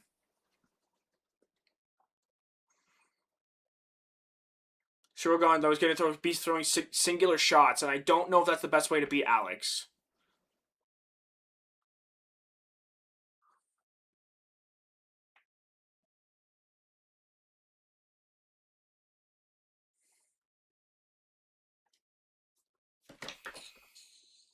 Nice foot kick to the body there from Ciryl. I wonder, what is... Nice jab there from Ciryl. But Pereira's going to get on that pressure, and he's going to start going to the body eventually. Nice inside leg kick there from Gon. Nice jab there from Gon. Another jab there from Ciryl. The thing is, what happens if Pereira starts to get frustrated?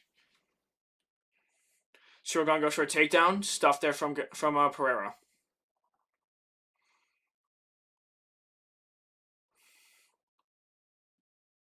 Nice outside leg kick there from Pereira.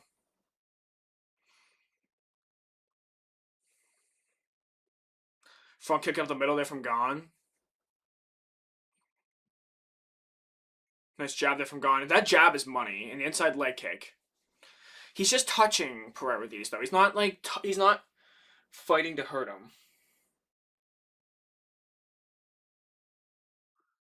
Oh, nice combination there from Gon, but a lot of them are glancing.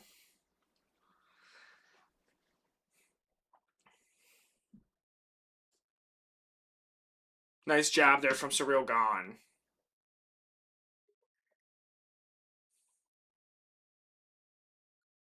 Inside leg kick there. That left leg is looking red there on Pereira.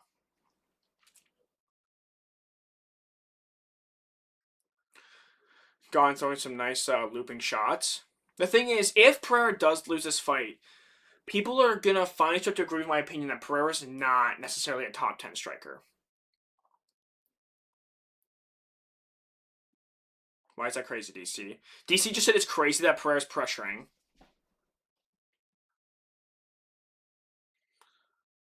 Pereira's got to get more offense going there. Nice outside leg kick. That's nice. He needs more of that. Nice outside leg kick there from Gon. But there is a difference in the power.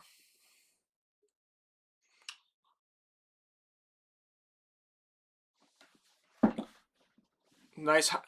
Pereira attempts to go up high, and Gon returns to the body with a kick. Nice. Nice. Oh my, Gon's putting power behind those shots.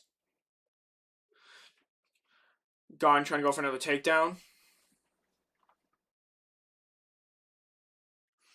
Did Poatan just get outstripped by Gon? Right now, yeah. But it's also only the first round.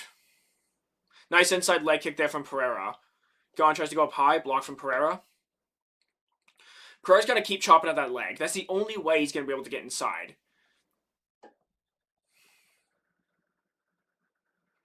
10 seconds to go here in the first round. My stream's probably behind your guys's. Nice jab there from Gon. Nice right hand there from Pereira. 10-9 Gon after one. Pereira's face is a little bit busted up, but he looks okay. He looks alright. 10-9 Gon, though. That's the thing. I was saying, like, I don't think Pereira's, like, a top 10 striker or anything.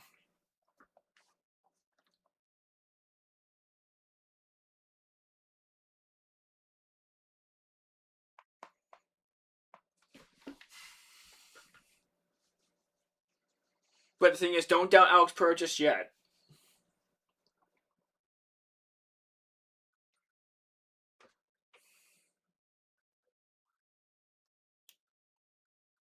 I want to see Pereira's volume and activity pick up a little bit.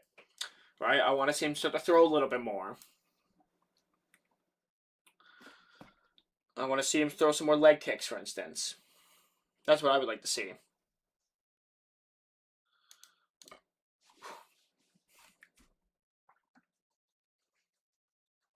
Poton isn't top 10 striker because if he's a 155 or Ilya Max would both absolutely smoke him. I agree.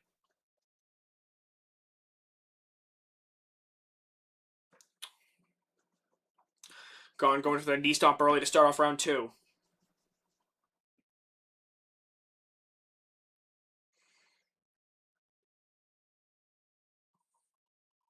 Nice inside leg kick there from Gon.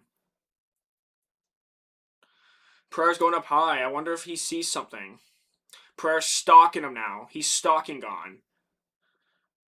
Pereira rolled with those shots.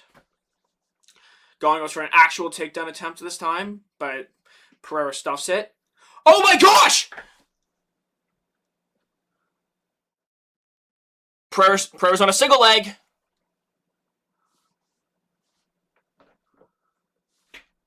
Oh my gosh! No. Pereira's so hurt right now. Pereira's so hurt right now. No way Ciryl Gane's gonna knock Alex Pereira like that, right? Oh my gosh, Gane has to be so careful when entering the fire. Oh my gosh. Oh my gosh. Oh my gosh. Pereira's done. Pereira's out on his feet.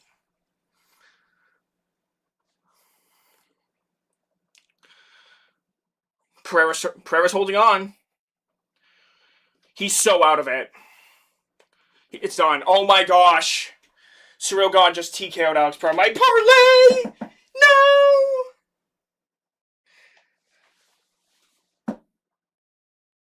Oh my gosh. My parlay! That's okay. That's okay. Ciryl Gane.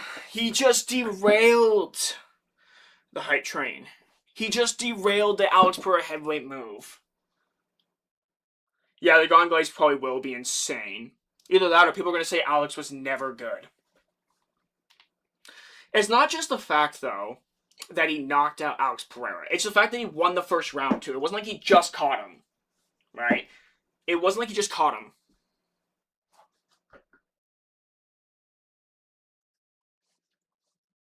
Sorry for parlay. It's okay. This is going to lead to more John Jones Glaze, true.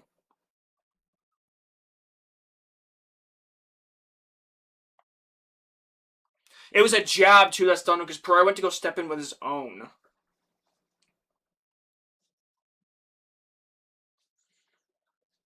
Of course, Ciryl hits him with back of the head elbows. Did he?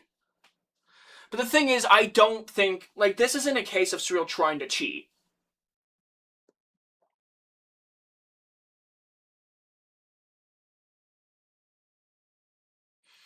Pereira's boxing defense just isn't there. That was what it was. I saw it was back of the head elbows. I didn't know if it was back of the head or if it was right behind the ear. Either way, I don't think it would have mattered. Alex versus Pavlovich now? Bro, you want Alex to go to the Shadow Realm. Okay, quick TikTok time. Quick TikTok time.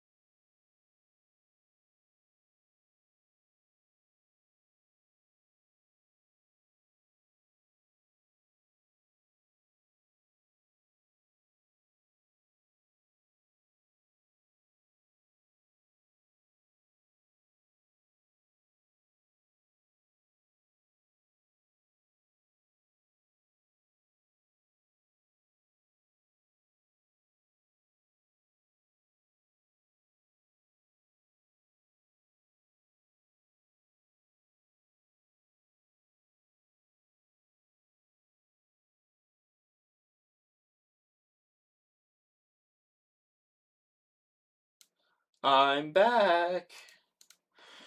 So, after thinking about this for a minute, right, chat?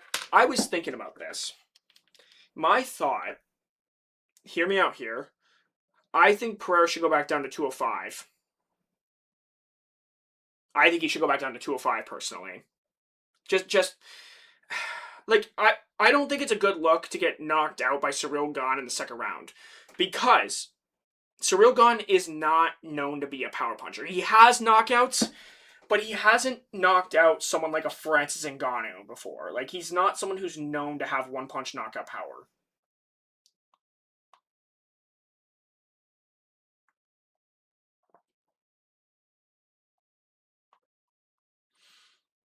Is he going to talk to Alex Pereira?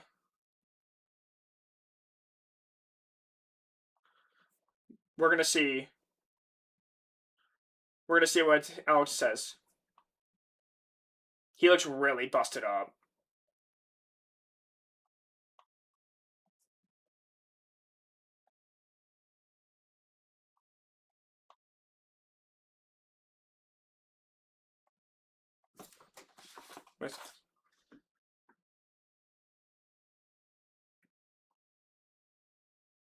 Yeah, is he going to stay at heavyweight or go back down? That is the question.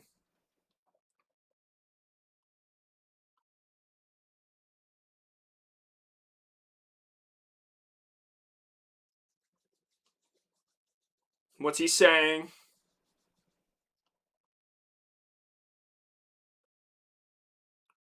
Oh my gosh.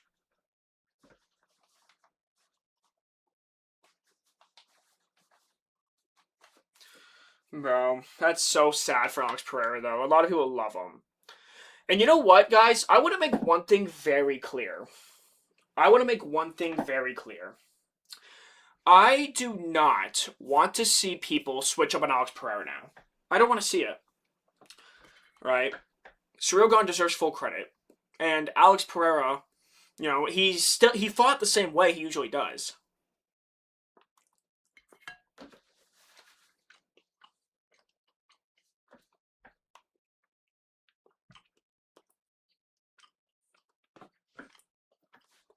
Are you guys ready for the main event, though?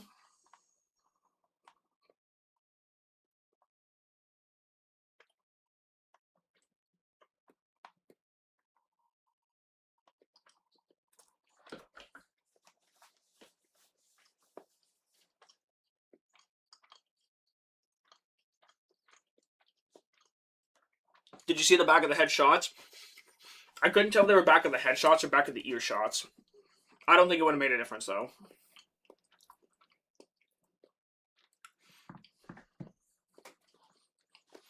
Gone throwing 15 illegal shots back to back. I'd have to see the replay.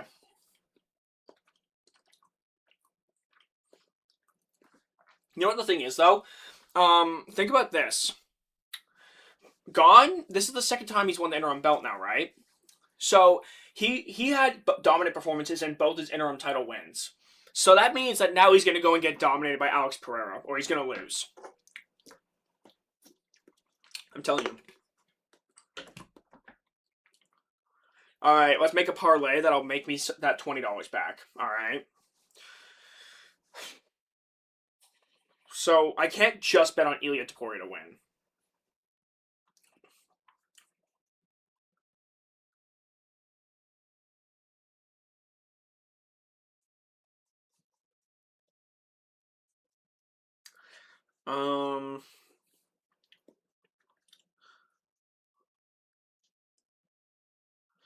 Let's do first round knockout.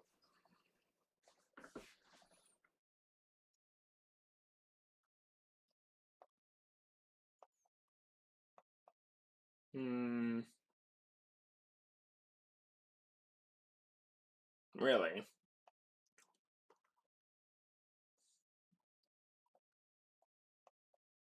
Brother. Oh, man. You think Gane would destroy Jones right now? I doubt it. I hope Tommy takes his revenge soon. True. I hope Aspinall avenges Poetan. It's true. But the thing is, remember when people were saying that, like, Alex Pereira would beat Tom Aspinall? That talk's gonna change now. It's absolutely going to change now.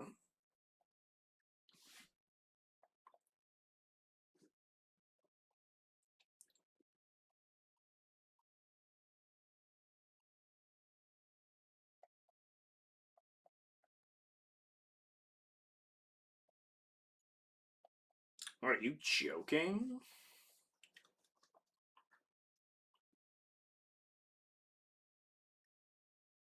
Alright, Ilya Taporia to win by first round knockout. We're betting the house. We're betting the rest of my money on my account, which I think is like $30. Zone, do you remember my name, my good sub? I remember all of you. Finna sell my house. Honestly, bro, you can tell when in the first round he wasn't throwing leg kicks. If he had thrown more leg kicks, that would have helped. How old am I? I'm 23. Cyril was very, very fast, though. I think Alex did gain too much weight to fight at. Yeah, it didn't help him. Gon's such a little cheap. I think Gon would have won the fight regardless, based off how he was looking. Can Chama come back from this? Yes. Absolutely. Don't write Alex Pereira off so easily.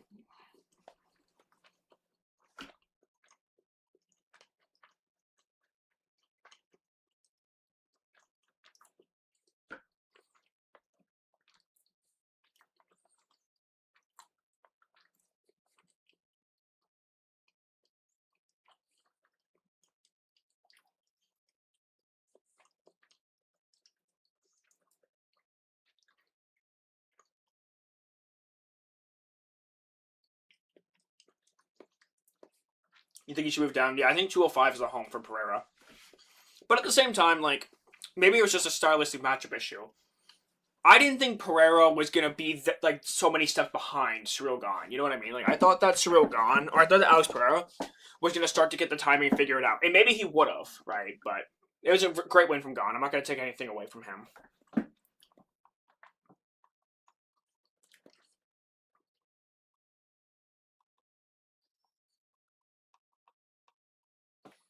It was absolutely a great win and a great performance from Cyril Gane.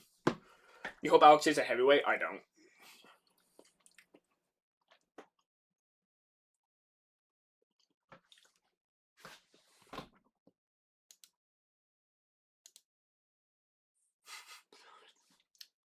Yo, the channel got boosted up to 102 subs. The second channel did. I gotta go back to making gaming videos, bro. I didn't realize how many views these things got.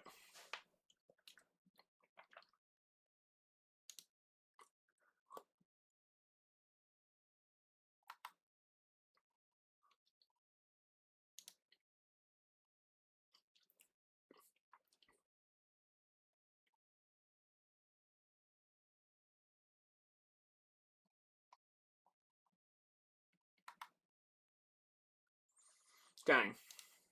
I gotta go back to making freaking videos on that channel, I guess. Which Pereira won? I know. For my bet, yeah. Is it gonna be Tom versus Gane? Yes. Alex versus Volkov? No, I think Alex should move back down.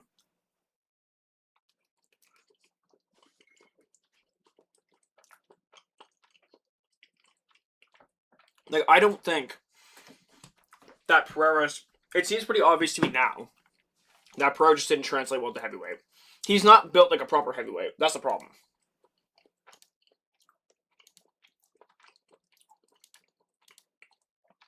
There we go. I'm almost on my freaking food. Holy, like 2.5 hours later.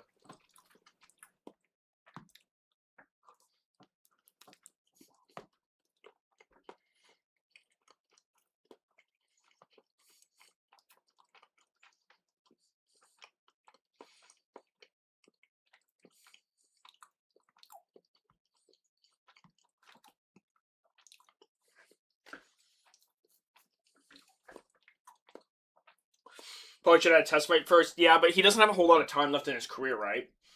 Should he get an immediate title shot if he goes back down? Yes, absolutely. Let's take a look at the light heavyweight rankings. Who should he fight next? Now, looking at the light heavyweight rankings, I think he should fight... It's kind of tricky because he's beaten almost everybody there. Magomed Ankalaev trilogy, anybody?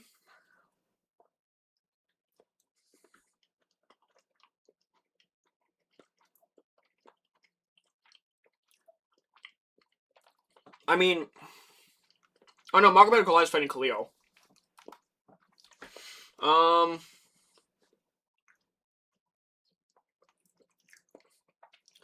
don't know. Like, you don't want to see him fight Paulo Costa, do you? The thing is, Ulberg should be out for a while, so he should fight someone for an interim title or something.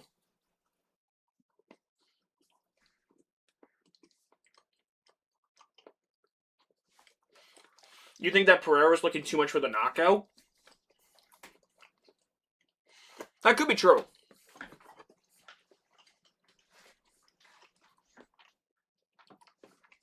I don't think you're necessarily wrong.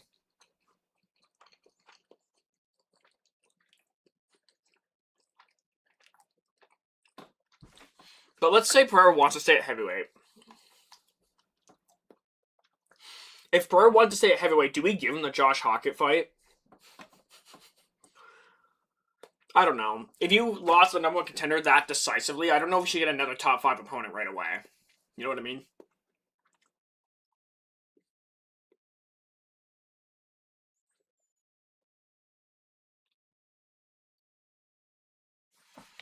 Oh my gosh, so they're getting ready to start off the main event. Or they're not, well, they haven't started the walkout yet, but. No boxing defense, yeah. He had the timing, but was hesitant on the leg kicks, and Gon's jab was making him second guess. Yeah, that Gon's jab is so good. Now, Hockett versus Sergey Waldo. I think Hockett versus Waldo. Thanks, Gon, for further ruining the division. Well, it just goes to show that there is skill in the heavyweight division, right? That's all it really is.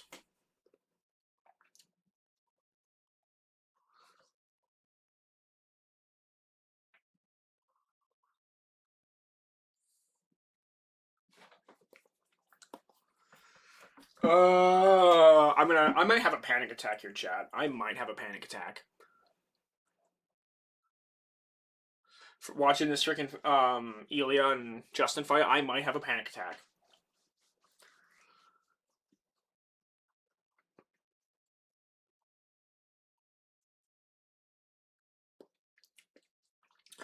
He says he's going to KO Gaethje in 1.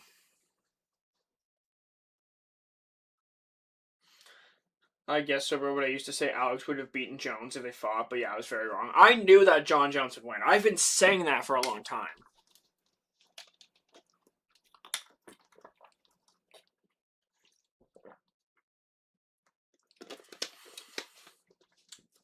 Think Armin gets a title shot after Ilya slimes Big Rufus?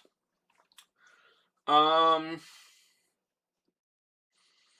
don't know. I hope so. What happens if Justin wins by Rolling Thunder? I'll probably piss myself. I'm not even sure. I'll probably pee all over my setup. Can we just start this main event already? I'm already, like, wound up enough. I'm wound up enough. So far, all the favorites won until the co-main, and I hope the main doesn't change my mind. Well, the co-main was Pick'em, I think. I'm pretty sure there were Pick'em odds. I think Pavlovich KO him. He definitely could, but also, Pavlovich isn't as fast as Gon, and doesn't have the leg kick. Or, yeah, doesn't have the leg kicks. This Gon vs. Pro match has shown us the clear next step: heavyweight Cody Garbrandt versus Aspinall. Heavyweight Cody Garbrandt, that's crazy. They don't fight the same at all. Justin wins by knockout, shaving every hair in my body and posting it, but by decision, just eyebrows. I feel like it should be the other way around, because the odds of Justin winning a decision are so slim. But I see what you mean. Pereira Hockett. I think we should do Hockett Waldo.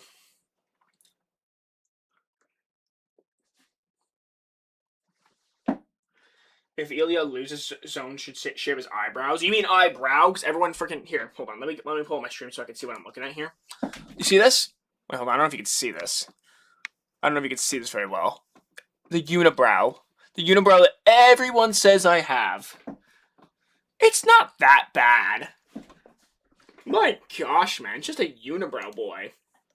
That's all I am is a unibrow boy. You on Twitch? No. What happens if Aspinall leaves the UFC? Well, then Cyril Gane would be champion, which is crazy. Oh, gosh. Gaethje was getting caught by Patty. Yeah, but I don't think Gaethje felt threatened by Patty. You think Gane hydrated bigger than Pereira? They didn't cut weight. Let's go, y'all. It's about to start. Everyone get freaking hyped. Justin Gaethje's in Donald Trump's office. I guess what's Donald Trump gonna do about it though? Like, what's he really gonna do about it? Tell Justin to get out? Yeah, right. Derek Lewis versus the Treble is clearly the best heavyweight fight of all time. No, because Derek would probably quit after 5 minutes. I think most heavyweights beat Alex. I think that it's a little bit premature to say that. I think Pereira. I think that could have just been a bad stylistic matchup. There are fighters he can beat at heavyweight. Absolutely. I think he could definitely beat Volkov. Volkov doesn't have that kind of power or speed. I think he can beat Waldo. I think he could, he beat Derek Lewis. He could beat Josh Hockett.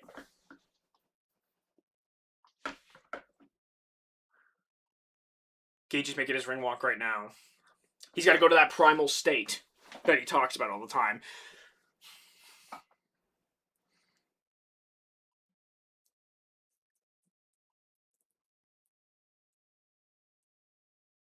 Oh gosh! Gage is making the walk.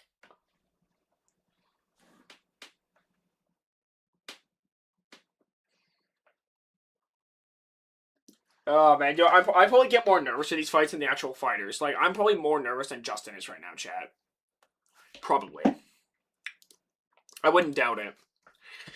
I wonder, because JG says he's going to walk forward and put his head to his chest.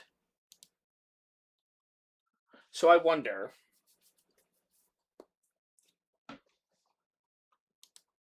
Oh gosh. Who wins? Demetrius Johnson pre-125 or Derek Lewis post-Hockett? Oh, Derek Lewis, probably. Why? I don't know. Maybe it's just me, because I'm not like, I don't know. I can get very anxious pretty quickly. Like, I don't know if you guys could tell by the way I, like, talk and stuff and the way I think about things. But I think of things very thoroughly and in depth, and it can make me a very nervous individual. I think what made Pereira that great is that his rehydration was at light heavyweight middleweight, and his power just outmatched everyone. That could be true. There is probably some truth to that. What does Poeton have to do to be number one, number two, go? Or was this the one boost he needed? I think he just needs some more experience with fights at heavyweight than get the belt within 3 to 4 defenses. I don't think he could beat Tom Aspinall. That's the problem. Right. I don't think he should stay at heavyweight. I think he could be, like, he could eventually become the GOAT if he were to move down to light heavyweight and just rack up title defenses. Because I think he beats everyone there right now. CM Punk versus Derek Lewis should be Derek's retirement fight. CM Punk would probably find a way to win that.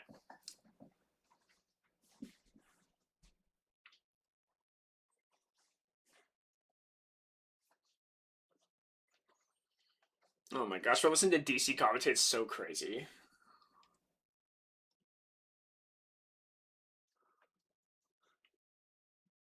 Tom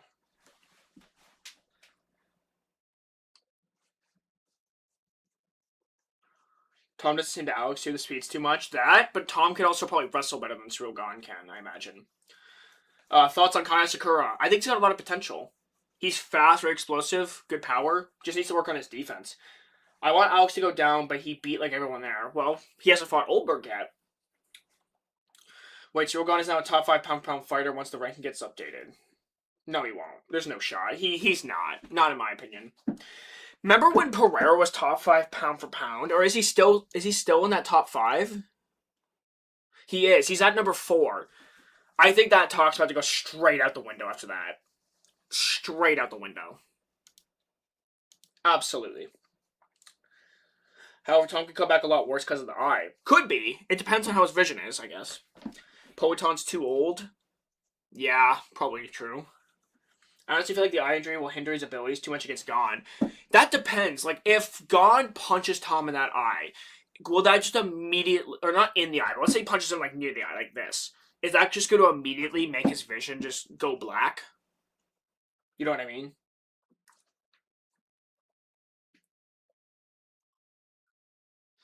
Every single fight's ended in a finish, and this is the one fight that's like guaranteed to end in a finish, which means it's going to go all 5 rounds to a decision.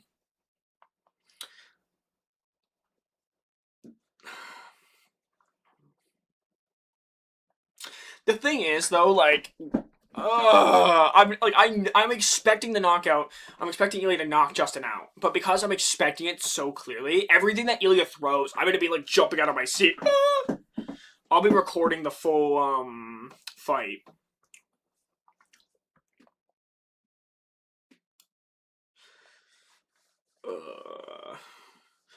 You know what I will say though about that Cyril Gane Tom Aspinall fight though, chat?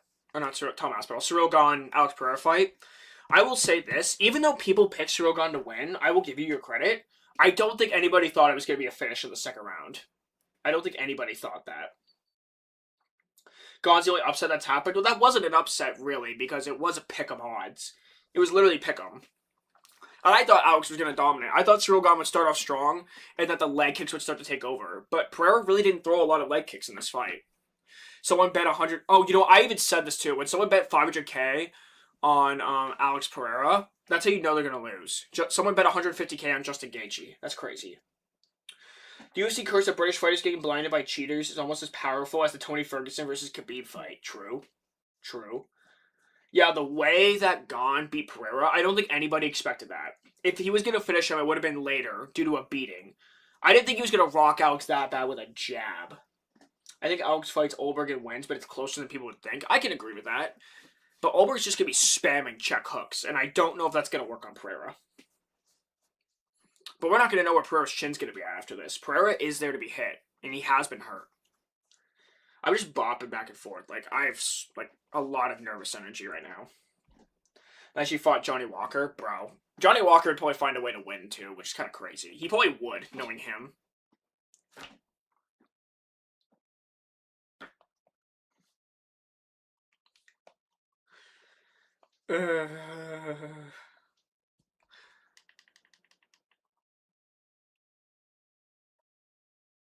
Shapers.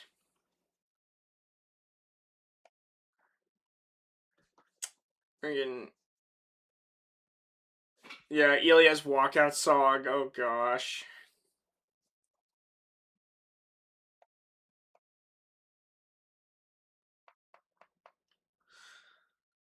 Let me just. I think his chin will still be good because he'll rehydrate at like heavyweight after the weigh-ins. It's not just that. It's not just about that. It's just about his ability, like the fact that Pereira does take a lot of shots on the chin. As much as I hate Gane as a Krav Maga fighter, I can appreciate how accurate his eye pokes are. Isn't Krav Maga known to be like using any sort of like way to manipulate your limbs, essentially? Surprised that Alex's chin wasn't that good when he didn't need to cut any weight. Well, he's never really felt the power from a heavyweight, I guess. But the thing is, I didn't think that Cyril Gane was going to hold that kind of power. Right? None of us thought he was going to hold that kind of power. We thought he might, like, I'm sure people thought that he might stop Pereira in the later rounds, not the second round. Not like that. And I think Alex attacks that injured leg, but I could see a scenario where he gets caught by a left hook. Well, the thing is, Olberg's injured leg is the right leg. Right? He's not going to kick that right leg. But he could get caught by the hook. He could. I think that Olberg is faster than Pereira, but Pereira hits harder. That's part of the reason as well why I thought Pereira would kind of dominate the fight, was because I kind of thought that Pereira's fought people faster than before. Alright, he's fought people faster than before, but he most of the time comes out on top. Yeah, like I thought maybe he'd land more strikes, but I didn't think he would KO him. I thought it was gonna be Gane landing the probing shots, the jabs, the knee stomps, the front kicks, and I thought that Pereira was gonna land the harder shots. Krav is the fight hard, fight dirty, fight to survive art. However, most modern gyms teach it as Aikido but effective. I think that you're probably just better off, learning martial arts that are more effective. Unless you're looking like trying to beat up like wild animals. Poton style better destined rivals and both lost to Frenchmen. Frenchmen are their kryptonite. Also, Alex recovering in the first knockdown punch was insane. Though, yeah. Imagine if Pereira was able to survive for another like minute or two. If he could have just shot a takedown or something, do something to survive, he could have survived. All right, hold on one second. I gotta stand up. My freaking leg is getting all like seized up on me now. I don't know why though, bro. This is crazy. It's like right here. It hurts when I do hamstring curls too. Ugh. I gotta like get the blood flow going to it. And I gotta grab a root beer because it'll help me. It'll make me feel better.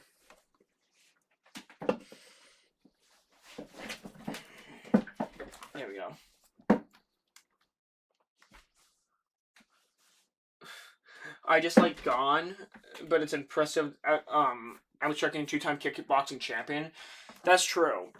But I think people have overrated Pereira's striking. I might have going to this fight as well.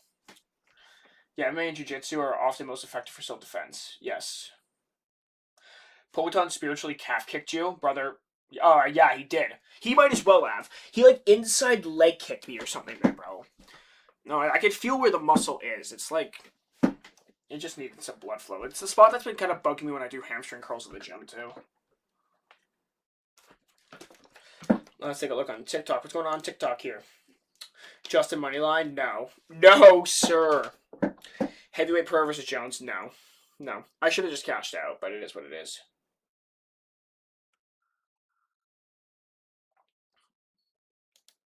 Because I think Eli's going to win by first round knockout. Slick back top Turo by Raging Bull coming in the cage and flipping Justin. Probably. Frenchman are probably a dark horse in MMA. I mean, isn't GSP a French Canadian? He is a French Canadian.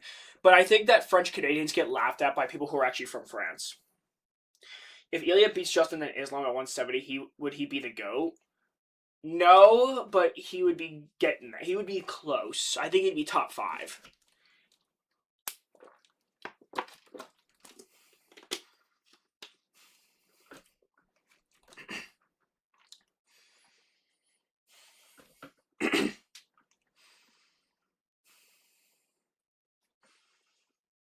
Ilya up Turo, top Turo KOs Justin Gaethje via front flip axe kick.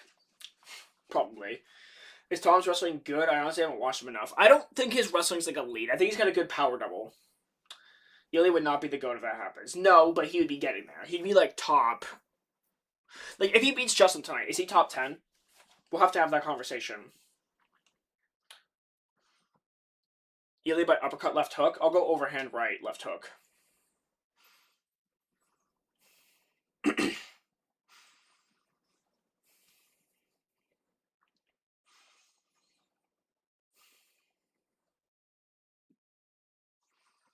Oh gosh. I'm going to record this whole thing. Whew, they're getting ready to do the tail of the tape. Chat. This is going to be crazy. This is going to be a crazy fight here. Ugh.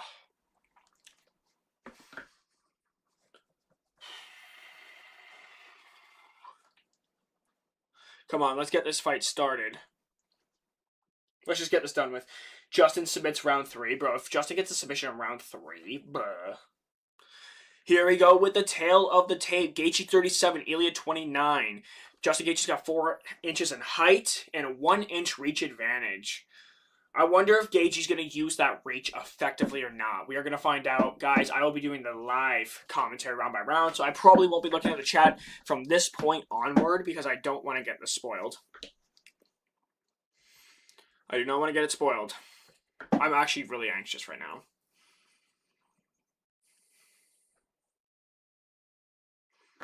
Bruce Buffer's doing the introductions. I still don't like the camera angle. I'm going to keep saying it over and over again. I don't like the camera angle he's been doing. Oh, gosh. Who are the 3 judges? Ben Cartledge, Derek Cleary, and Sal DiMonto. The thing is, they're not going to need the judge. They probably know that, too. We got Mark Goddard. Imagine being the referee in this fight, bro. You would be so nervous. You'd be so nervous.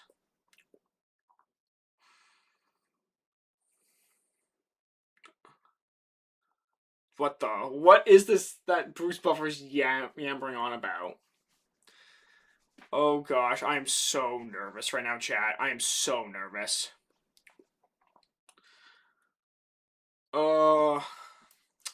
I feel so bad for Justin. I'm so sorry, Justin, that this is gonna have to happen to you. That's gonna age really well here in a few minutes. I have money on Ilya Taporia to win by first round knockout. That'll make all the money back I put down, and then some. And then a little bit extra on the side. Oh gosh. Oh my gosh, this venue looks so beautiful. This looks so beautiful.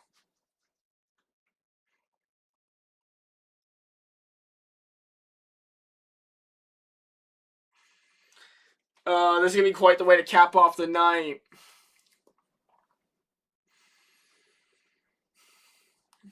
Gaethje's 27-5. Dang, bro. He's a plus 350 underdog. I'm pretty sure. Is that a bigger underdog than when he fought Khabib? I got a pit in my stomach right now, chat. This is crazy. I just can't believe this fight's actually happening. Like, back in January after Patty and Gaethje fought, I thought, I don't know, like, this fight didn't really seem real to me yet. You know what I mean? You know what I mean? Like, it's crazy. Avenge Tony, Ilya? Oh, gosh.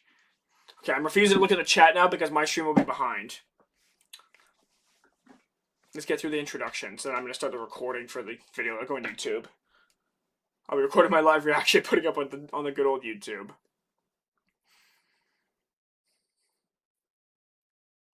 I'm shaking. You guys can't see it right now, but my legs are shaking. Come on, let's go, Justin. My dad is my father, Gaethje. Defending undisputed UFC lightweight champion of the world, Ilya El Matador Topuria.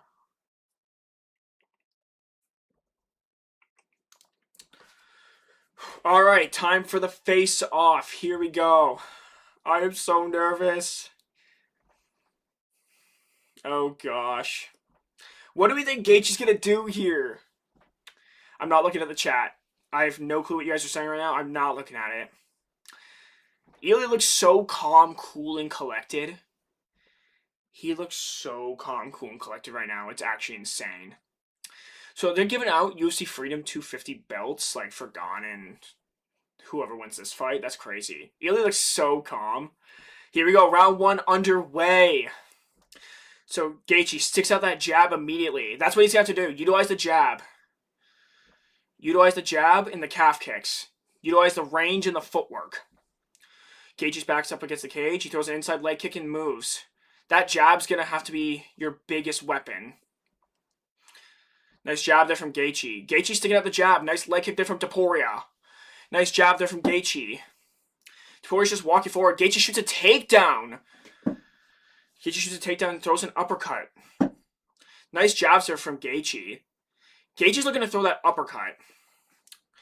He's got to throw that outside leg kick. He's got to throw that leg kick to try to slow down the movement of Ilya. Gaethje's throwing to the body. Nice leg kick there from Topuria. Jab there from Ilya.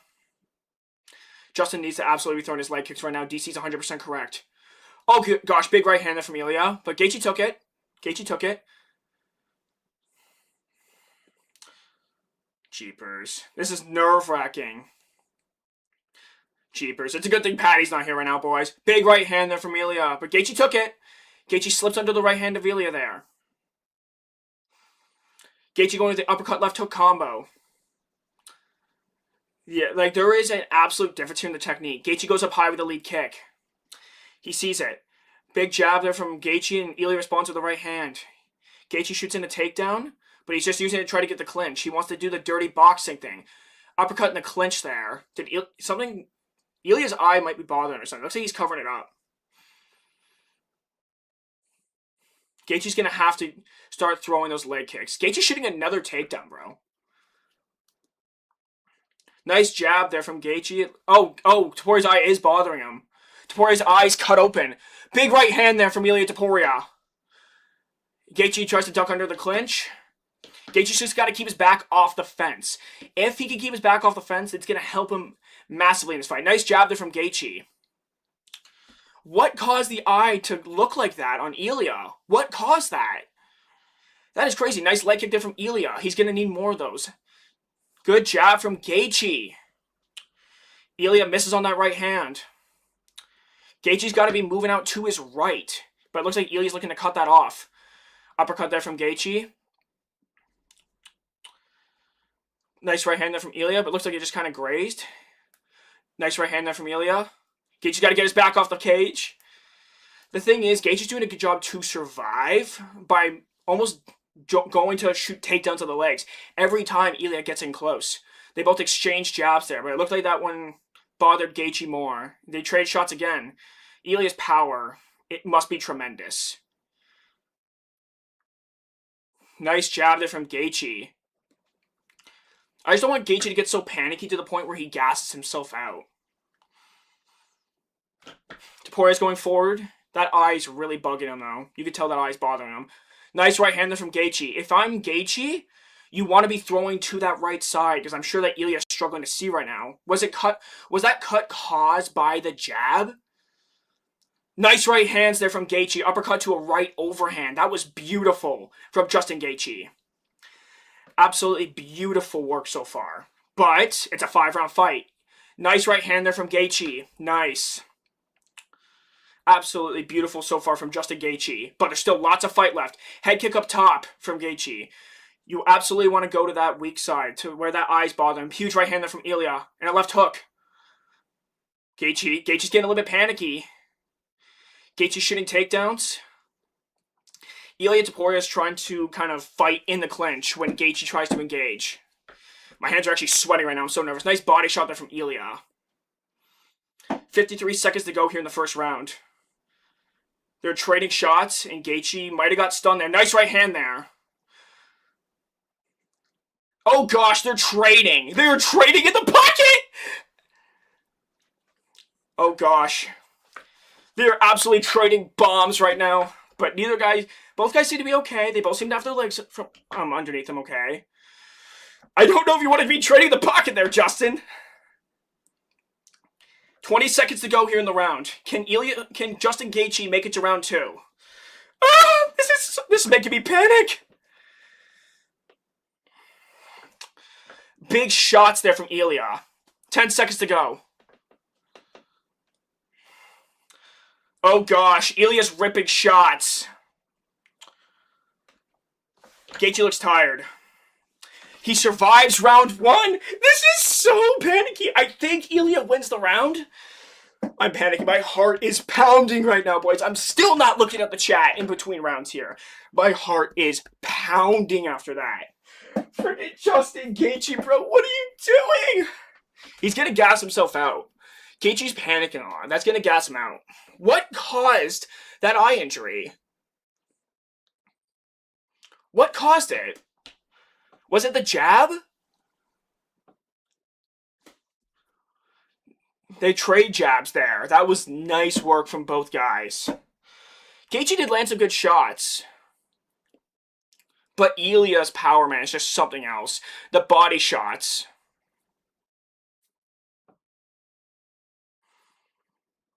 Oh gosh, here we go. Round number 2 is about to be underway.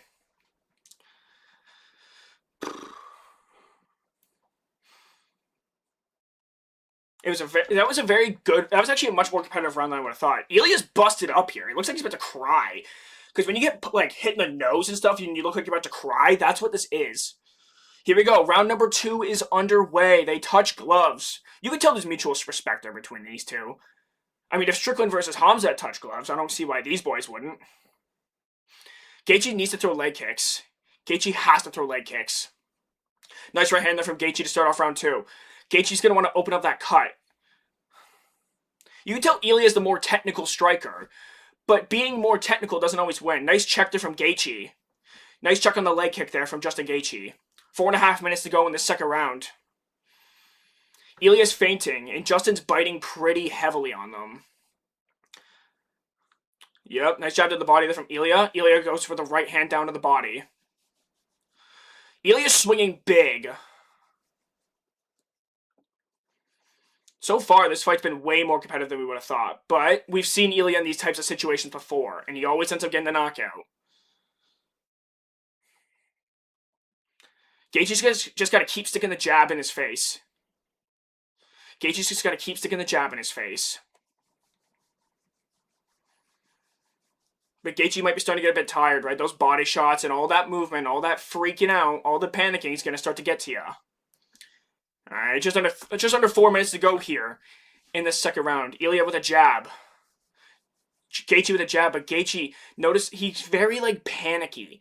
Gaethje shooting in a takedown again. But they're not real takedowns. He's not actually shooting. He's just trying to create contact to rise up the clinch and throw uppercuts. That dirty boxing tactic is very nice. Justin Gaethje with the right hand. 3 minutes and 18 seconds to go here in round 2. Ilia Topuria closes the distance. They both exchange jabs. 1-2 there from Ilia, but Gaethje takes it. Gaethje takes it. Nice right hand there from Justin Gaethje. This fight so far has been a lot more competitive than one would have thought it would have been. Than most of us thought. Uppercut there.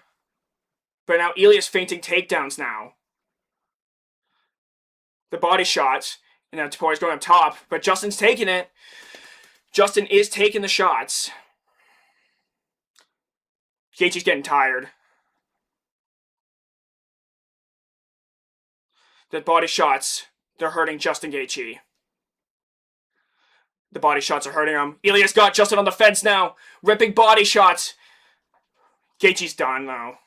Gaethje goes to the body now. Topuria going to the body.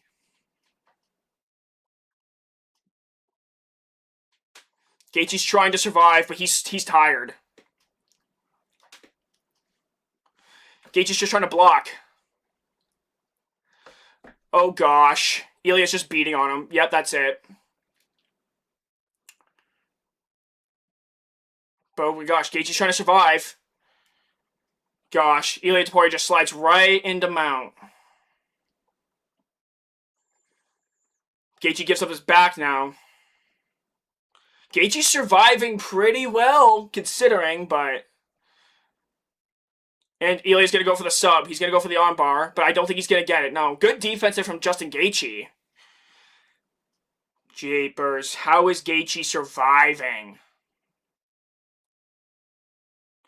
Oh my gosh, Ilia's going for a submission. It looks like he's going for a mounted triangle choke. I don't know if he's going to be able to get it, though. Now he's trying to go armbar here. I don't think that this is a smart idea there from Ilia. I don't...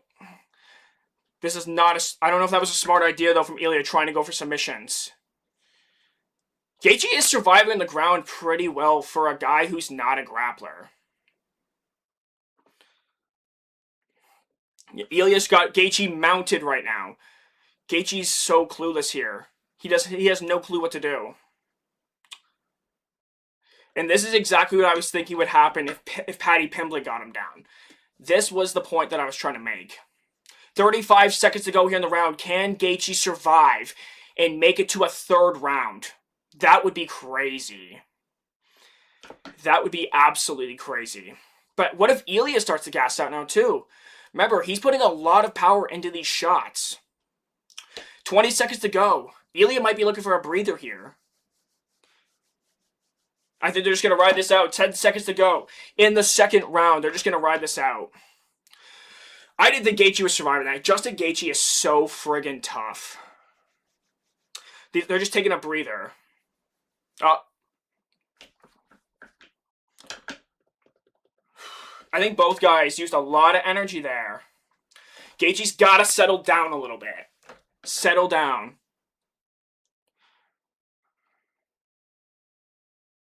Slow it down. Slow it down, Justin Gaethje. That's what you got to do. Oh, Trevor wants him to start pressing.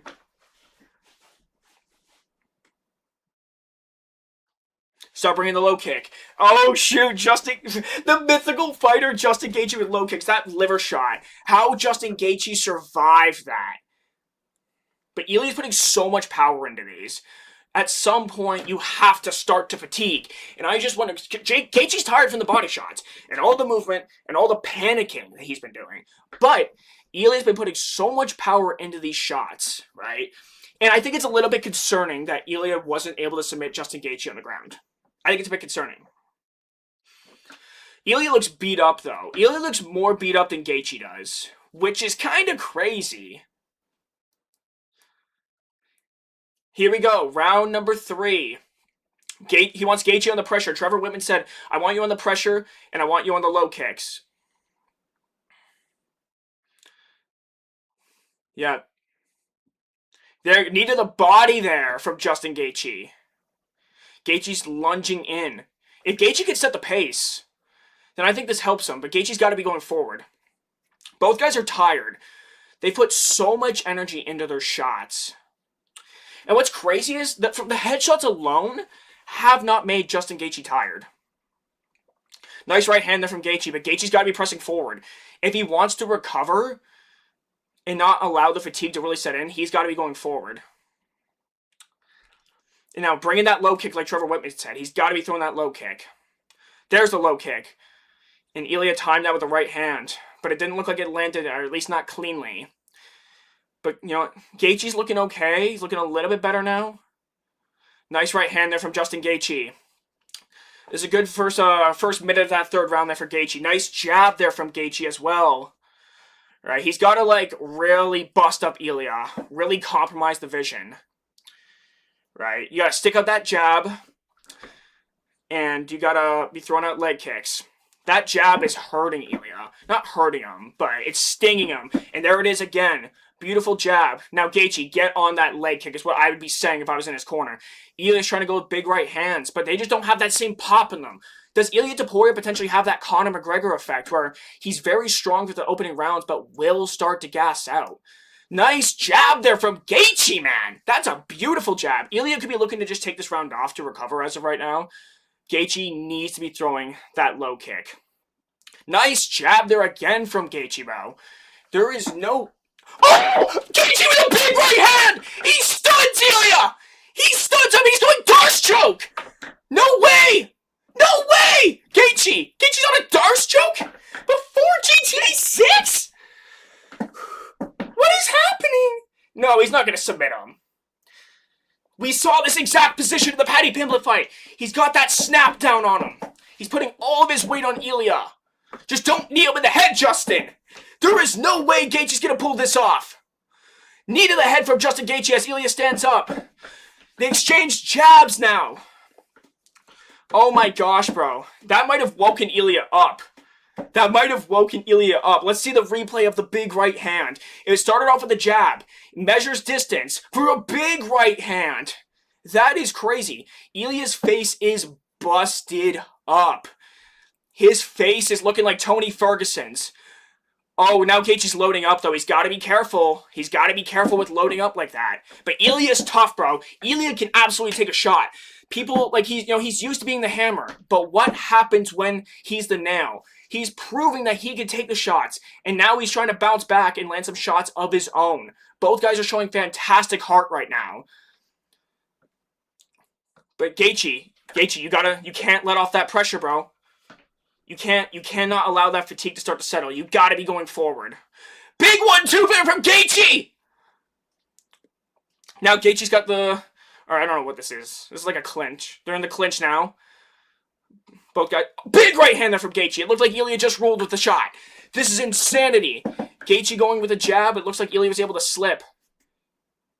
Big uppercut there from Justin Gaethje! Ilya's got a chin on him. Ilya's so tough. Ilya is so tough. Who would have thought that Gaethje or that Ilia Topuria would have been having a fight with 1 minute left in the third round when this fight got announced? Not me. I thought this fight was ending in the first round. I thought Ilya was going to destroy. Big right hander from Ilia Topuria now. And a big right hand return from Gaethje. Ilya's hurt. That stunned him. Topuria's hurt. And another right hand from Gaethje lands and Ilya circles out. This is a Tony Ferguson type of beating. That's what this is. His face looks like Tony Ferguson right now, brother. 30 seconds to go in round 3. The thing is, this is also good. Gaethje can get a rest. Gaethje going with a flying knee now. Oh my goodness gracious. Now we got to clinch up against the fence. With 20 seconds to go here in this third round. Both guys are tired. Both guys are beaten. As Gaethje goes to the knee to the body and Ilya reverses the clinch. Gets Gaethje's back up against the cage right now. And Gaethje again reverses position. 10 seconds to go here in this round. Is Gaethje just going to hold on? I think that now we're looking at a 29-28 Ilia Topuria scorecard right now. And a big head kick there from Gaethje to end the round. I'm going to lose my voice. I think it's 29-28 Topuria right now. This is crazy. This is a beating that I don't know if Ilya will recover from, to be honest with you. Oh my gosh. They're both tired. Ilya might have to start to wrestle. He can't see. Is the doctor going to stop the fight? They're calling for the doctor. The doctor might be stopping the fight here, chat. Gaethje might be about to become champion. Gaethje might be about to become the champion here. He can't see. The fight's done. They're stopping the fight.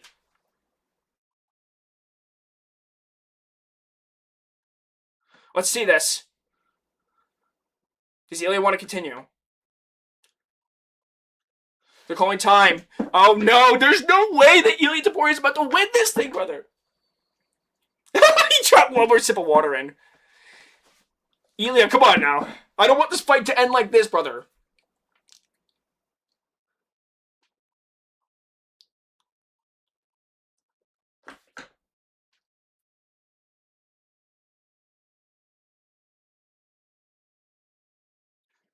They're stopping it. The doctor stopped the fight! Justin Gaethje's the champion! There's no way! They're stopping the fight? Are they gonna stop it?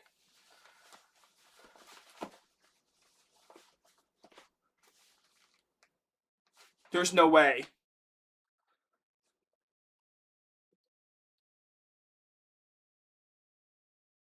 You're gonna let it go. No, they're not gonna let it go. They are gonna let it go. What is happening? I don't know what's going on. They're gonna let it continue. Here we go. Round number 4. This has been a confusing fight. I'm really glad. I did not want this fight to be stopped by way of the doctor. Ilya can still see. He's blinking. Come on, he can still see. He's able to touch gloves. He still has depth perception. Now, Ilya's got to take advantage of this. Ilya has to take advantage of this. Abso-friggin-lutely. Gaethje's gonna start chopping away at the lead leg now. Oh gosh, nice jab there from Gaethje. I'm really confused. I'm really confused right now as to what's happening, but we're rolling with it. Big right hand there from Justin Gaethje! And Ilya Topuria counters with a left hook. Gaethje entering the clinch, trying to land the uppercut. If Gaethje can just land a few more jabs, his eyes are going to be cooked. Knee to the body there. Justin Gaethje trips out Ilya Topuria. And Gaethje's got the snap down. Or Gaethje might get the snap down. Big knee to the head. Knees. Knees up top to the head of Ilya Topuria. Ilya's so tough. You guys can say whatever you want about Ilya Topuria. But he is so tough, man. Big body shot there from Ilya Topuria. And a big left and a right there from Justin Gaethje. Ilya Topuria looks beaten. He's beaten, he's bloodied, but he is so friggin' tough. He is not going to give up on himself. Ilya Topuria goes in with a jab now. Ilya Topuria's pushing forward. Nice jab there from Gaethje. This is what I mean. Gaethje, when he throws the jab, it's so successful. Gaethje's throwing big. He's trying to knock him out. He doesn't need to try to knock him out. All Gaethje has to do is just touch, touch, touch. Right? If Gaethje can get through this round, then the doctor might stop the fight. They're going to stop the fight, probably. Big jab there from Ilya Topuria. Gaethje rolls with the right hand. A nice uppercut there from Gaethje as Ilya goes down to the body. Ilya can't see. Ilya can't see. This fight's going to be over. This is absolutely insanity.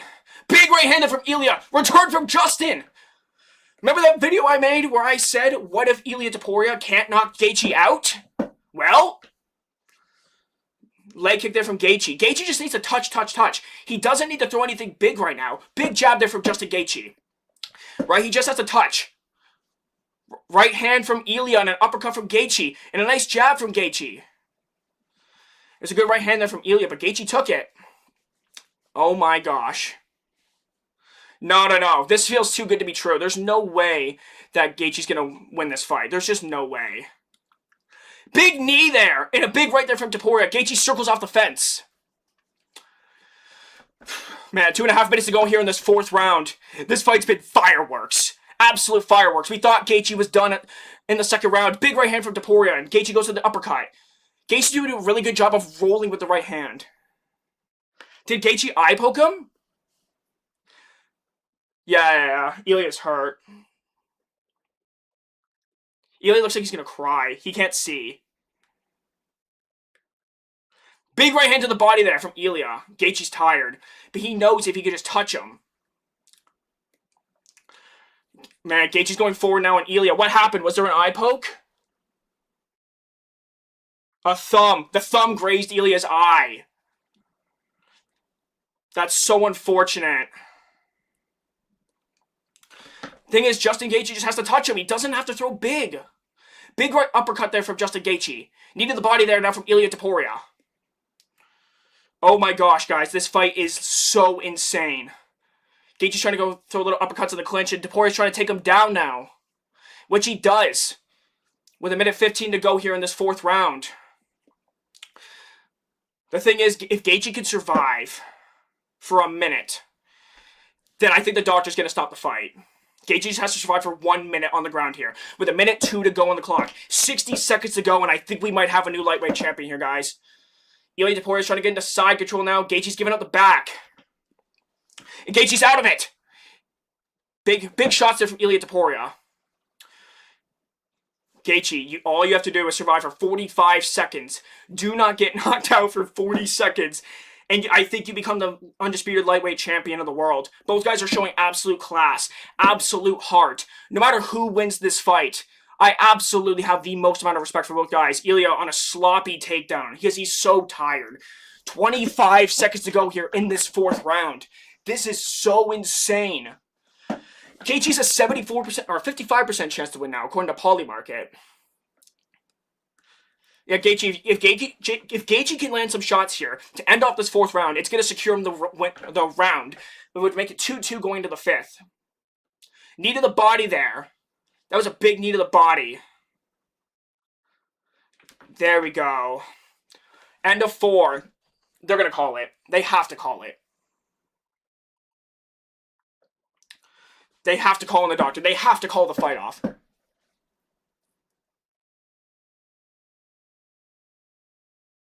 Ilia wants to finish the fight. Ilia said to his corner, we finish it.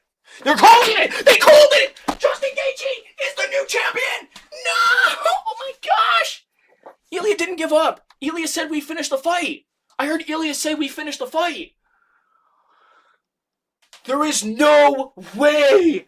Chat, there is no way! I'm actually shaking! Ilia, I don't think Ilia gave up. I'm pretty sure I heard Ilia say we finished the fight. I heard someone say we finished the fight. It sounded like Ilia. I don't know what to say right now, chat. That was his brother? Oh, his brother said that. I thought it was Ilia. I just heard someone say we finished the fight. Oh my gosh, chat. I don't even know what to say. I don't even know what to say, right? Here's the thing.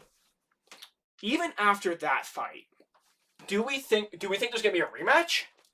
Do you think that the UFC is gonna give Ilia an immediate rematch? That's insane. That is utter insanity. And new, congratulations, Justin Gaethje. Ilia, you are one tough SOB. You are gonna come back from this. Any man would have fallen to those shots, but you didn't.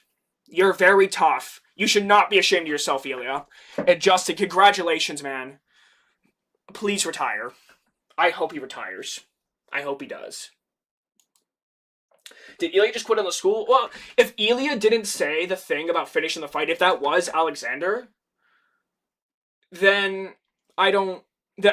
I only heard the one voice saying we finished the fight. I didn't hear anything else. The corner stopped the fight.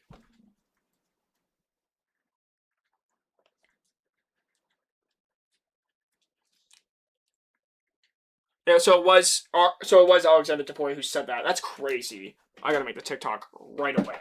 Right away, and then we're gonna go over the recap and everything live. Alright, boys? Don't you worry. I will be right back here in literally a minute.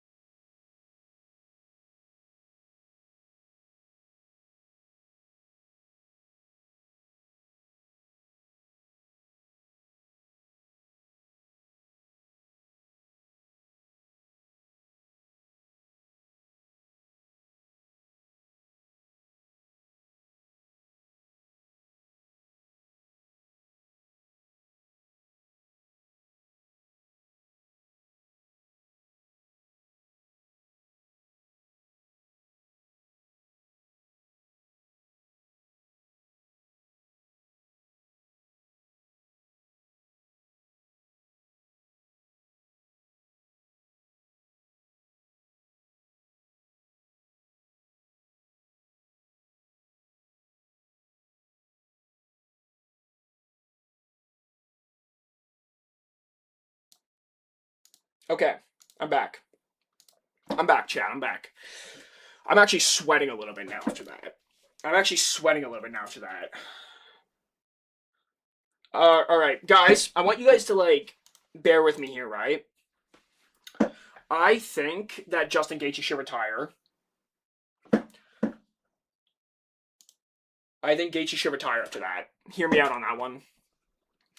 That is the way to cap it off.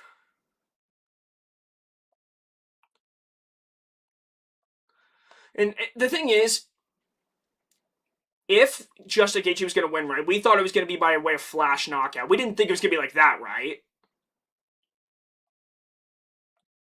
Congratulations to Justin Gaethje. You know what?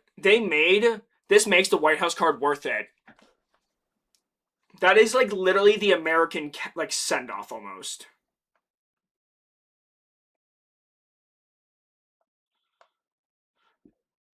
I wonder like how many people genuinely thought the fight would go like that. I don't think anybody thought the fight would go like that. But then again, we didn't think Alex Pereira versus Ciryl Gane would go the way it did either.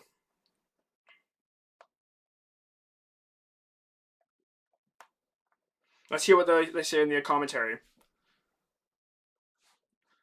Joe Rogan's interviewing Justin Gaethje now.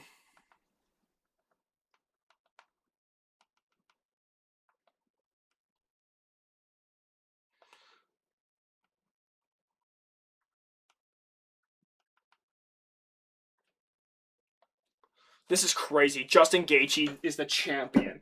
Who said that thing earlier about Eddie Alvarez being the last person to lose their belt inside the octagon? Well, yeah, you jinxed it. Whoever said that, you're banned.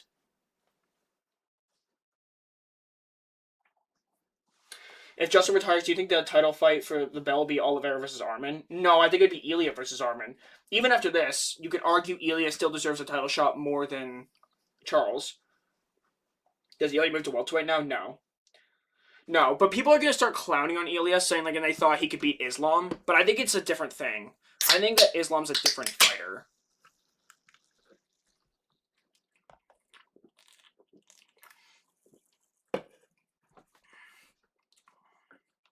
This is crazy. I don't even know what to think right now.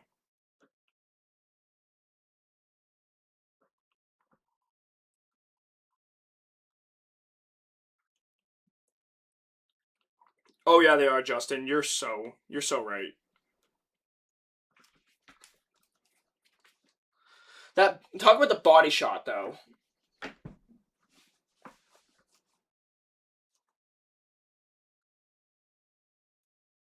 Ilya's so tough, bro. Ilya is so tough. Gaethje, like, Ilya's so tough, and so is Gaethje. They're both so tough.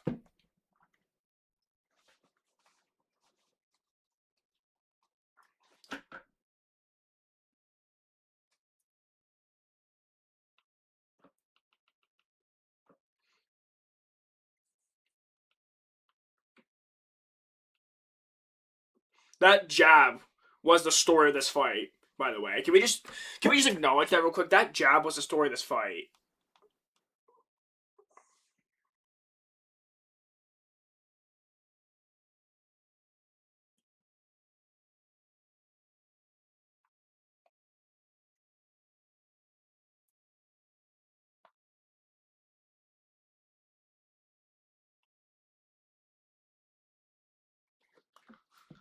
Dang. Did Ilya get eye poked? Well, Justin Gaethje was like throwing a jab, and his thumb was sticking out. I think it grazed the eye, and that kind of could have played into a factor of the eye getting shut. They call me delusional, which I was betting for Gaethje, but I don't care. Well, you kind of were. Hindsight's 2020. I'm still gonna call you delusional. Zone. Now we don't get Ilya versus Islam. I know people are gonna say like this is proof that Ilya should not have fought Islam, but I think styles make fights, and I think Gaethje's a lot tougher than Islam. Is that just me? Is that a crazy thing to say?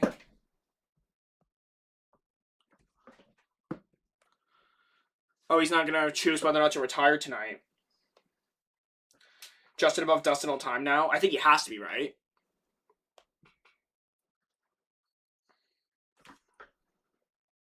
All right, let's get this. Yeah, Justin Gaethje absolutely deserves the bonus. So now we can acknowledge Islam versus Ilya would have been domination. No, we can't just acknowledge that. That's not just a fact. You know what I mean? Like, there's a difference. Styles make fights.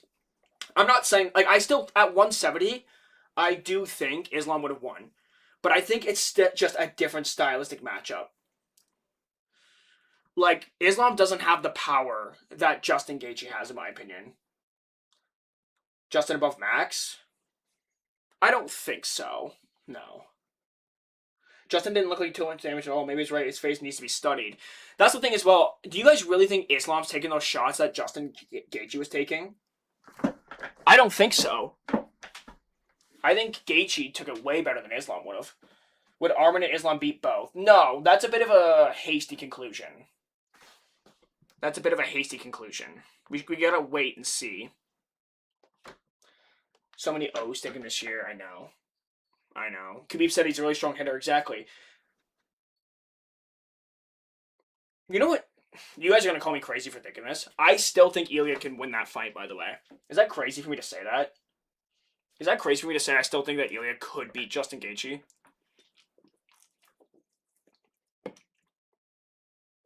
Ilya does not have it in him anymore. What if Ilya doesn't come back the same? That is something to consider as well. The thing is, I want to make this very well known to you guys. Alright? I want to just, like, make this very well known. I still think Ilya Topuria is that good. I still think he's that good. I just think that Ilya fought a very tough Justin Gaethje. Yes, Ilya dog crap now. No, he's not. He's not.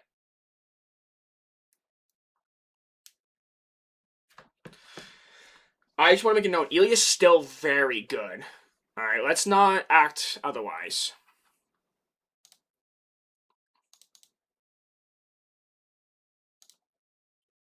Now, we are going to do the recap here in a minute. Before I get off stream, we're going to do the recap. Okay, so just give me a second here. Let me... Oh. I'm going to have to fix that.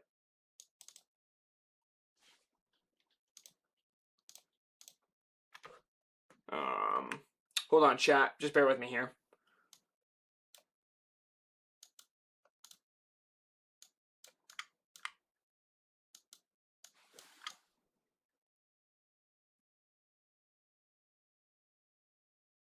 Close enough. Get the display capture on here. Get that off. There we go. Okay, you guys ready for this? Let's film a video. I hope Oliveira can get the belt again. Now Styles great against Justin. Well, Justin could also chin Oliveira. It's all that in that fight. Anything can happen. Retire Ilya, please. Okay, let's calm down. I think it's just a toughness thing. If Gaethje had the durability of anybody else, he would have lost that fight. I think Ilya beat Justin rematch. He was just careless. I think he can absolutely beat Justin. I don't think that's crazy to say. But anyways, let's start recording this. Wow. What a night. Ilya Topuria versus Justin Gaethje, the White House card, just wrapped up literally like 5 minutes ago. And I wanted to get my thoughts while this is fresh. Doing it still on live stream here. And we've had a friggin' heck of a night. It's been absolutely crazy to me. And we are going to start off with that main event. Alright? We're going to start off with that main event. Ilya Topuria versus Justin Gaethje. That ended, and after the 4th round due to doctor stoppage, Ilya just couldn't see. I think it was a good stoppage.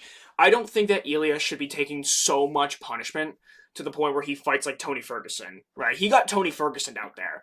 Like, in the first 2 rounds, I was thinking, like, Gaethje's looking panicky, Ilya's looking so much more technical, it's only a matter of time till those body shots take its toll. And it almost did. But then when Ilya got on top of Gaethje, I noticed that Ilya was starting to slow down. And how could you not, right? He's putting 100% power into everything. And this is what I said in a previous video. What happens if Ilya Topuria cannot knock out Justin Gaethje? Well, now we know what happens. Gaethje is so friggin' tough, right? And don't get this mistaken. I still think that Ilia Topuria could beat Justin Gaethje. In fact, I would still probably favor him in a rematch, right? Because Gaethje is he's not exactly in his prime, I would say, which is kind of crazy to think. I don't think he's in his physical prime. Imagine the Gaethje that fought Tony Ferguson, if he fought Ilia Topuria tonight, that might have been worse. It actually might have been worse, unironically. Ilia Topuria was landing a lot of good shots, but Gaethje's so freaking tough. And I was very surprised that he didn't get submitted on the ground. Like, his submission defense was showing to actually be okay, but Ilya was also very tired at that point. Justin Gaethje's jab was on point, and this is what I've been saying for a long time. When Gaethje uses his jab, it's very effective. He was feinting a lot of takedowns to rise up into the clinch to throw uppercuts. It was some beautiful work there from Justin. Ilya, I don't think he wanted the fight to be stopped, but it's for the better. If he would have went out there in that 5th round, he would have taken even more punishment. And it wouldn't have been necessary. Gaethje would have just ended up winning a decision most likely. I had it 2-2 going into the 5th, and it was a very good fight. Ilya, you showed a lot of heart. I want to make one thing very clear. Ilya is still a very good fighter. And I know people are going to say, well, see, look what would have happened if he fought Islam. It's not the same thing. The reason why it's not the same thing is because Islam would not be able to take these shots of Ilya. Not like that. Gaethje is just a different beast. He is extremely tough. I don't think Islam would have that kind of toughness. Styles make fights, ultimately. And you know what it is? I think a fighter like Ilya, after a loss, he's going to come back so much better.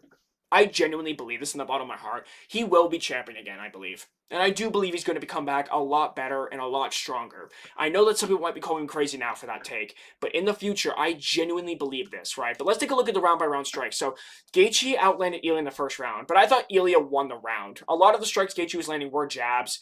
Nothing really too significant was like stunning Ilya, and Ilya was pinning up Gaethje against the fence, getting him to be all panicky, swaying around. He was reacting big to everything. I thought Ilya won the first round.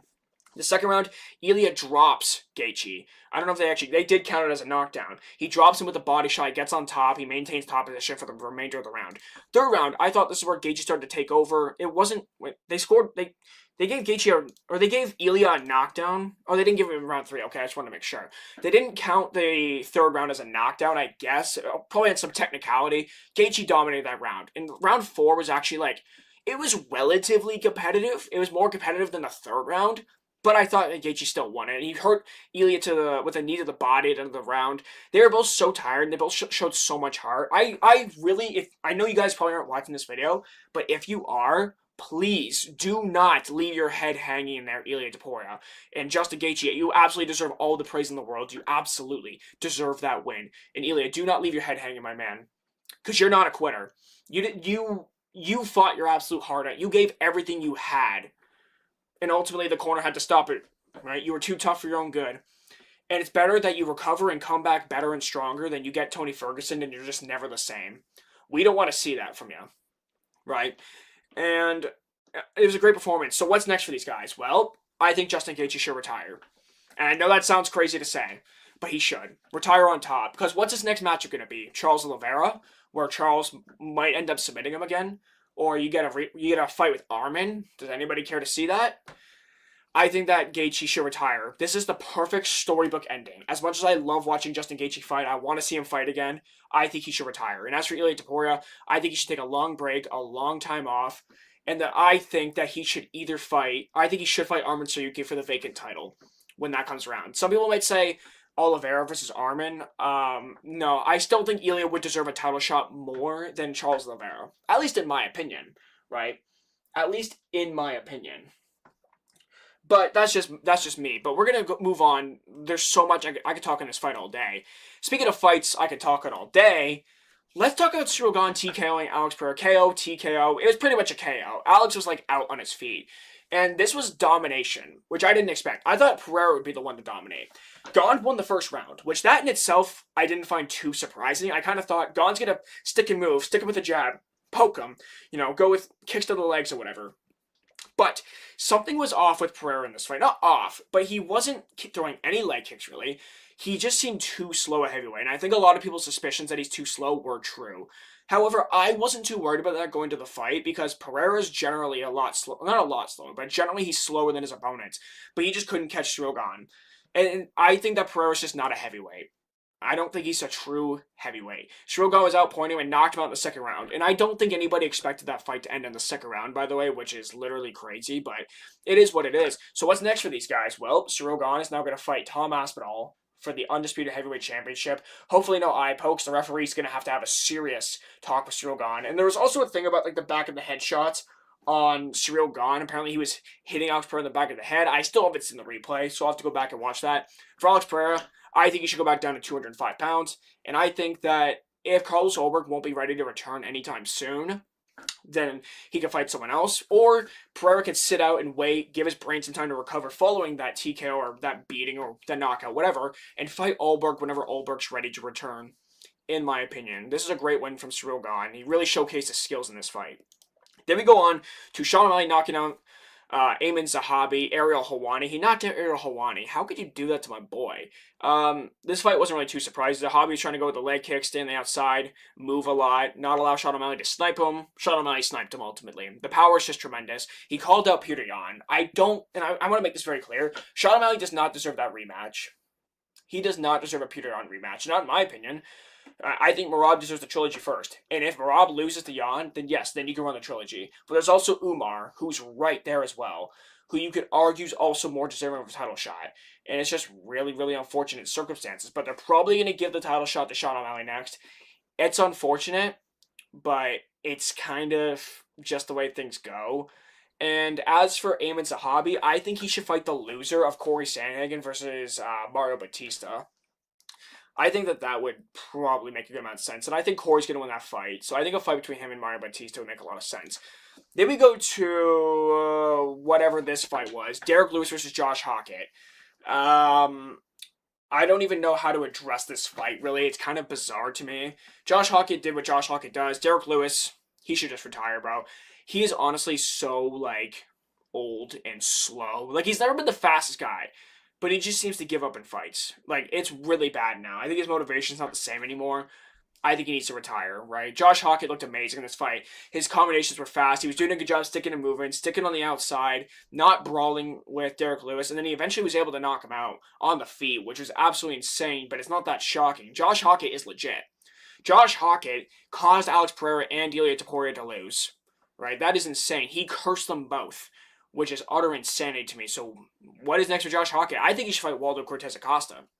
I think that's the fight to make. Waldo just came off a very close decision to Alexander Volkov. Derek Lewis, retire.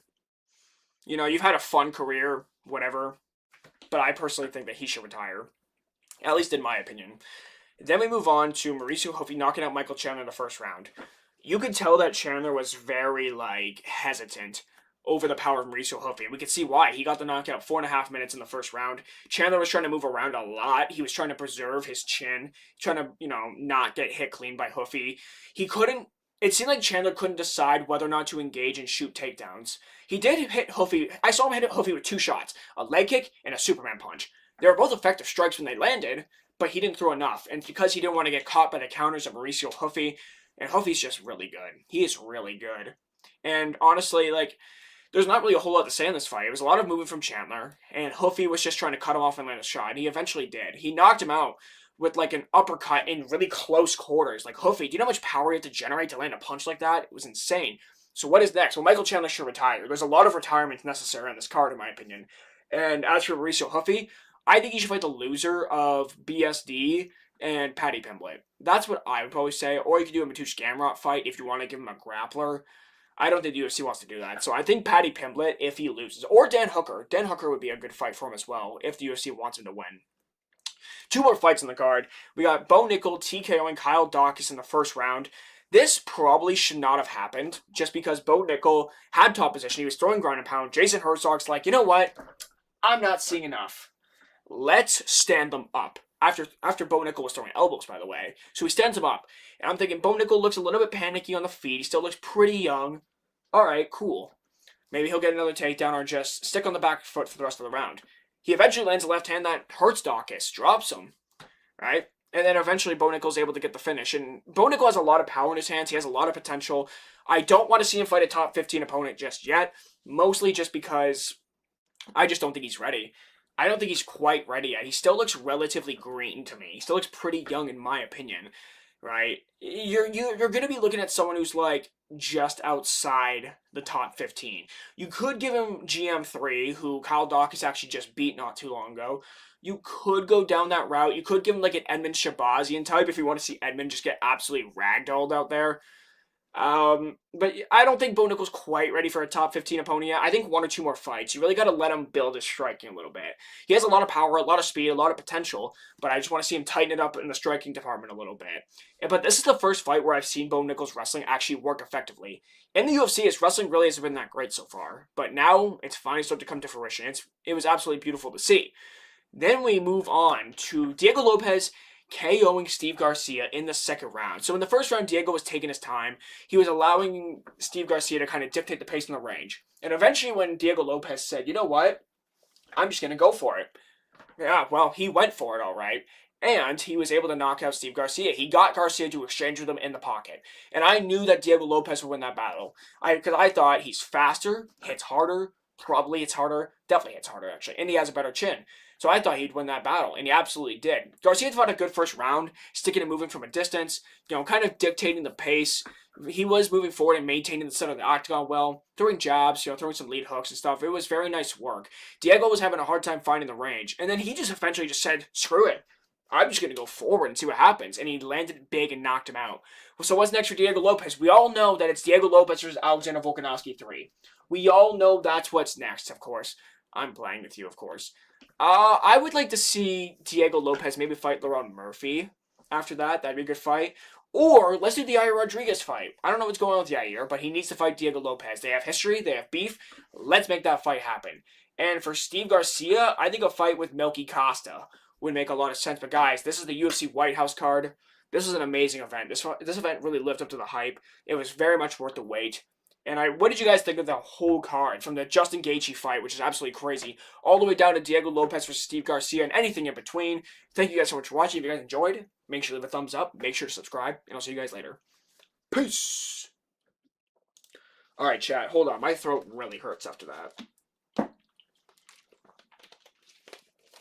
I had a feeling Justin would win. Felt Ilya was too cocky. The thing is... Wait, hold on.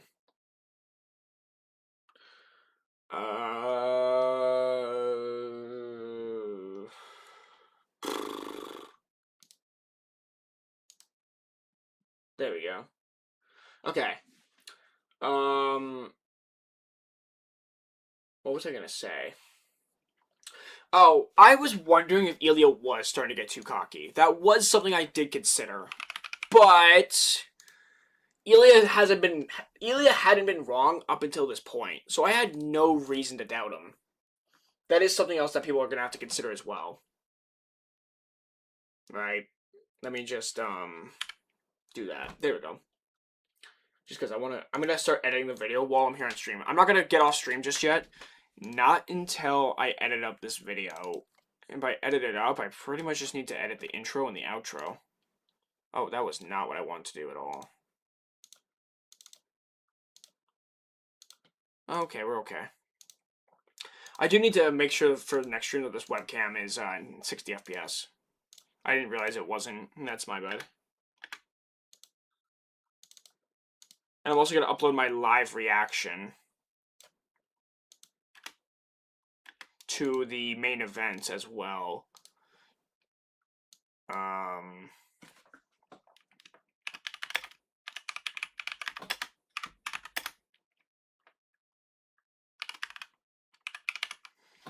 So what did you guys think of this card? Because this was actually insane. Okay, let me ask you guys something, okay? Actually, I'm going to hold a poll here for you guys. I'm going to give you guys a little something to sip on here. Let's do a poll here real quick. Let's do a poll.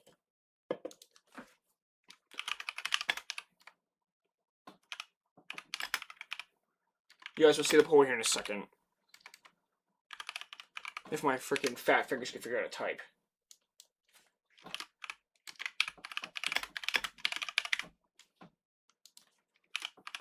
I actually have a personal answer for this question. But I want to see what you guys say. And I don't want you guys to let recency bias affect this, okay? Ilya was stupid and dumb. He should have shot more takedowns. But then again, Gaethje does have good takedown defense. But anyways, take a look at the poll here that I've just put up. Which upset was bigger, Gaethje, Ilya, or Strickland Hamzat?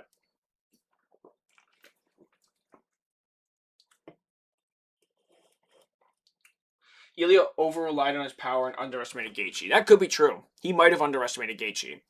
But I don't want to take anything away from Gaethje. The problem is, two things can be true at the same time, right? But that, like, I don't want to take credit away from Justin Gaethje. But at the same time, it could be true that Ilya possibly underestimated him. Underestimated his durability. What were the... Oh, I want to take a look at the actual, like, stats and stuff.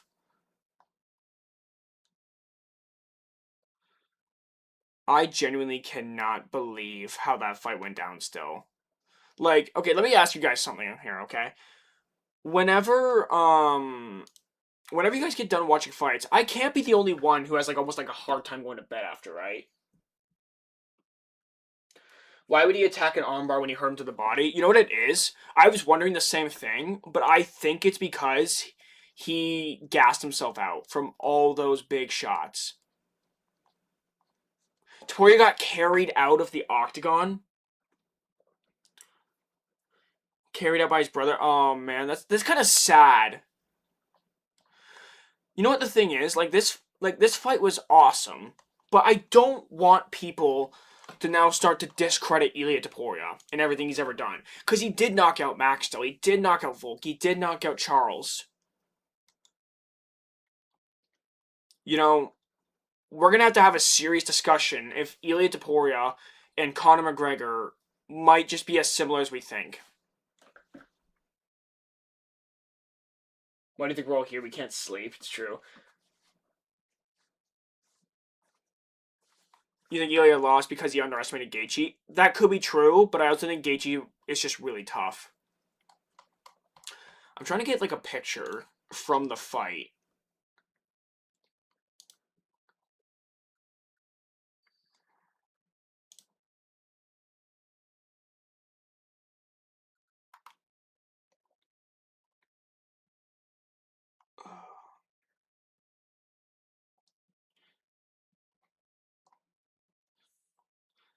I will find one. I'm trying to get a picture from the actual fight.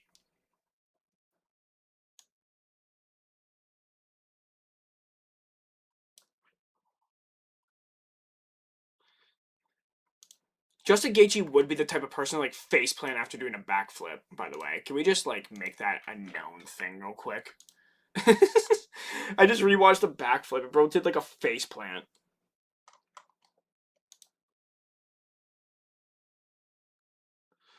I'm gonna find one. I'm gonna find it. I don't really think it matters that much in the grand scheme of things, but...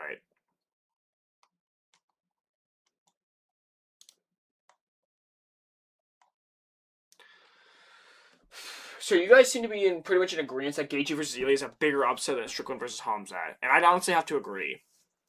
Because people actually gave Strickland a chance to win that fight. Whereas I don't feel like... I didn't even give Gaethje much of a chance to win this fight.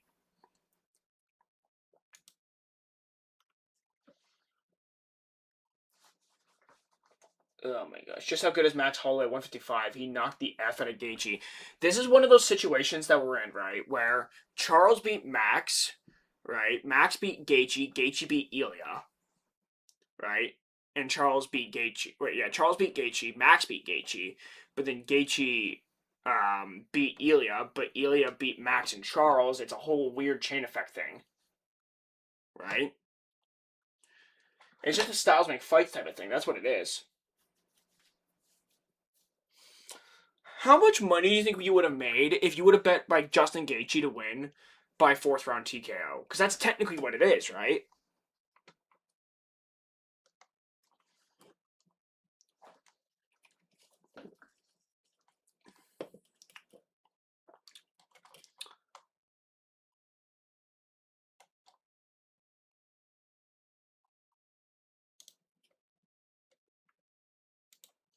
You know what? We're gonna work with this image here, I think.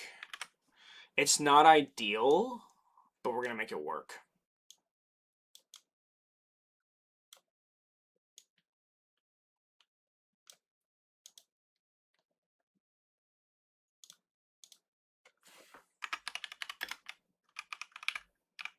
This is not a very good picture, but maybe I'll get one afterwards. I'll get another one afterwards if I have to.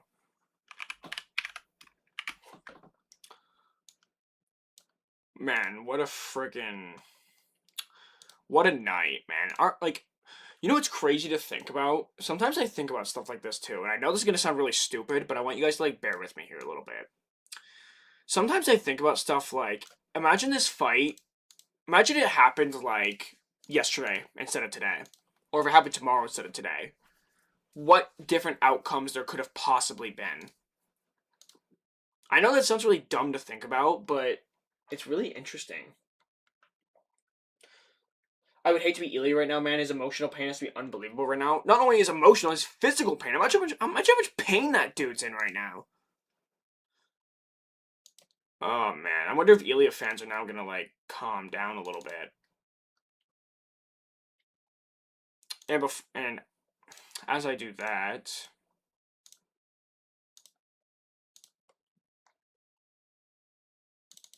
I'm gonna also upload my live reaction to this fight. Let's see what, like, people are saying on the YouTube Shorts part of this.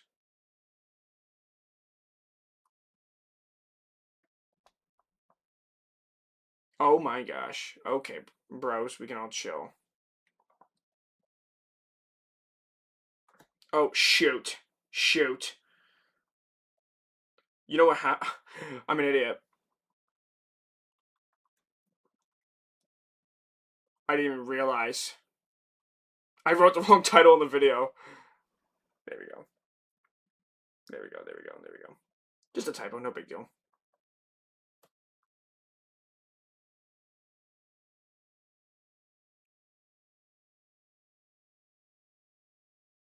I made the wrong freaking title by mistake. That's okay. No big deal. Khabib would have mauled Ilya. I was saying that before that fight, bro. I was saying that before that fight. And people were, like, calling me crazy.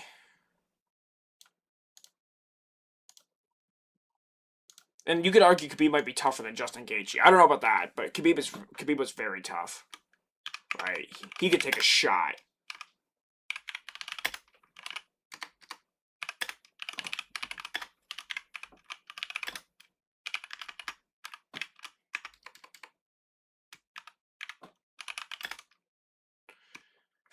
When I made the show, I actually wrote by accident that Ilia Topuria dominated Justin Gaethje.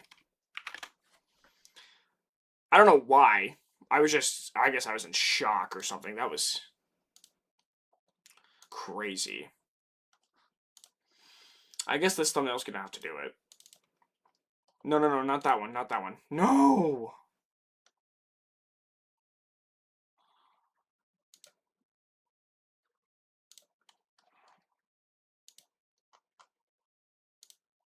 Change it.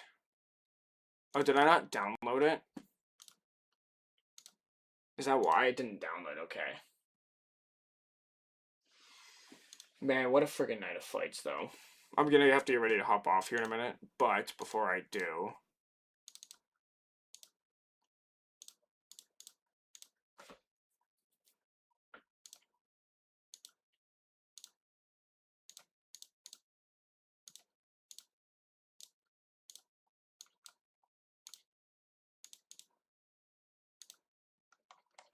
Okay, upload that.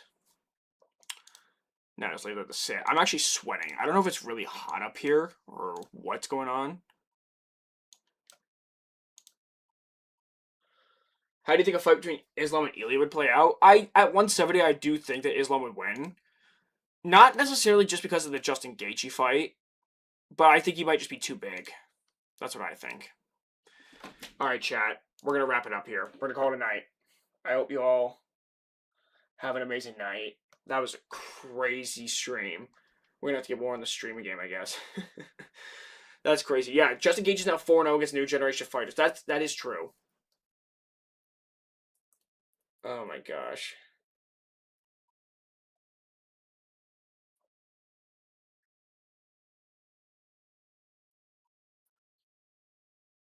All right. I hope you have a great night.